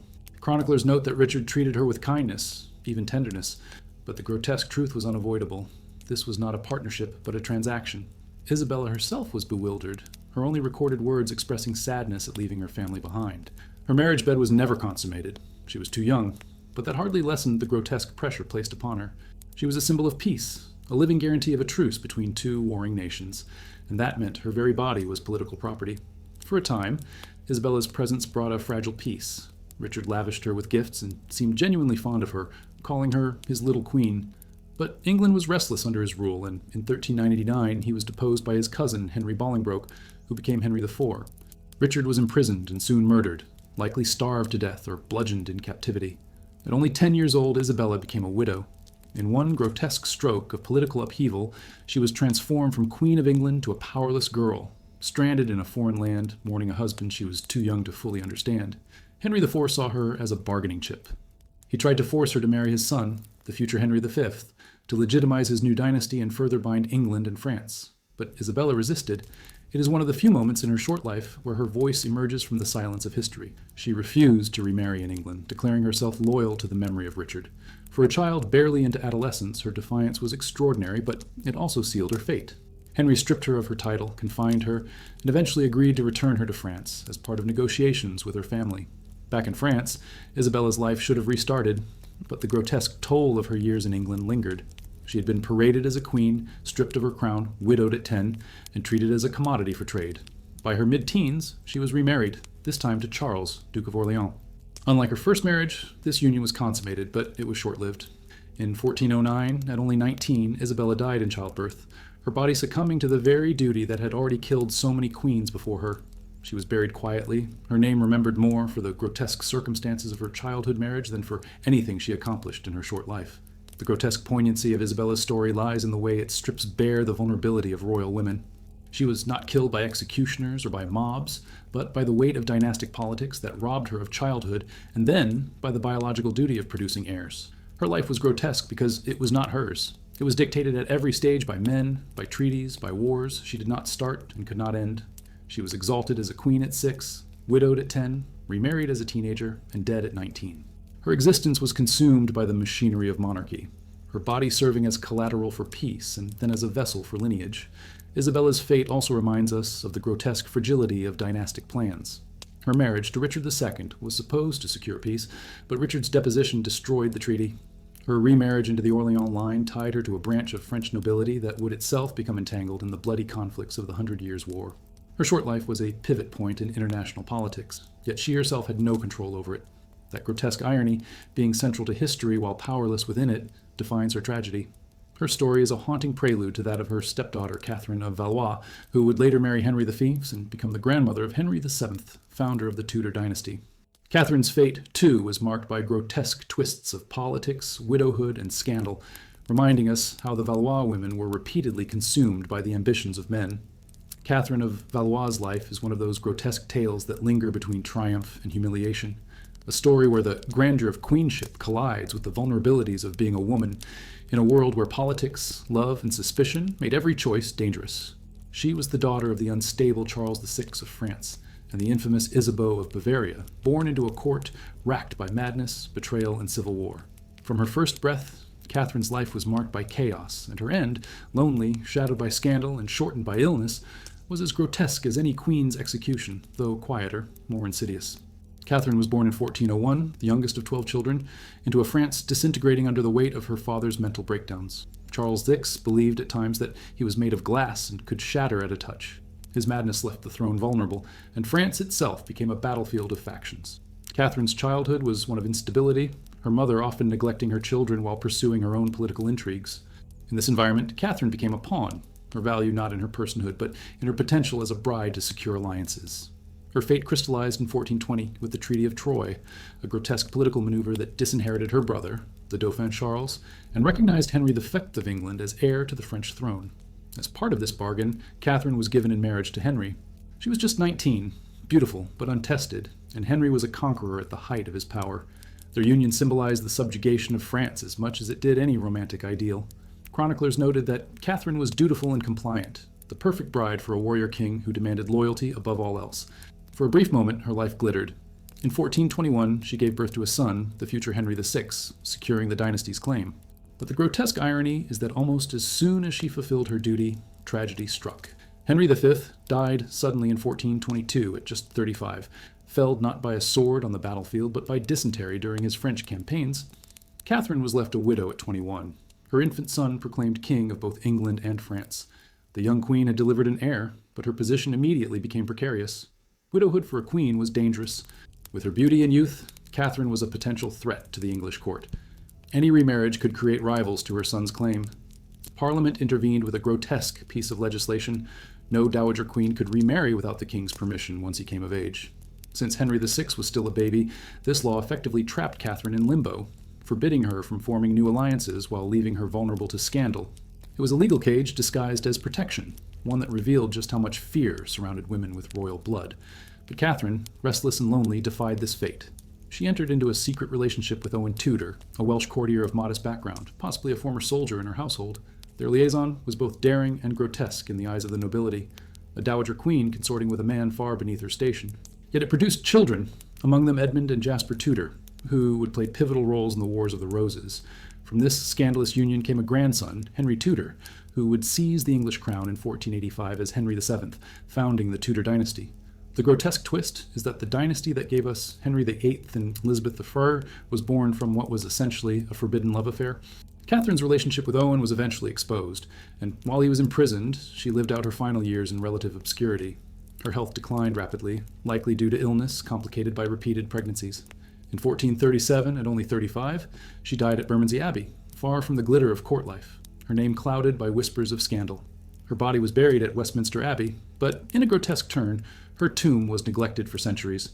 When it was reopened in the 17th century, her corpse was found surprisingly well preserved, and her remains became a macabre curiosity. Visitors, including diarist Samuel Pepys, recorded that they had touched or even kissed her corpse, treating the dead queen as a grotesque relic rather than a woman. Catherine's life and death illustrate the grotesque paradox of queenship. She was exalted as the bride, who symbolized peace between England and France, yet reduced to a scandalous widow for daring to love outside her station. She gave birth to a king, yet died forgotten in a convent. Her body was once honored in Westminster, yet centuries later it was desecrated by curious onlookers. Her story reveals how queens were celebrated when useful, discarded when dangerous, and even in death denied the dignity of rest. But Catherine's grotesque fate also planted seeds that would reshape England. Her clandestine union with Owen Tudor created a bloodline that would end the Wars of the Roses and establish the Tudor dynasty. Without her scandal, there would be no Henry VII, no Henry VIII, no Elizabeth I. The grotesque irony is that what was once condemned as shameful became the foundation of a dynasty that would dominate English history. Her story bleeds into that of another queen who was widowed young, treated as a pawn, and ultimately broken by the very system that exalted her. Mary Tudor, Henry VIII's younger sister, who married into French royalty only to be widowed and remarried against her will, her life a grotesque cycle of duty and loss. Mary Tudor, the younger sister of Henry VIII, is one of those figures whose life seems wrapped in silk and gold on the surface, but is grotesquely tragic when examined closely. Known as the French Queen, her story encapsulates the clash between dynastic duty and personal desire, showing how even the most privileged women of her age were little more than pawns in games played by kings and statesmen. Her death at just 37 was not as dramatic as a beheading or as haunting as burning at the stake, but her life and its end reveal a different grotesque reality: the suffocation of a woman caught between two worlds, sacrificed repeatedly to politics and love, and ultimately broken by the very roles she was forced to play. Born in 1496, Mary was the youngest surviving daughter of Henry VII and Elizabeth of York, and like her brother Henry, she was raised in a court that prized both beauty and ambition. She quickly gained a reputation as one of the most striking princesses in Europe. Chroniclers describe her golden hair, fair complexion, and lively wit, qualities that made her highly sought after on the marriage market. Her brother Henry VIII, who became king in 1509, saw in Mary a valuable bargaining chip to cement alliances. From childhood, she was destined to marry not for love, but for politics. By 1514, the choice was made. Mary would marry King Louis XIII of France. It was a grotesque match in every sense. She was 18, full of youthful energy, while Louis was 52, frail, and already in poor health. To Mary, this was not a marriage, but a sentence. Yet duty demanded she comply, and so she crossed the Channel to become Queen of France. The wedding was lavish, but the reality was stark. She was bound to a man old enough to be her grandfather, a man whose health was failing rapidly. Within months, Louis was dead, his body broken by the very effort of trying to sire an heir with his young bride. Mary was widowed at barely 19, her title of French queen already an echo. Her widowhood placed her in a grotesque limbo. French custom dictated that she could be used again as a pawn, perhaps married to another French noble or king. But Mary had already tasted the humiliation of being sacrificed for politics, and this time she rebelled. She had secretly promised herself to Charles Brandon, Duke of Suffolk, one of Henry VIII's closest friends. Their love affair had been whispered about at court, and Mary now seized her chance. Defying the expectations of kings and councils, she married Brandon in secret only weeks after Louis's death. The scandal was immediate. Henry VIII was furious, not only because his sister had married without his consent, but because she had married for love rather than politics. For a king obsessed with control and dynasty, this was a grotesque betrayal. Yet Henry's anger was tempered by pragmatism. He fined the couple heavily, forcing them to hand over much of Mary's dowry and jewels, but eventually forgave them. Their marriage became one of the few rare cases in which a Tudor princess managed to follow her heart rather than her duty.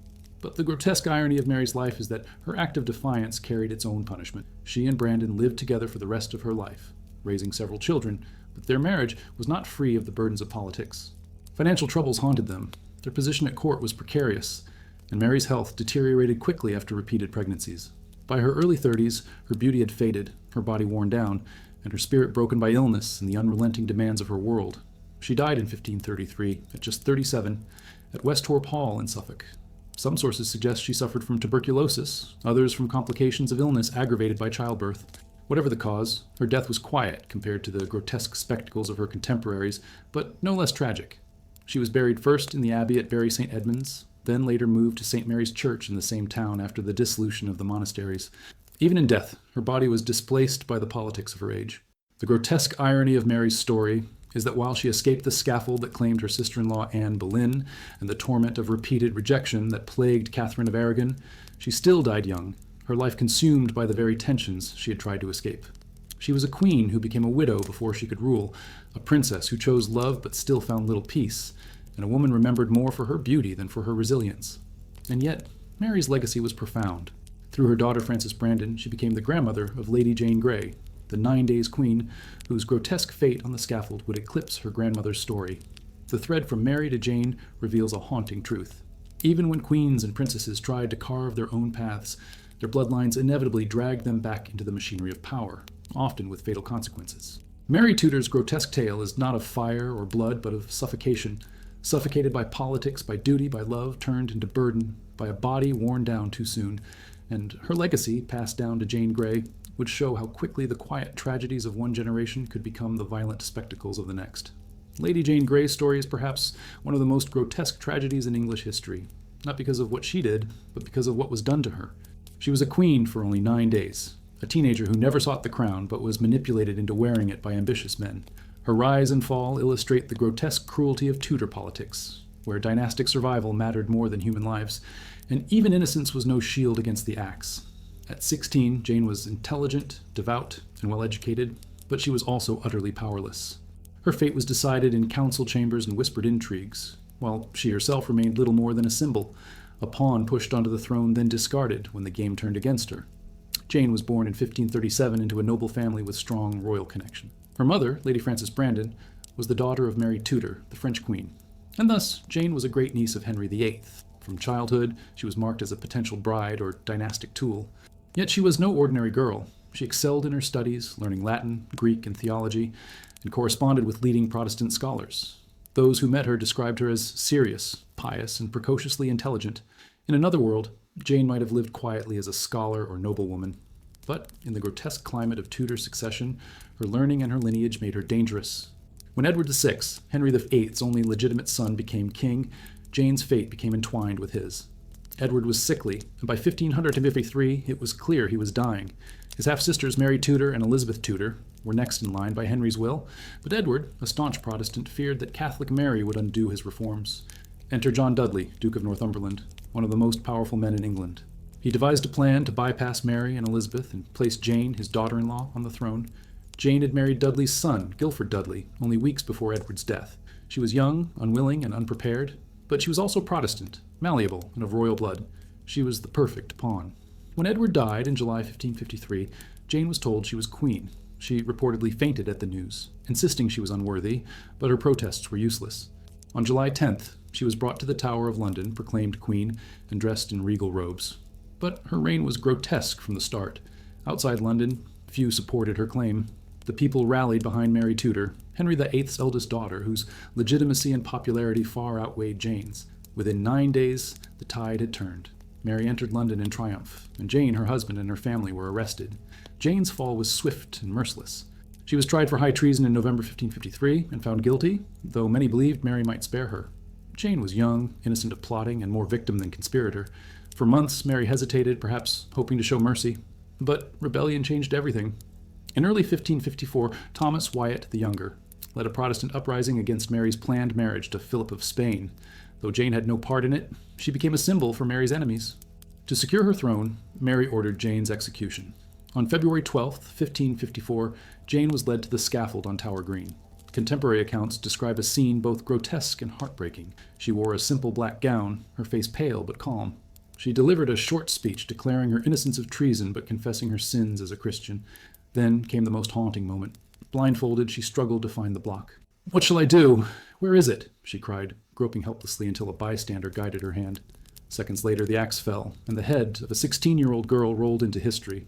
The grotesque irony of Jane's fate is that she never wanted power, yet she died for it. She had been forced onto the throne by others' ambition and killed because her existence threatened Mary's legitimacy. Her brief reign was less about her than about the men who used her name to advance their cause. And yet, in death, Jane became larger than life. She was remembered as the 9 Days Queen, a Protestant martyr, a symbol of innocence destroyed by tyranny. Her story inspired ballads, paintings, and plays, often portraying her as a tragic heroine, her youth and piety contrasting grotesquely with the brutality of her end. What makes her story endure is the way it exposes the cruelty of Tudor politics. Jane's intelligence, her faith, her potential, all were irrelevant. What mattered was her bloodline and the threat she posed. Even Mary, herself a woman who had fought for legitimacy, could not afford to spare her. In this sense, Jane's death was not an accident, but an inevitability. The system that exalted her for 9 days was the same system that cut off her head. But Jane's grotesque tale did not end with her. Her family continued to suffer for their ambition. Her father, the Duke of Suffolk, was executed weeks later. Her husband, Guilford Dudley, was beheaded the same day as Jane. Her sisters, Catherine and Mary Grey, would also face scandal and punishment for their marriages, showing how the curse of ambition lingered over the Grey family for generations. Lady Jane Grey's life and death remind us that the grotesque is not always about spectacle. Sometimes it is about the quiet cruelty of being denied a future, the horror of a girl who might have been a scholar or a mother instead, stumbling blindfolded to the block. Her tragedy set the stage for more grotesque tales of queens undone by ambition and politics. None more infamous than Mary, Queen of Scots, whose decades-long struggle against Elizabeth I ended in a botched execution that shocked even her enemies. Mary, Queen of Scots, remains one of the most haunting figures in European history. A woman whose life was painted in dazzling strokes of triumph, scandal, and betrayal, only to end in one of the most grotesque executions ever staged. Her death in 1587 was not simply the elimination of a queen, but the culmination of decades of suspicion, rivalry, and intrigue. It was a performance designed to strip her of dignity, yet in the process, it transformed her into a martyr, her blood seeping into the fabric of history. If Lady Jane Grey's downfall was swift and tragic, Mary's was drawn out over 19 years of imprisonment, a grotesque limbo that kept her alive long enough to become a problem too dangerous to ignore. Mary was born in 1542, the only surviving legitimate child of James V of Scotland. She became queen as an infant, her life immediately consumed by dynastic politics. Sent to France as a child, she grew up in the glittering French court, betrothed to the Dauphin, and married him at 16. For a brief time, she was queen of both France and Scotland. But when her young husband, Francis II, died suddenly, Mary was left widowed at 18, forced to return to a Scotland that was already divided by religion and noble rivalries. Her return was less a triumph than a descent into a hornet's nest, one that would slowly unravel her life. Her reign in Scotland was marked by scandal and disaster. She married Henry Stuart, Lord Darnley, whose arrogance and debauchery soon alienated her. When he was murdered in 1567, strangled after an explosion destroyed his house, suspicion fell squarely on Mary and her ally, the Earl of Bothwell. The grotesque detail of the case was impossible to ignore. Darnley's body was found in a garden, half-dressed, showing no signs of burns, suggesting that the explosion was staged to hide the murder. When Mary married Bothwell only months later, many concluded she had been complicit. Her enemies rose against her, and she was forced to abdicate in favor of her infant son, James VI. Exiled and desperate, Mary fled to England, throwing herself on the mercy of her cousin Elizabeth Rears. Here lies one of history's great grotesque ironies.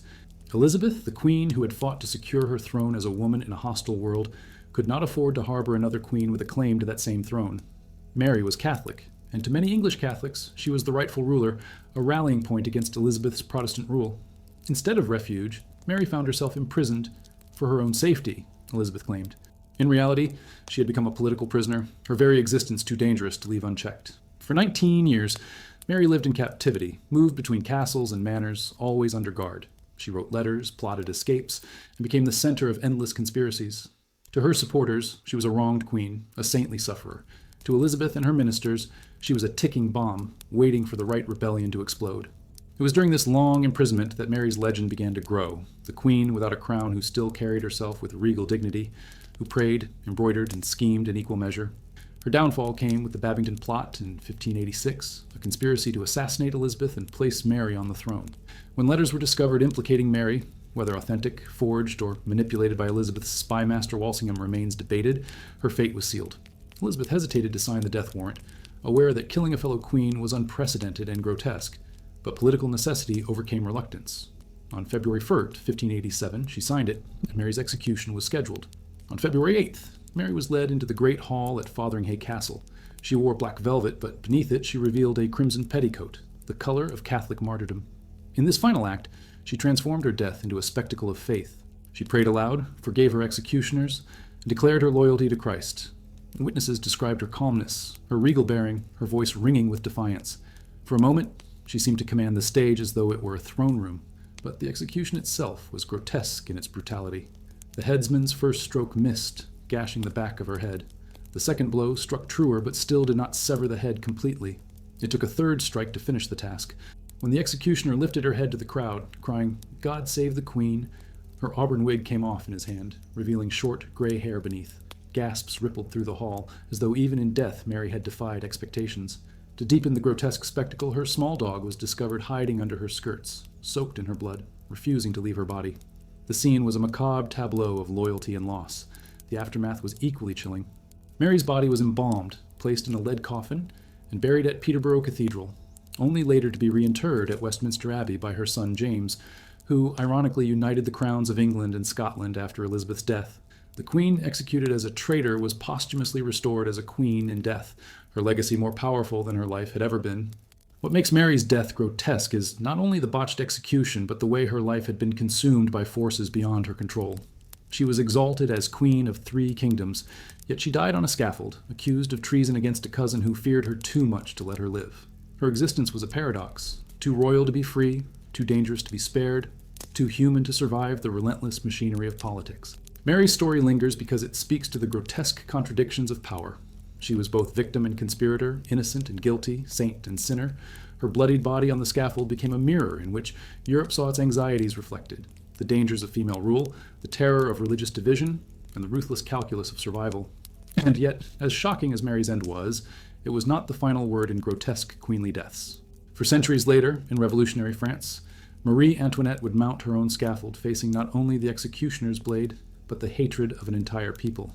If Mary, Queen of Scots, died as a martyr for her faith, Marie Antoinette would die as the grotesque embodiment of monarchy's excess, her head rolling into the basket as a warning to every throne in Europe. Marie Antoinette's death in 1793 has become one of the most grotesque spectacles of the French Revolution, a moment when centuries of monarchy collapsed in a single swing of the guillotine.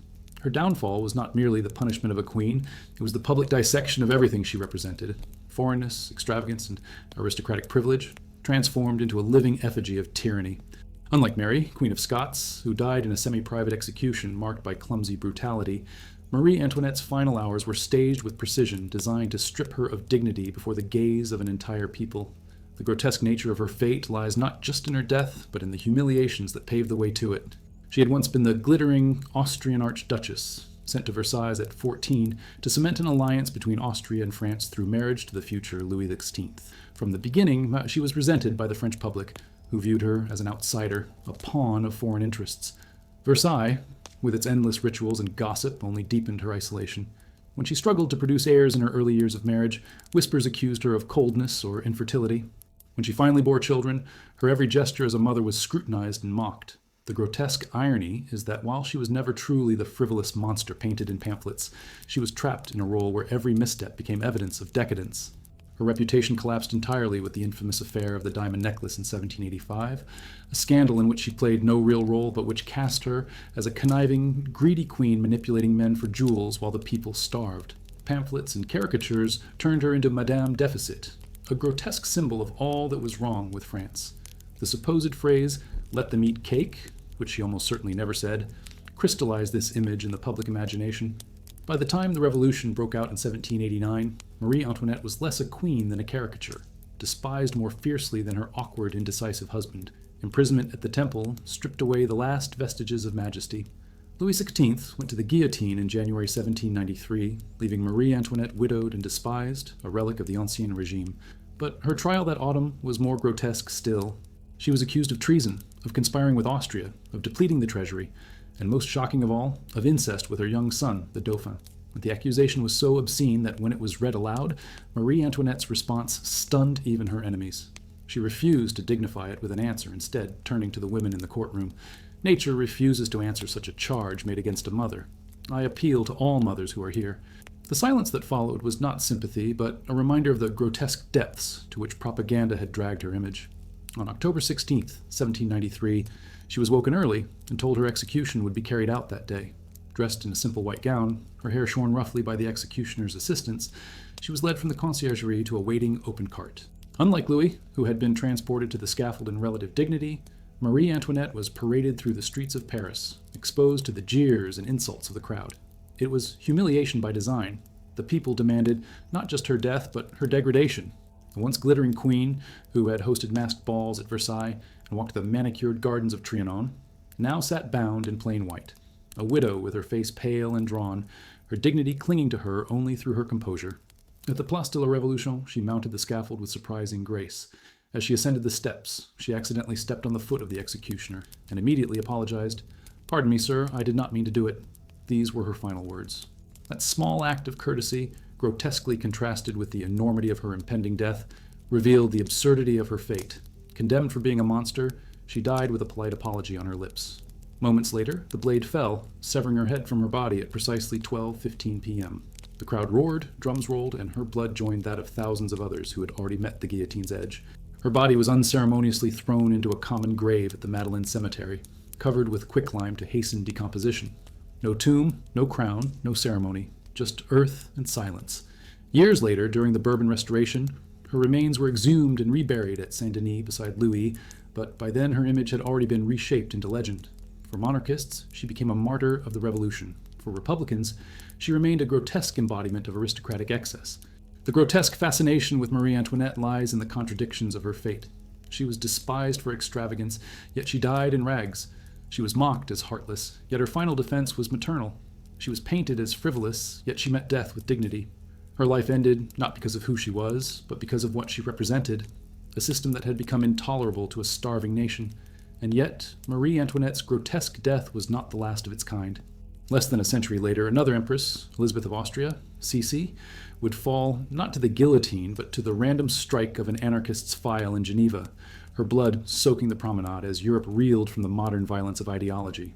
Where Marie Antoinette's death was staged as theater, Sisi's was grotesque in its unpredictability, a reminder that queens were never safe, whether in palaces or in public squares.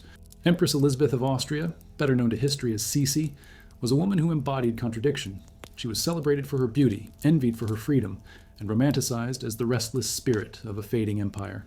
Yet beneath the layers of myth was a queen haunted by loss, suffocated by ceremony, and driven to a life of constant wandering in search of peace she never found.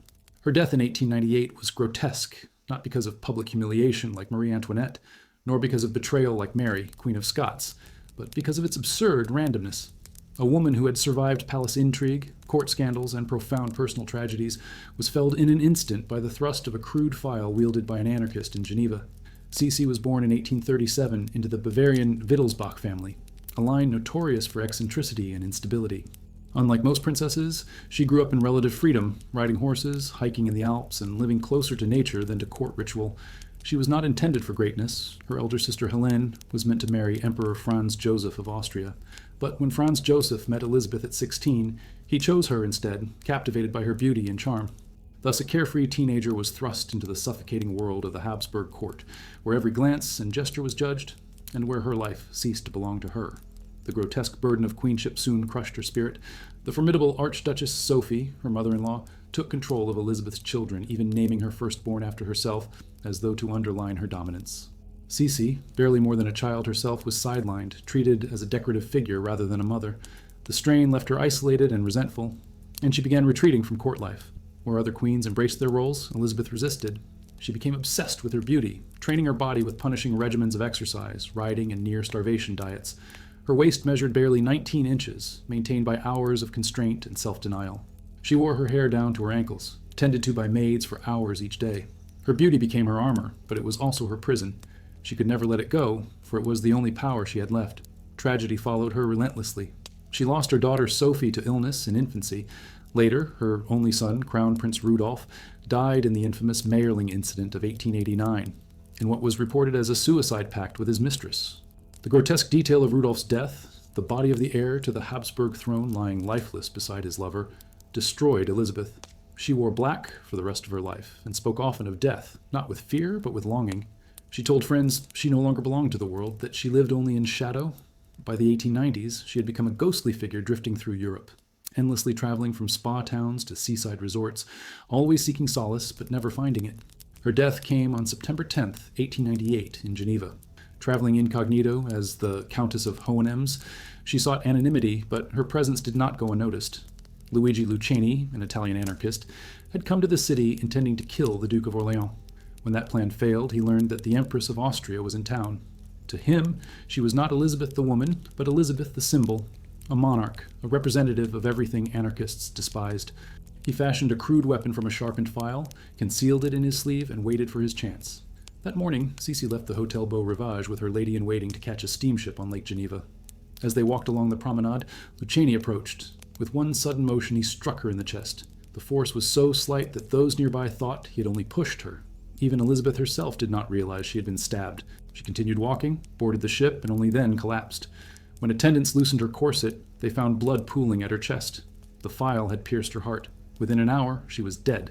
The grotesque absurdity of her death shocked Europe.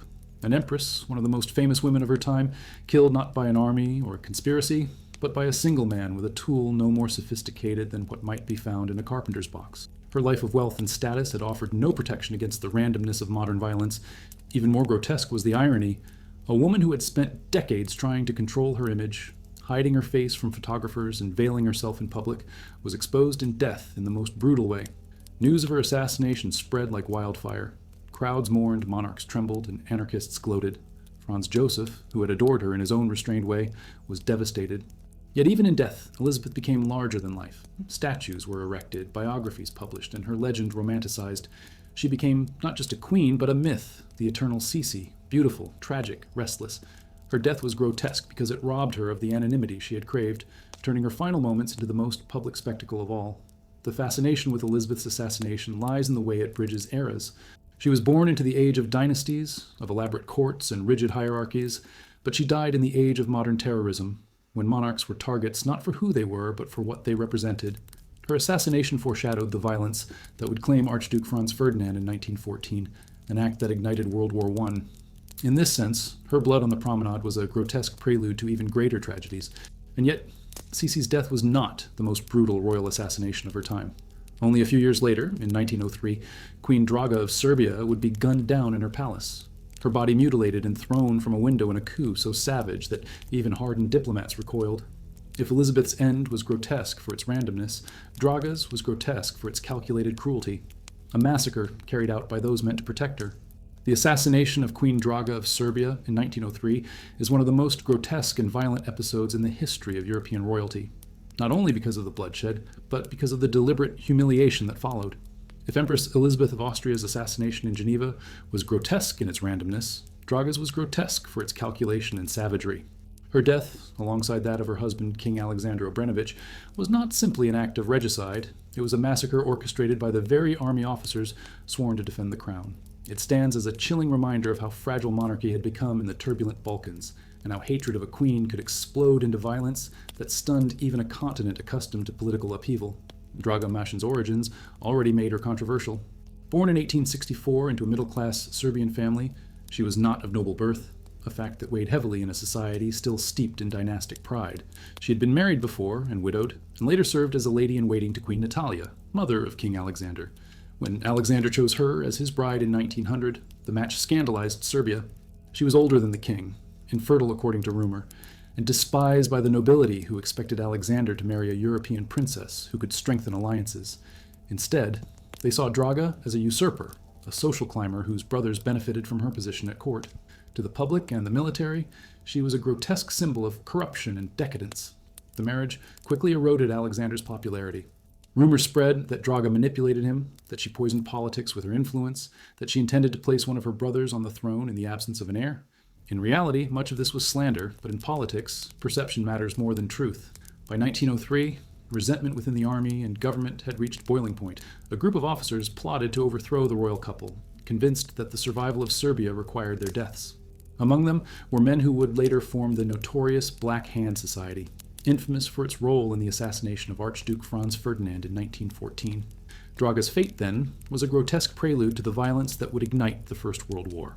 On the night of June 10, 1903, the conspirators stormed the royal palace in Belgrade. They cut down guards and servants with ruthless efficiency, their loyalty to the monarchs extinguished by years of resentment. Inside, Alexander and Draga attempted to escape, running through corridors and hiding in a small cupboard in their apartments. For hours, the officers searched, fury mounting as they failed to find their prey. When they finally discovered the couple, it was not the dignified capture of royalty, but the brutal unmasking of terrified fugitives. The killing was savage. The officers opened fire at close range, bullets tearing through the king and queen's bodies. Bayonets and sabers followed, hacking and stabbing long after life had left them. Their corpses were mutilated, desecrated in a frenzy of rage that went beyond politics into something primal. Draga, in particular, bore the brunt of their hatred. Her body was riddled with wounds, slashed in ways that stripped her not only of life but of dignity. The grotesque cruelty revealed how much she had become the symbol of everything despised about the regime. But the violence did not end there. Their bodies, bloodied and broken, were dragged to a window and hurled into the courtyard below. In the mud and torchlight, soldiers and bystanders stared at the grotesque spectacle of their monarchs reduced to carcasses. Some accounts suggest that Draga's body was stripped, her nakedness mocked by those who had once bowed to her. What had begun as assassination ended as theater, a deliberate act of degradation meant to erase the couple's image and terrify any who might mourn them. Europe reacted with horror. Diplomats recoiled at the savagery. Newspapers described the killings in grisly detail, and Serbia was briefly treated as a pariah on the international stage. Even in an age when political assassinations were becoming more common, the grotesque brutality of Draga's death stood out. It was not only the elimination of a royal couple, but the destruction of monarchy's mystique, the deliberate tearing down of the illusion that kings and queens were untouchable. Yet within Serbia, many celebrated the conspirators as heroes who had purged the nation of corruption. The grotesque paradox was clear. What shocked the world was seen by some at home as liberation. Draga's death reveals the lethal intersection of misogyny and politics. She was hated not only as a queen, but as a woman who defied expectations. Older than her husband, barren, of humble birth.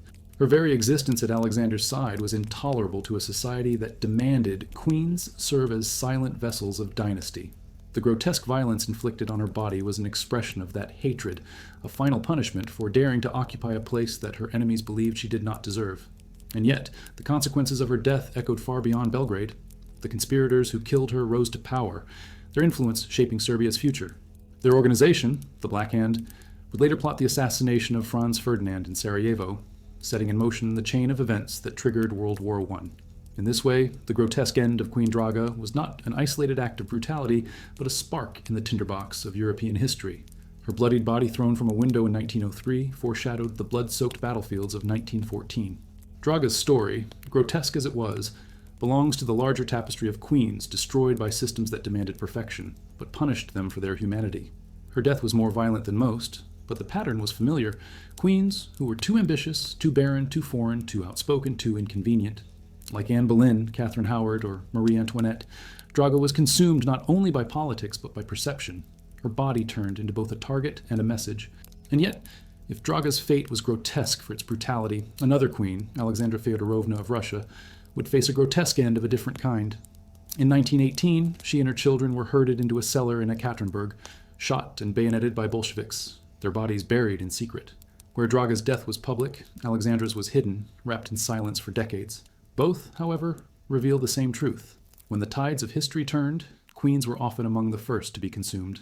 The story of Alexandra Feodorovna, the last empress of Russia, is a grotesque tragedy not only because of the way she died, but also because of how she lived. Her final moments in a cellar in Ekaterinburg in 1918, bullets ricocheting and bayonets thrusting into the smoke-filled darkness, have been etched into history as one of the most shocking ends to a royal family. Yet what makes her fate so haunting is the long descent into isolation, paranoia, and desperation that preceded that bloody night. Alexandra was not merely a victim of political revolution. She was also a queen whose attempts to cling to power and protect her family only drew them further into the abyss. Born as Princess Alix of Hesse in 1872, Alexandra was the granddaughter of Queen Victoria of Britain. She grew up in a deeply religious, emotionally intense household, traits that she carried throughout her life. When she married Tsar Nicholas II in 1894, it was a union of love rather than convenience, rare among royals. Nicholas adored her, and she him, but love alone could not shield them from the grotesque weight of empire. From the beginning, the Russian people viewed Alexandra as a foreigner, a cold German interloper who never fully embraced Russian culture. That mistrust would only deepen in the years ahead. The grotesque irony of Alexandra's life is that her deepest vulnerability became her greatest political liability, her failure to produce a healthy male heir. After 4 daughters, she finally gave birth to Alexei in 1904. But joy turned quickly to horror when it became clear that the boy suffered from hemophilia, a genetic disorder that left him fragile and prone to uncontrollable bleeding. Alexandra's devotion to Alexei consumed her. Every fall, every bruise, every nosebleed became a crisis that could end his life. In her desperation, she turned to anyone who offered hope. This desperation brought her to Grigory Rasputin, a mystic from Siberia whose hypnotic presence seemed to ease Alexei's suffering. To Alexandra, Rasputin was a godsend, the only man who could save her son. To the Russian court and public, however, he was a grotesque figure, unkempt, drunken, rumored to be sexually deviant and politically manipulative. Alexandra's reliance on him fueled endless rumors, that she was his lover, that he controlled the throne through her, that she betrayed Russia during World War I. Whether true or not, perception mattered more than reality. Rasputin became the grotesque symbol of Alexandra's reign, the embodiment of corruption, mysticism, and weakness. As the empire unraveled under the strain of war, hunger, and revolution, Alexandra and Nicholas withdrew further into their world of faith, family, and Rasputin's guidance. Their isolation was grotesque in its blindness. While Petrograd starved, Alexandra sent Nicholas letters filled with prayers and assurances that God's will would prevail. While soldiers deserted the front, she focused obsessively on Alexei's health and the girl's moral upbringing. To the people, she seemed callous and detached. To her, she was clinging to the only things she could control. By 1917, revolution swept Nicholas from the throne. The imperial family was placed under house arrest, first at Tsarskoye Selo, then in Tobolsk, and finally in Ekaterinburg. For over a year, Alexandra lived in captivity with her husband and 5 children, stripped of power but still clinging to dignity. She sewed, prayed, and tried to shield her children from the horror unfolding outside. Yet the grotesque contrast between their lives and the people's suffering remained glaring. Even as prisoners, the Romanovs seemed privileged compared to the starving masses. The final act came in July 1918. The Bolsheviks, fearing that advancing white army forces might rescue the Romanovs, decided to eliminate them. On the night of July 16th-17, Alexandra, Nicholas, their children, and a few loyal servants were woken and told they were to be moved for their safety. Led into a basement room of the Apatiev house, they were lined up under the pretense of taking a photograph. Alexandra, weakened by illness, sat in a chair beside her daughters, while Nicholas stood with Alexei. The execution squad entered, and in the suffocating silence, the order was given. Gunfire erupted, echoing off the walls. The scene was grotesque chaos. Smoke filled the room, bullets ricocheted, screams pierced the air. The daughters, protected by jewels sewn into their corsets, did not die immediately, forcing the executioners to stab them with bayonets until they collapsed. Alexandra herself was shot in the head, her body slumping in the chair. When it was over, the cellar was slick with blood, the imperial family reduced to corpses piled on the floor. The grotesque aftermath deepened the horror. The bodies were stripped, looted, doused in acid, and hastily buried in shallow graves. For decades, their resting place remained a secret, their memory erased by the Soviet regime. It was only in the late 20th century that their remains were discovered and given a proper burial, their sainthood later recognized by the Russian Orthodox Church. Yet, even in death, Alexandra's image remained contested. To some, she was a saintly martyr. To others, the symbol of a dynasty so blind and corrupt that it sealed its own doom. What makes Alexandra's fate so grotesque is not only the brutality of her death, but the inevitability of it. Every choice she made as empress, her devotion to Alexei, her trust in Rasputin, her withdrawal from politics, fed the perception that she was out of touch, foreign, and dangerous. She tried desperately to save her family, yet in the end, her love for them became the rope that tied them all to their execution. Her story also illustrates the grotesque shift of the modern age. Queens once died on scaffolds or in childbirth. Alexandra died in a cellar under the barrels of revolvers, her body hidden in a forest grave. Her end marked the violent birth of a new era, one where monarchy was no longer toppled by rituals of execution, but annihilated in silence and secrecy. And yet, Alexandra's death was not the last grotesque royal tragedy of the 20th century. Her murder, orchestrated by revolutionaries, foreshadowed other moments when monarchs and queens would fall, not just to disease or intrigue, but to modern violence.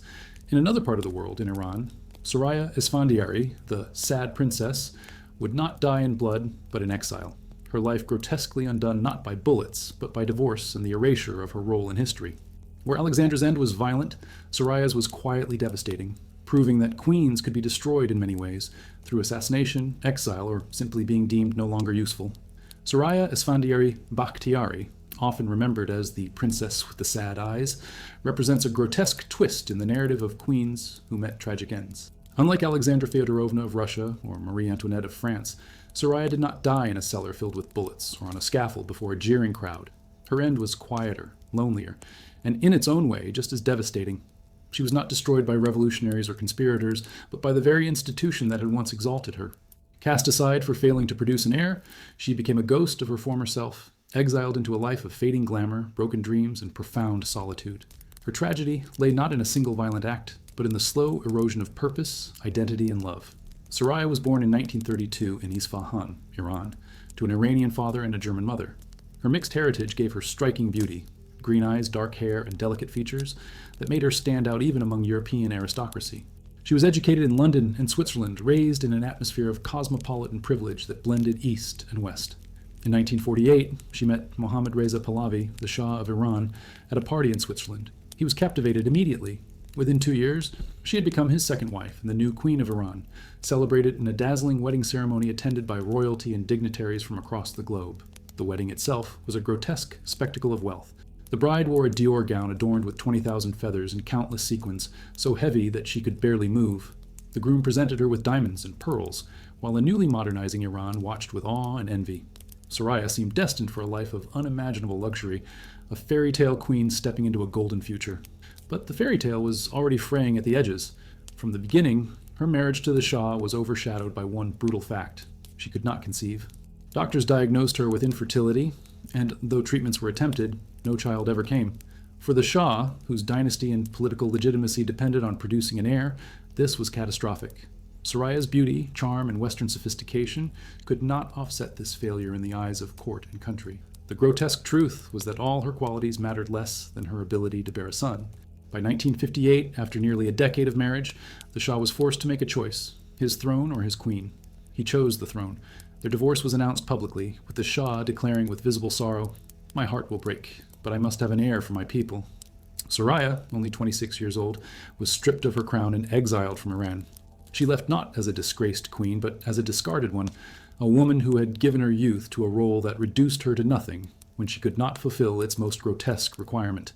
Exile became its own form of death. Soraya settled in Europe, first in Rome and later in Paris, where she drifted through the fading circles of high society. She attempted to reinvent herself as an actress, starring in a film titled Three Faces of a Woman in 1965, but the project flopped, and critics mocked her for daring to step outside the role of royal consort.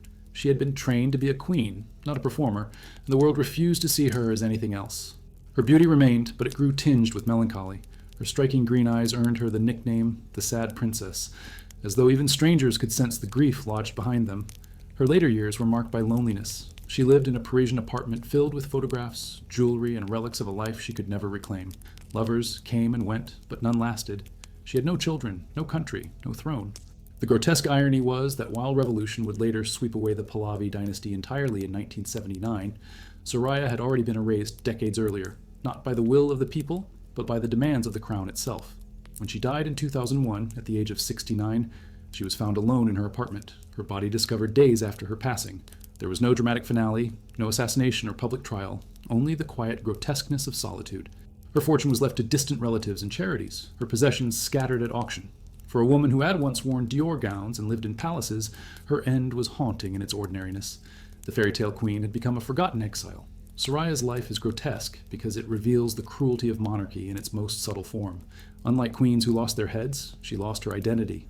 Unlike queens who were martyred in public, she withered in private.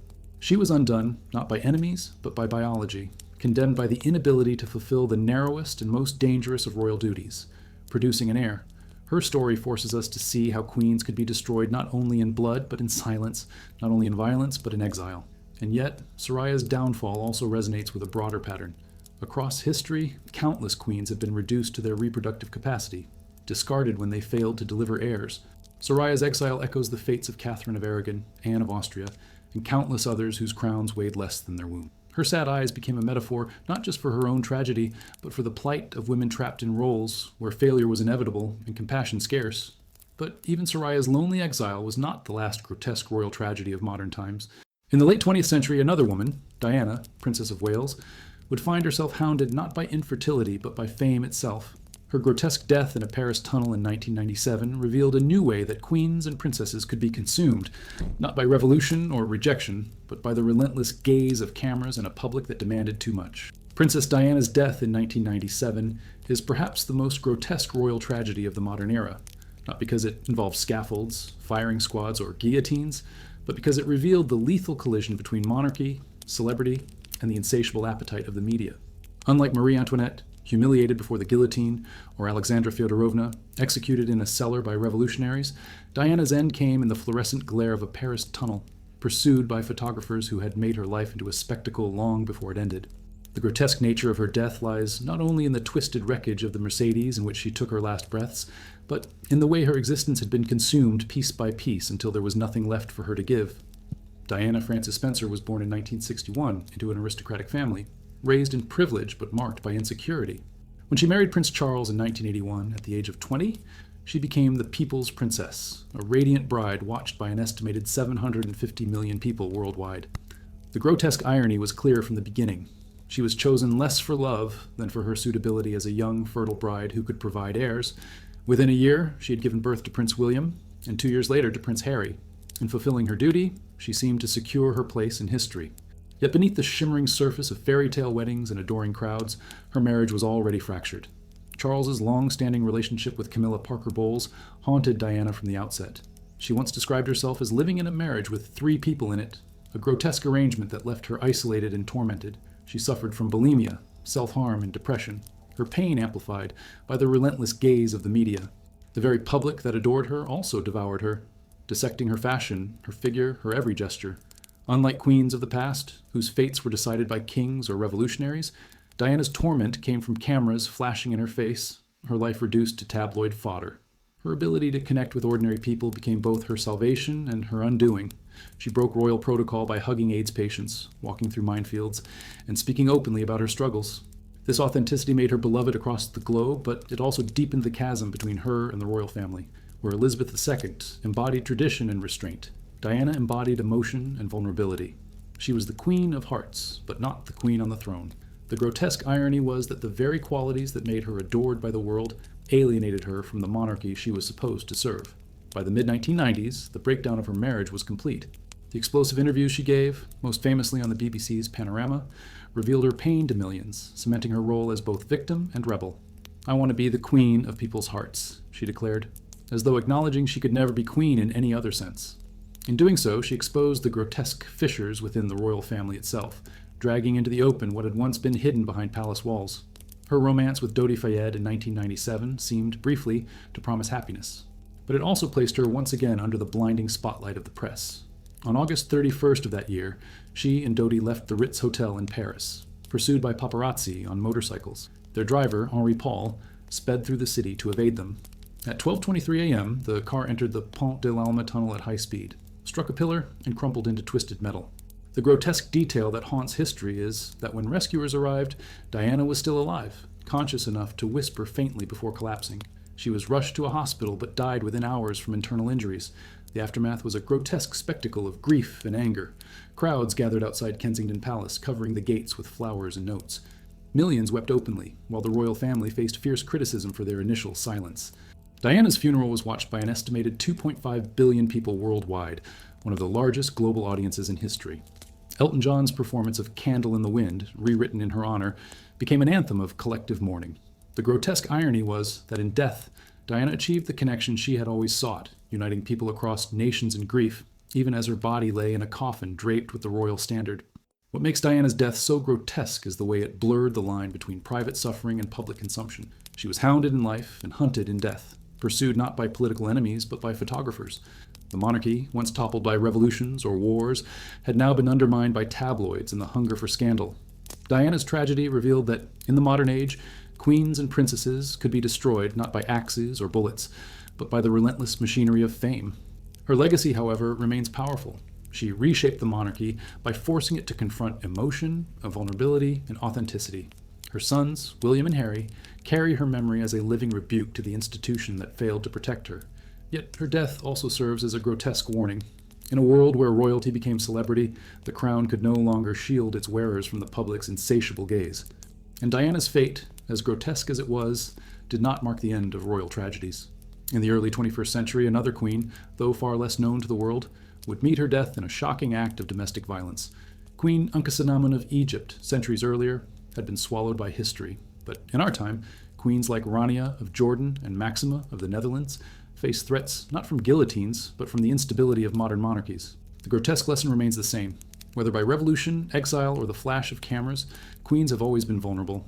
Ankhesenamun, the widow of Tutankhamun, is one of history's most enigmatic and grotesquely tragic queens. Not because we know exactly how she died, but because her fate remains shrouded in silence and disappearance. She was born into one of Egypt's most turbulent dynasties, lived through revolutions of religion and power, and married not once but multiple times within her own family, as was the grotesque custom of her age. Her very name, meaning her life is of Amun, symbolized Egypt's attempt to restore stability after the chaos of her parents' religious revolution.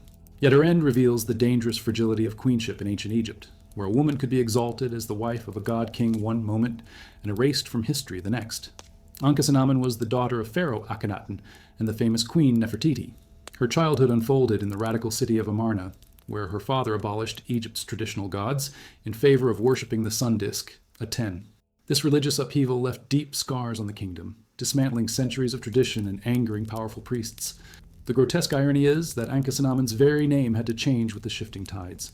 She was born Ankhesenpaten, dedicated to Aten, but later renamed Ankhesenamun as Egypt rejected her father's heresy and restored the old gods. Her very identity was rewritten by politics before she even reached adulthood. Her first marriage was to her half-brother, Tutankhamun. He was a boy king, perhaps only 9 or 10 when he ascended the throne, and she, only slightly older, became his queen. Together, they symbolized the restoration of a tradition, returning to Thebes, reviving the temples, and attempting to heal a fractured nation. Yet their reign was brief and shadowed by tragedy. In their decade together, they produced no surviving heirs. Studies of Tutankhamun's mummified remains reveal that 2 fetuses, likely their stillborn daughters, were buried in his tomb.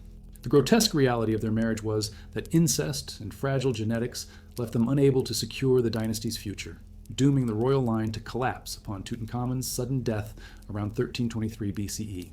It is at this point that Ankhesenamun's story takes its most grotesque turn. Left a young widow in a court seething with power struggles, she faced the terrifying possibility of being forced to marry one of her father's advisors or generals, men old enough to be her father who coveted the throne. In desperation, she did something unprecedented. She wrote a letter to the king of the Hittites, Egypt's northern enemy, begging him to send one of his sons for her to marry. "Never shall I take a servant of mine and make him my husband," she wrote, in a chilling plea that reveals just how cornered she was. Her words survive in Hittite records, a grotesque confession of a queen willing to bring a foreign prince into Egypt, rather than be forced into a degrading match at home. The Hittite king agreed and sent his son Zananza, but the plan ended in blood. As the prince traveled to Egypt, he was ambushed and murdered, likely by factions loyal to the Egyptian general Ai, who soon took Ankhesenamun as his own wife. This grotesque sequence reveals just how little control she truly had. Even as queen, her body and her fate were battlegrounds for men's ambitions. Her desperate plea to the Hittites, once seen as treasonous, highlights the vulnerability of queens in a system that demanded they legitimize power through marriage, even against their will. After her forced marriage to Ai, Ankhesenamun disappears from the record. Her name vanishes from inscriptions, her images erased from monuments, her memory swallowed by silence. Whether she was murdered, died in childbirth, or simply erased by successors who wanted to distance themselves from Amarna's legacy, we cannot say. Archaeologists have long speculated about her remains, with some suggesting she may be the mysterious younger lady mummy discovered in the Valley of the Kings, showing signs of violent death. If true, the grotesque detail is that she may have been murdered and buried hastily, denied the honors of a queen despite her birth and title. The fascination with Ankhesenamun lies in these silences, in the grotesque gaps where her story should be. She was born to one of history's most famous queens, married to one of its most legendary boy kings, and yet her end is obscured, as if the very earth conspired to erase her. And yet, in that erasure lies the grotesque truth. Queens in ancient Egypt were not invulnerable goddesses, but pawns in a relentless game of succession, their worth determined by their ability to produce heirs, and their fate sealed when they could not. Her disappearance echoes across time, a reminder that queens have always been vulnerable to the ambitions of others. Like Catherine of Aragon, divorced and discarded when she could not give Henry VIII a son, or Soraya Esfandiari, exiled for the same reason in 20th century Iran, Ankhesenamun was undone by forces beyond her control. Her tragedy, grotesque in its combination of desperation, forced marriage, and erasure, reminds us that even the gilded queens of Egypt were not immune to the cruelties of history. And yet, if Ankhesenamun's end was marked by silence and disappearance, other queens in history would meet their grotesque fates in spectacle and blood. Centuries after her, Cleopatra VII, Egypt's last pharaoh, would take her own life in the shadow of Rome's conquest, transforming her death into theater as dramatic as any queen's before or since.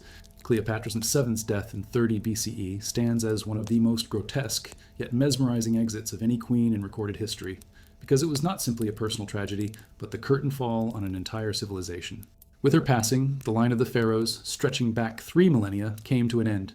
Her death has been painted in countless works of art and literature, from Shakespeare's plays to Hollywood films, and yet the details remain shrouded in mystery, her final act staged half in legend. What makes her end grotesque is not only its drama, but its inevitability.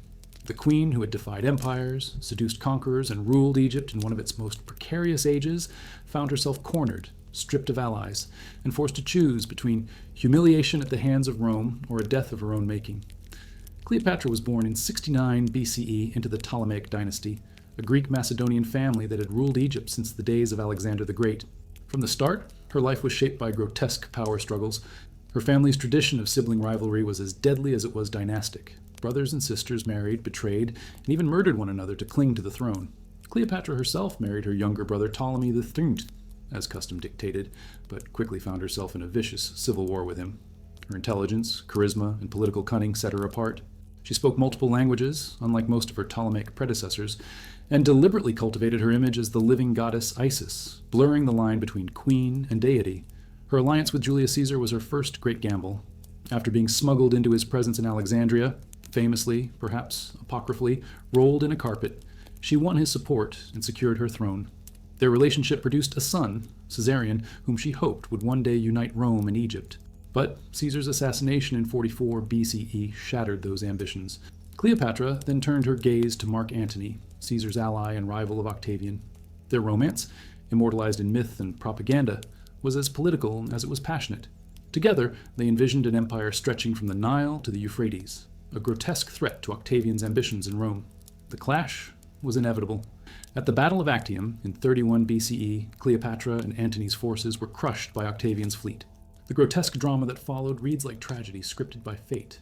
Antony, misled into believing Cleopatra was dead, fell on his sword, only to be carried bleeding into her presence where he died in her arms. Cleopatra, left alone, retreated to her mausoleum, filling it with treasures and preparing for the final act of her life. She knew Octavian intended to parade her through Roman chains, a spectacle of humiliation that would strip her of dignity and reduce her to a grotesque curiosity for the jeering crowds. For a woman who had lived as a goddess, this was unthinkable. The manner of her death remains one of history's great mysteries. Ancient writers claim she arranged for an asp, a venomous Egyptian cobra, to be smuggled into her chamber in a basket of figs.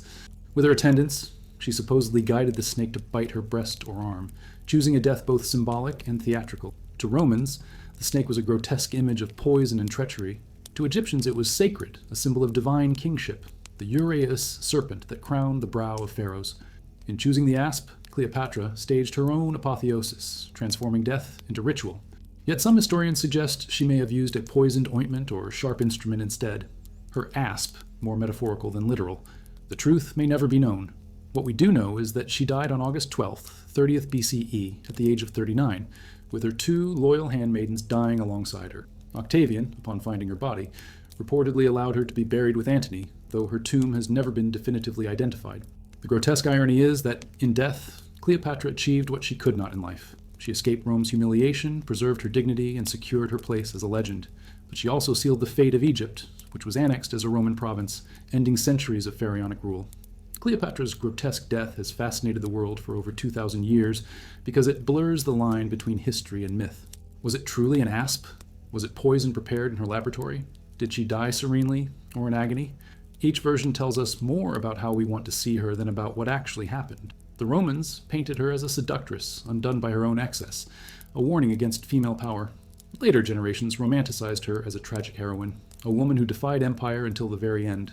Both images are grotesque distortions, yet both endure because Cleopatra herself understood the power of image. Even in death, she controlled the narrative. The grotesque lesson of Cleopatra's fate is that queenship, however exalted, could never protect a woman from the ruthless calculus of politics. She had outmaneuvered brothers, generals, and Roman statesmen, but in the end, she could not outmaneuver empire itself. Her death was at once a surrender and a victory. She lost her kingdom but preserved her legacy, ensuring that her name would echo through history long after Octavian had become Augustus. And yet, Cleopatra's grotesque finale was not unique in the ancient world. Other royal women of antiquity, wives, mothers, and daughters of emperors, would meet fates just as bloody or humiliating. In Rome itself, empresses like Julia Domna, Messalina, and Agrippina the Younger would face poison, execution, or assassination at the hands of the very men they raised to power. If Cleopatra's end was self-chosen, theirs would reveal how grotesque it could be when queens and empresses had no control at all over their destinies. Agrippina, the Younger's life and death, remain some of the most grotesque spectacles of Rome's imperial age, not because she was a passive victim like so many queens before her, but because she was an active architect of her own fate. She clawed her way to power through marriage, intrigue, and ruthless ambition, only to be destroyed by the very son she had elevated to the throne. If Cleopatra staged her own ending, Agrippina's was staged by others, clumsy, brutal, and filled with irony so grotesque it borders on dark comedy. Her assassination in 59 CE by her son, Emperor Nero, illustrates not only the savagery of Roman politics, but also the terrifying precarity of female power in a world where women could rule only through the men they created. Born in 15 CE, Agrippina was a granddaughter of Augustus, Rome's first emperor, and the daughter of the heroic Germanicus, beloved by the legions. Her lineage alone made her dangerous in the eyes of the paranoid emperors who followed.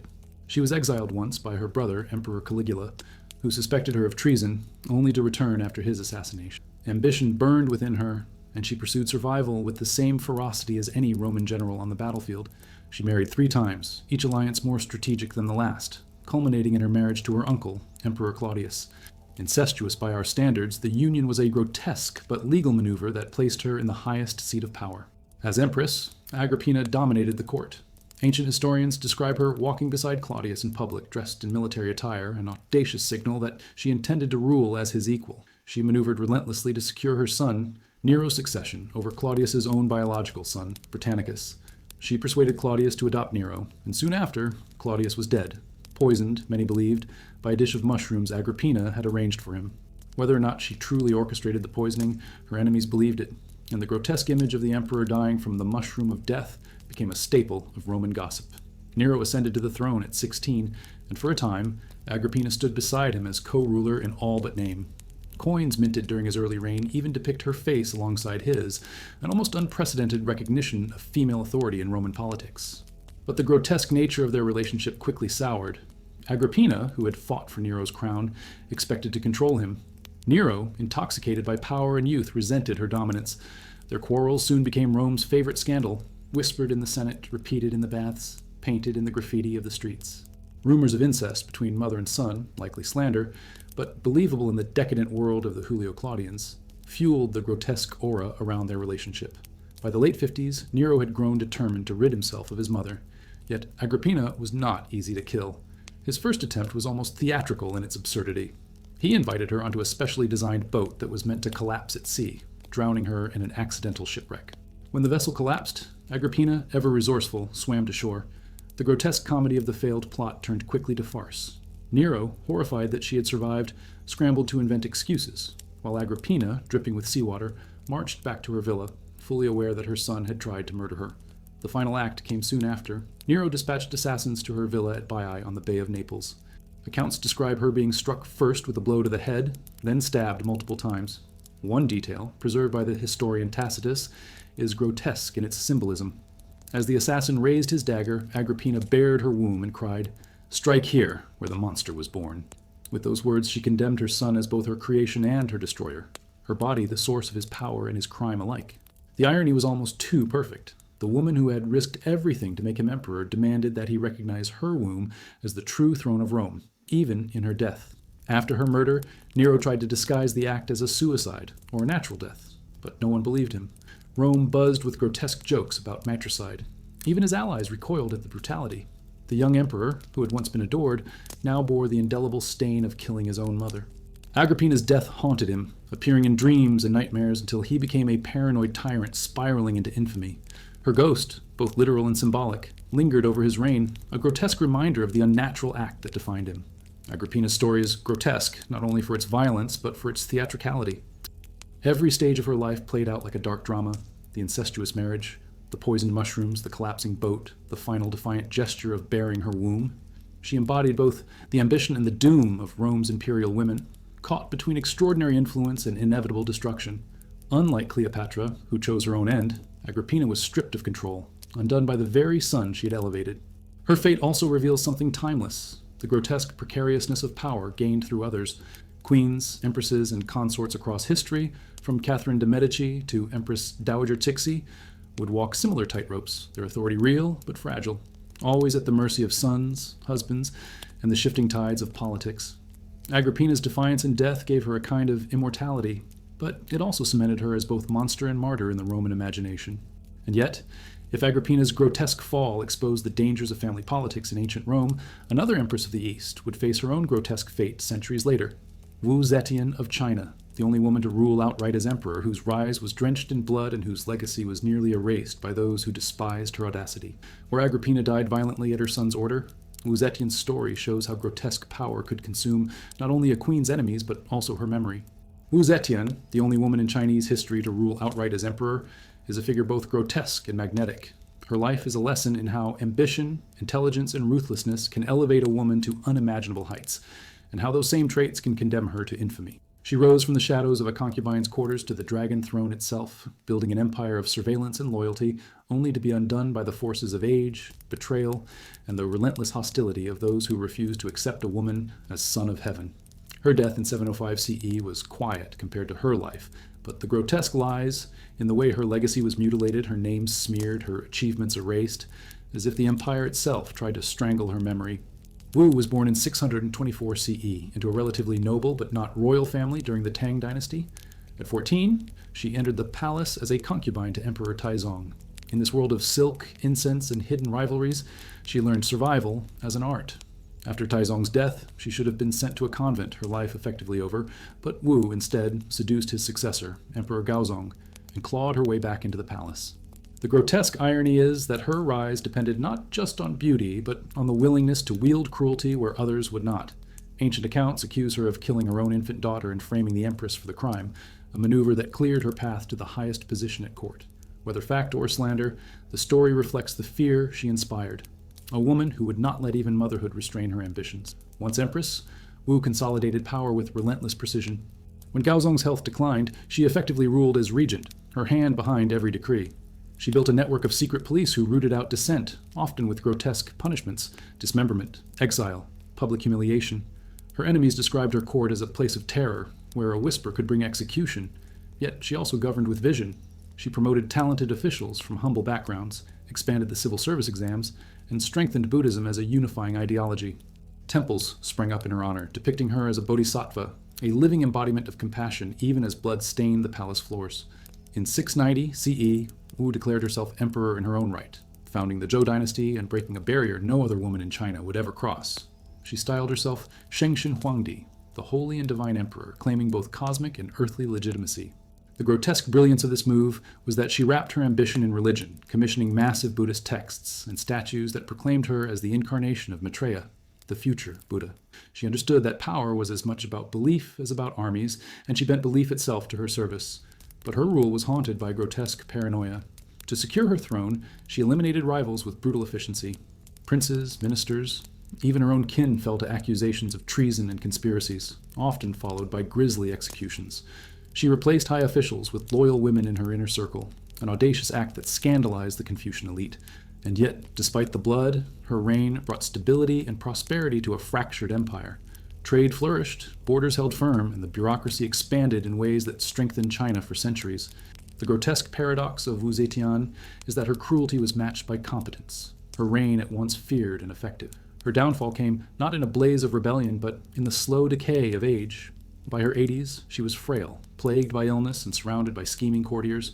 She took young lovers, the Zheng brothers, whose influence over her provoked disgust and whispers that the empire was ruled by bedroom games. In 705 CE, her ministers and family launched a coup, forcing her to abdicate in favor of her son, restoring the Tang dynasty. Wu, the only female emperor, was reduced once again to the title of Empress Dowager, stripped of her imperial name.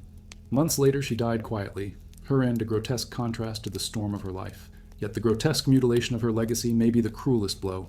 Her enemies ensured that her name was blackened, her reign dismissed as a dark aberration in Chinese history. Official histories accused her of witchcraft, murder, debauchery, whether true or fabricated.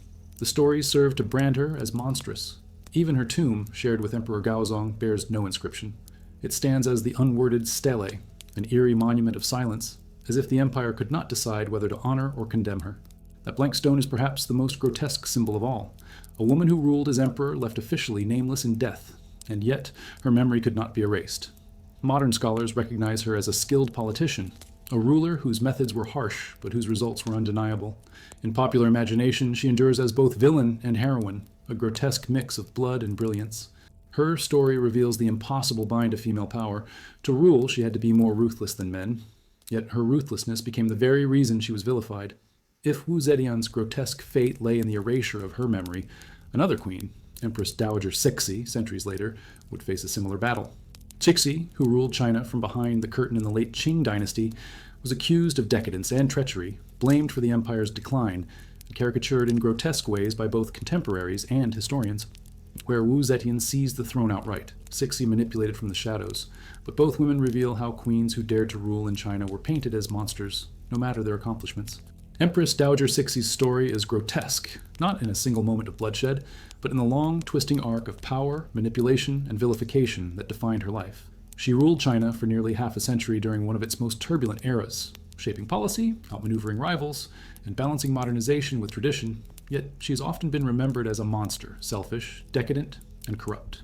Her death in 1908 marked not just the end of her personal reign, but the twilight of imperial China itself. What makes her tale grotesque is not only the intrigue and cruelty she practiced, but the way her legacy was painted black, her image twisted into a grotesque caricature of female ambition at the expense of nuance. Cixi was born in 1835 to a minor Manchu official's family, an upbringing that gave no hint of the power she would one day wield. At 16, she was chosen as one of the emperor's concubines, entering the Forbidden City as just another young woman in silk and powder competing for notice, yet she quickly distinguished herself by intelligence and cunning. In 1856, she gave birth to a son, the only male heir of Emperor Xianfeng. That single act changed her destiny. When the emperor died 4 years later, her 5-year-old son ascended the throne as the Tongzhi emperor, and Cixi became Empress Dowager. In a grotesque twist of dynastic custom, a woman who had been almost invisible was suddenly elevated to the pinnacle of influence because she produced the right child at the right time. At first, her position was precarious. She ruled jointly with the senior Empress Dowager, Xian, and a council of regents who assumed they would dominate policy. But Cixi was not content to sit behind the curtains. In 1861, she orchestrated the Xinyu coup, outmaneuvering the regents with the help of loyal princes and generals. The regents were executed, their families destroyed, and Cixi secured her grip on the throne. It was a grotesque introduction to her reign, swift, ruthless, and effective. From then on, she would be the power behind the emperors, ruling through her son, her nephew, and eventually her adopted heirs. Cixi's reign was full of grotesque contradictions. On one hand, she embraced certain reforms. She supported the self-strengthening movement, encouraging the study of Western technology, building arsenals and shipyards, and cautiously opening China to foreign knowledge. She built modern schools, and even allowed the first female students in Chinese history. On the other hand, she was deeply conservative, clinging to Confucian values and court rituals, resisting political reform that might weaken her authority. To her critics, she was the ultimate hypocrite, adopting the trappings of progress while ensuring that real power never left her hands. Her personal extravagance became the subject of grotesque fascination. She was said to bathe in milk, dine from gold dishes, and indulge in endless luxuries while her empire crumbled under foreign aggression and internal rebellion. Whether these stories were truth or propaganda, they fed the image of Niexi as a dragon lady, a figure of greed and decadence. Her enemies claimed she embezzled funds intended for modernizing the navy to build her lavish summer palace instead, a grotesque symbol of misplaced priorities that left China vulnerable in the Sino-Japanese War of 1894-95, where its fleet was annihilated. Cixi's cruelty also left stains on her legacy. When her own son, the Tongzhi Emperor, died young and childless, she manipulated the succession to install her nephew as the Guangxu Emperor. When Guangxu later attempted bold reforms in the 100 Days Reform of 1898, backed by young officials eager to modernize China, Cixi crushed the movement. Reformers were executed, Guangxu was placed under house arrest, and she reclaimed power in her own hands.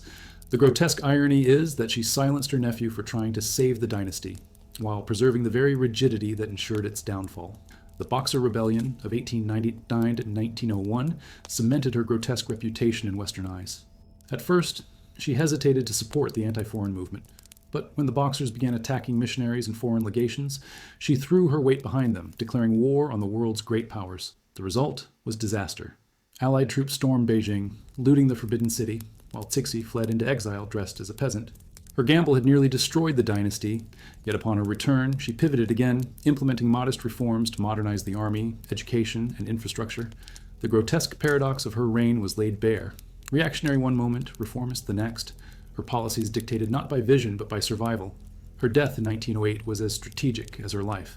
Gravely ill, she ensured the succession by arranging for the enthronement of a 2-year-old boy, Puyi, the last emperor.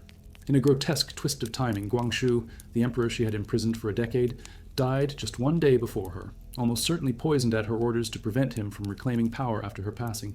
The Dragon Lady of the Forbidden City went to her grave ensuring that even her death would not loosen her grip on China's destiny. Cixi's legacy remains grotesquely contested. To some, she was the wicked empress who drained the empire's lifeblood for her own pleasures, the woman who wasted naval funds on marble boats and milk baths. To others, she was a pragmatic survivor who kept the Qing dynasty alive decades longer than it might have otherwise lasted, navigating a collapsing world with ruthless skill. The truth lies somewhere in between. She was both visionary and villain, reformer and tyrant, a queen who embodied the grotesque paradox of power and decline. And yet, even Cixi's dramatic life and carefully staged death pale before the grotesque spectacle that would soon engulf another queenly figure of the 20th century, Zita of Bourbon-Parma, the last empress of Austria-Hungary, who watched her empire disintegrate in the fires of World War I and lived for decades in exile, her crown turned to dust. Where Cixi wielded power until her final breath, Zita saw power vanish overnight, leaving her with nothing but memory, exile, and grief. Empress Zita of Bourbon-Parma, the last empress of Austria-Hungary, represents a grotesque tragedy of monarchy's collapse in the modern age. not through a guillotine, a dagger, or a gunshot, but through the slow and humiliating disintegration of an empire, once called the prison of nations. Unlike Marie Antoinette or Alexandra Fyodorovna, Zita did not lose her life in a burst of revolutionary violence. She lost something that, in many ways, was just as devastating: the world she was born to inhabit. Her life stretched from the twilight of Habsburg splendor to the television era of the 1980s, a grotesque reminder of how quickly crowns can turn to dust, leaving their wearers wandering as exiles in a world that no longer believes in them. Zita was born in 1892 into the Bourbon-Parma family, one of Europe's old royal houses. Her upbringing was noble, but not imperial, and her marriage to Archduke Charles of Austria in 1911 seemed at first like a conventional dynastic match. Charles, though not expected to inherit the throne so soon, was kind, devout, and serious. Zita shared his Catholic devotion, and together they represented the moral renewal of a dynasty often associated with decadence. Yet fate intervened with grotesque swiftness. In 1914, Archduke Franz Ferdinand, heir to the Habsburg throne, was assassinated in Sarajevo, plunging Europe into World War I. 2 years later, Emperor Franz Joseph, the aged patriarch who had reigned for nearly 70 years, died. Charles ascended as Emperor Charles I, and Zita became Empress of Austria and Queen of Hungary at just 24. But their empire was already dying. Austria-Hungary was a patchwork of ethnicities and nationalities: Germans, Hungarians, Czechs, Slovaks, Croats, Serbs, Italians, and more, barely held together by tradition and force. The war exposed its grotesque fragility. Food shortages, battlefield disasters, and nationalist uprisings tore at the empire's seams. Zita, fiercely loyal to her husband, urged him to seek peace. She even involved her brothers, who served in the Belgian army, to secretly approach the Allies with proposals for a negotiated settlement. This episode, known as the Sixtus Affair, backfired spectacularly. When word of Charles' peace feelers leaked, it enraged Germany, Austria-Hungary's ally, and made him look weak at home. Zita, often blamed as the foreign-born instigator, became a grotesque scapegoat, branded by enemies as the Italian woman who had betrayed the empire. By 1918, defeat was inevitable. Charles renounced participation in state affairs, though he never formally abdicated, and the empire disintegrated overnight. Hungary declared independence, Czechoslovakia was born, South Slavs broke away, and Austria itself was reduced to a small republic. For Zita, the grotesque collapse was not just political, but deeply personal. In the space of months, she went from empress presiding over the coronation in Budapest to a refugee packing trunks and shepherding her children out of Vienna. She would later recall the sight of imperial standards being torn down and soldiers deserting, the grotesque unraveling of centuries of majesty into chaos and obscurity. Exile became her reality. The imperial family was exiled first to Switzerland, then to Madeira, where Charles, weakened by stress and illness, died of pneumonia in 1922 at only 34.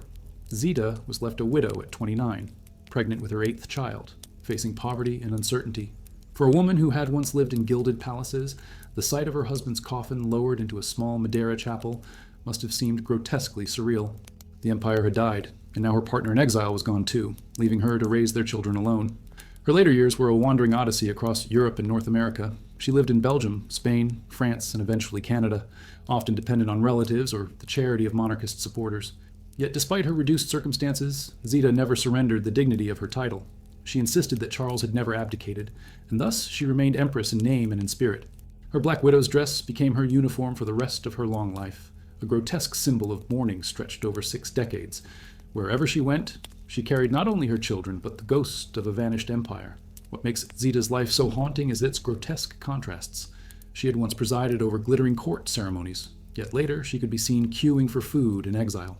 She had once been vilified as a meddling foreigner, yet in exile she was revered by monarchists as a saintly mother figure. She lived long enough to see her son Otto become a respected politician in democratic Europe, even as the Habsburg claim to the throne faded into irrelevance.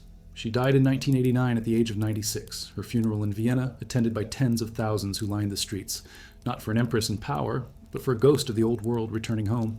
Her death, grotesque in its symbolism, came just months before the fall of the Berlin Wall, as if to remind the world that empires rise and fall, monarchs vanish, but history always circles back to endings. Zita had lived through 2 world wars, the collapse of monarchy in Central Europe, the rise and fall of fascism and communism, and the dawn of modern democracy. Yet in the end, she remained defined by the grotesque loss of her crown, her empire, and her husband, carrying the memory of a vanished world into an age that had forgotten it. The fascination with Zita lies in the way her story bridges centuries. She belonged to the age of Franz Joseph and the dual monarchy, yet she died in the age of television, airplanes, and the European Union. She is grotesque, not because of bloodshed, but because of dislocation. Her life stretched across eras that had no business touching each other, and yet they did, through her. She embodied the grotesque endurance of monarchy, even in its death throes, and yet Zita's exile and slow-motion tragedy echo other queens who lost everything in the 20th century.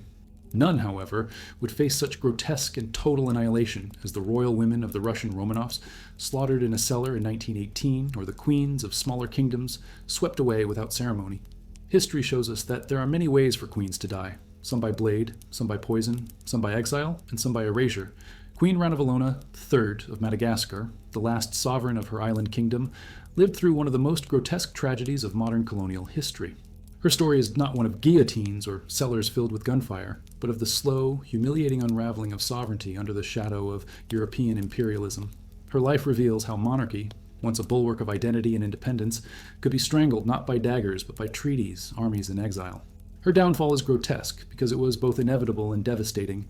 A young queen forced to watch her throne, her culture, and her people consumed by a foreign empire determined to erase her crown. Ranavalona III was born Princess Rosafindrahedi in 1861 in the Central Highlands of Madagascar. She was a descendant of the powerful Marina dynasty, which had unified the island and established its royal court in Antananarivo.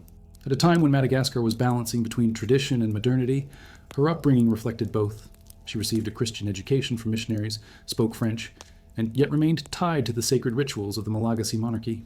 In 1883, following the death of her cousin Queen Ranavalona II, she was chosen to ascend the throne.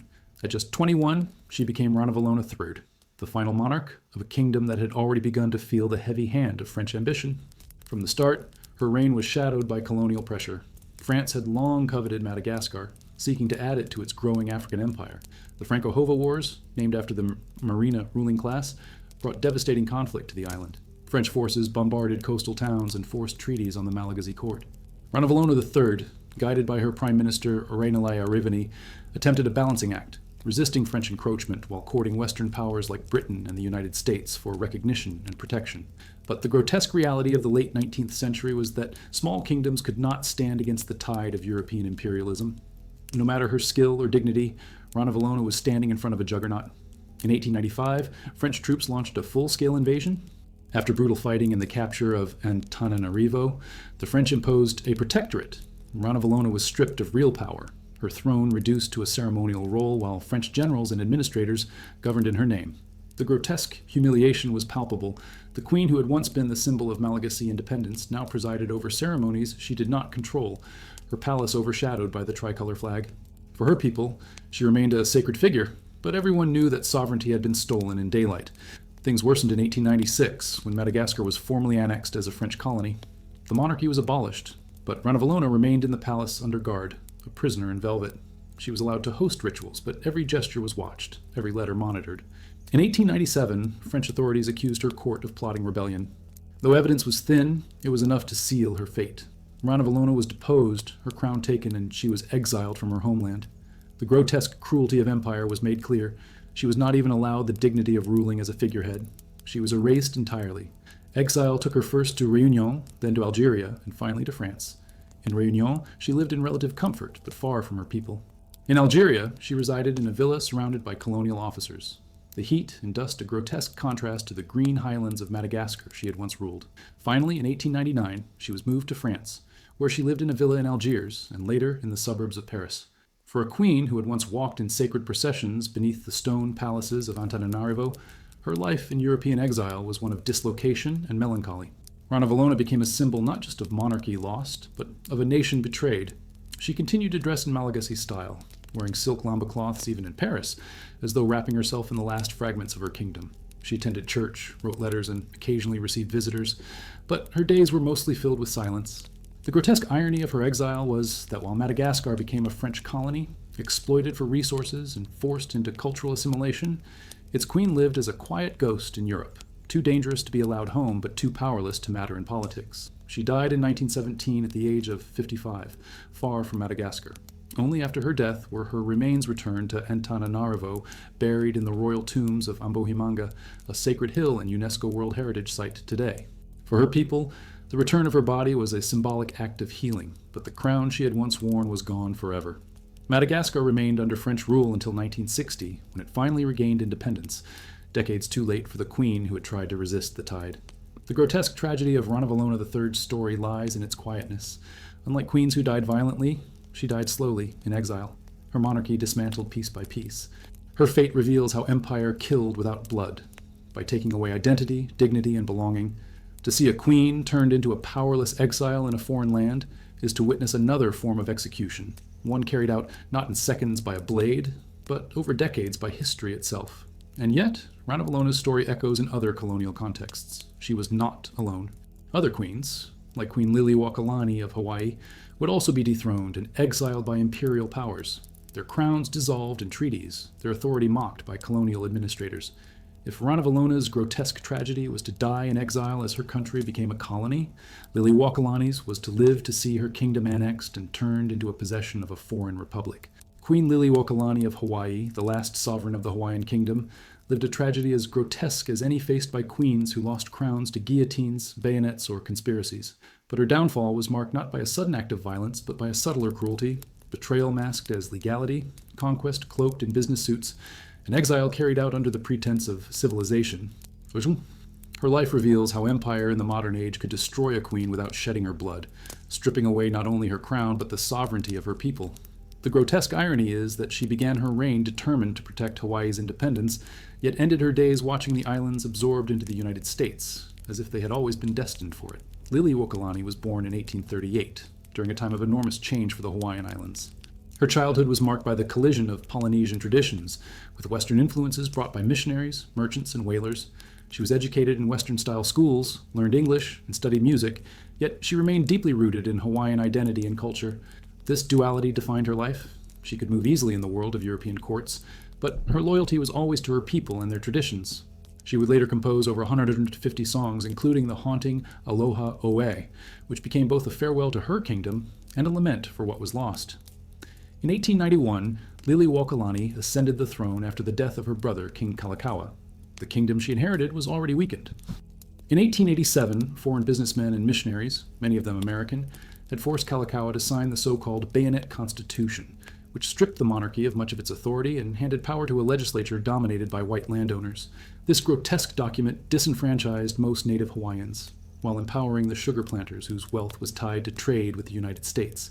Liliuokalani's first instinct as queen was to restore her people's rights.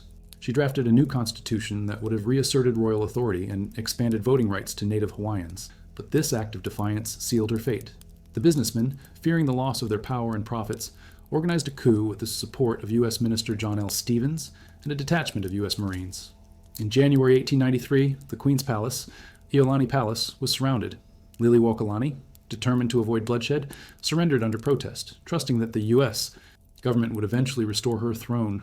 It was a grotesque moment of restraint, a queen surrendering not because she was weak, but because she would not sacrifice the lives of her people in a hopeless battle against foreign guns. The provisional government established by the coup immediately sought annexation to the United States. But President Grover Cleveland initially denounced the coup as illegal and tried to reinstate Liliuokalani. Political forces in Washington shifted. By 1898, under President William McKinley, Hawaii was annexed outright, justified by its strategic value during the Spanish-American War. Liliuokalani's protests, petitions, and personal appeals fell on deaf ears. Her voice, once the highest in her land, was drowned out by the grotesque machinery of imperial expansion. Her personal humiliation deepened in 1895 when she was accused of supporting a rebellion against the provisional government. Armed insurgents attempted to restore the monarchy, but the uprising failed. Liliuokalani, though not directly involved, was arrested and confined to a single upstairs room in Iolani Palace, the same palace where she had once held court. Stripped of freedom, she spent her captivity sewing and composing music. The grotesque contrast was unbearable. The queen who had ruled a sovereign kingdom reduced to a prisoner in her own home, guarded by those who had stolen her nation. She was eventually released, but never regained her throne. Instead, she lived quietly in Honolulu as a private citizen, her influence reduced to symbolism. Yet even in this diminished role, she became a powerful figure of resistance and dignity. She continued to advocate for her people, filing lawsuits and traveling to Washington to protest annexation. Though her efforts failed politically, they succeeded in ensuring that the story of Hawaii's stolen sovereignty was never forgotten. Liliuokalani died in 1917 at the age of 79. By then, Hawaii had been firmly absorbed into the United States, its monarchy dismantled, its traditions suppressed. Yet her death sparked mourning across the islands. Thousands lined the streets of Honolulu to honor her, chanting, singing, and draping her coffin in flowers. Even in death, she remained a symbol of the Hawaiian people's resilience. The grotesque paradox is that while she failed to save her crown, she succeeded in embodying the soul of her nation, her name forever tied to the struggle for Hawaiian identity. Her story remains grotesquely relevant today. The debate over Hawaii's sovereignty, the preservation of its culture, and the exploitation of its land are legacies of the overthrow she endured. Aloha Oe, once a love song, became a national lament, a farewell to independence that still echoes in Hawaiian memory. Unlike queens of the past who died violently, Liliuokalani died slowly, her monarchy dismantled piece by piece, her authority stolen in broad daylight with legal documents and foreign troops. And yet, her grotesque downfall is not unique.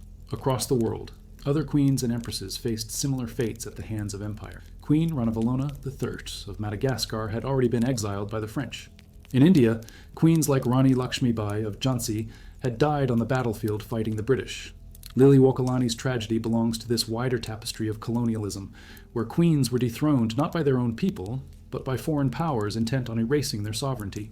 But if Liliuokalani's grotesque downfall was defined by legal theft and exile, another queen's end, Queen Marie of Romania during World War II's aftermath, would reveal yet another grotesque fate.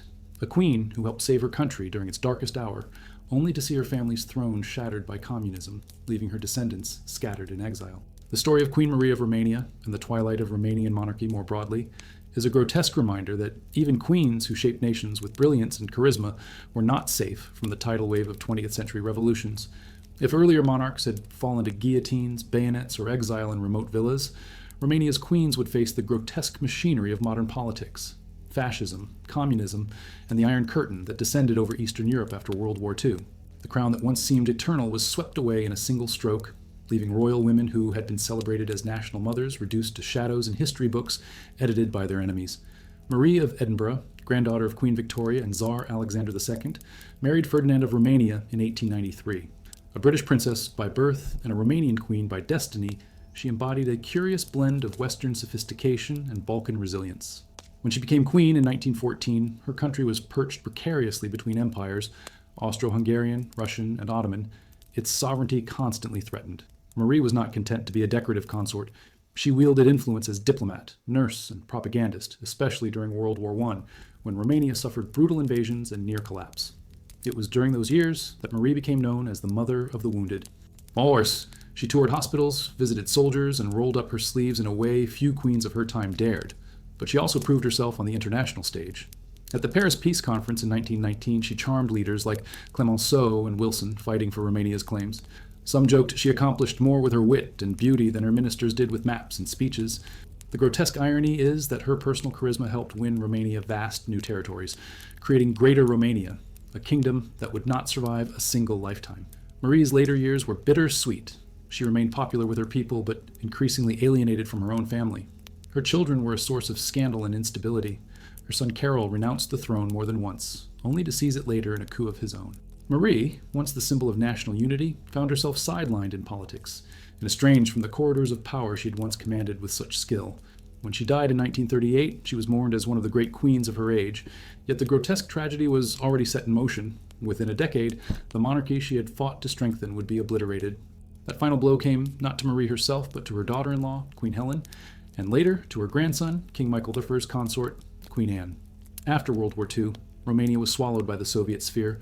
King Michael, pressured by Stalin and his Romanian communist allies, was forced to abdicate in December 1947. He signed the abdication under duress, surrounded by armed guards, knowing refusal would mean bloodshed. The grotesque symbolism was clear. The monarchy, centuries old, was erased in minutes by a typed document. The young queen by his side was stripped not only of her crown but of her homeland. Exile became their grotesque inheritance. The royal family fled to Switzerland, then scattered across Europe, living modestly compared to their former grandeur. Queen Anne, a French-born princess, endured decades in obscurity, raising her daughters in borrowed homes, cut off from the land she was meant to help rule.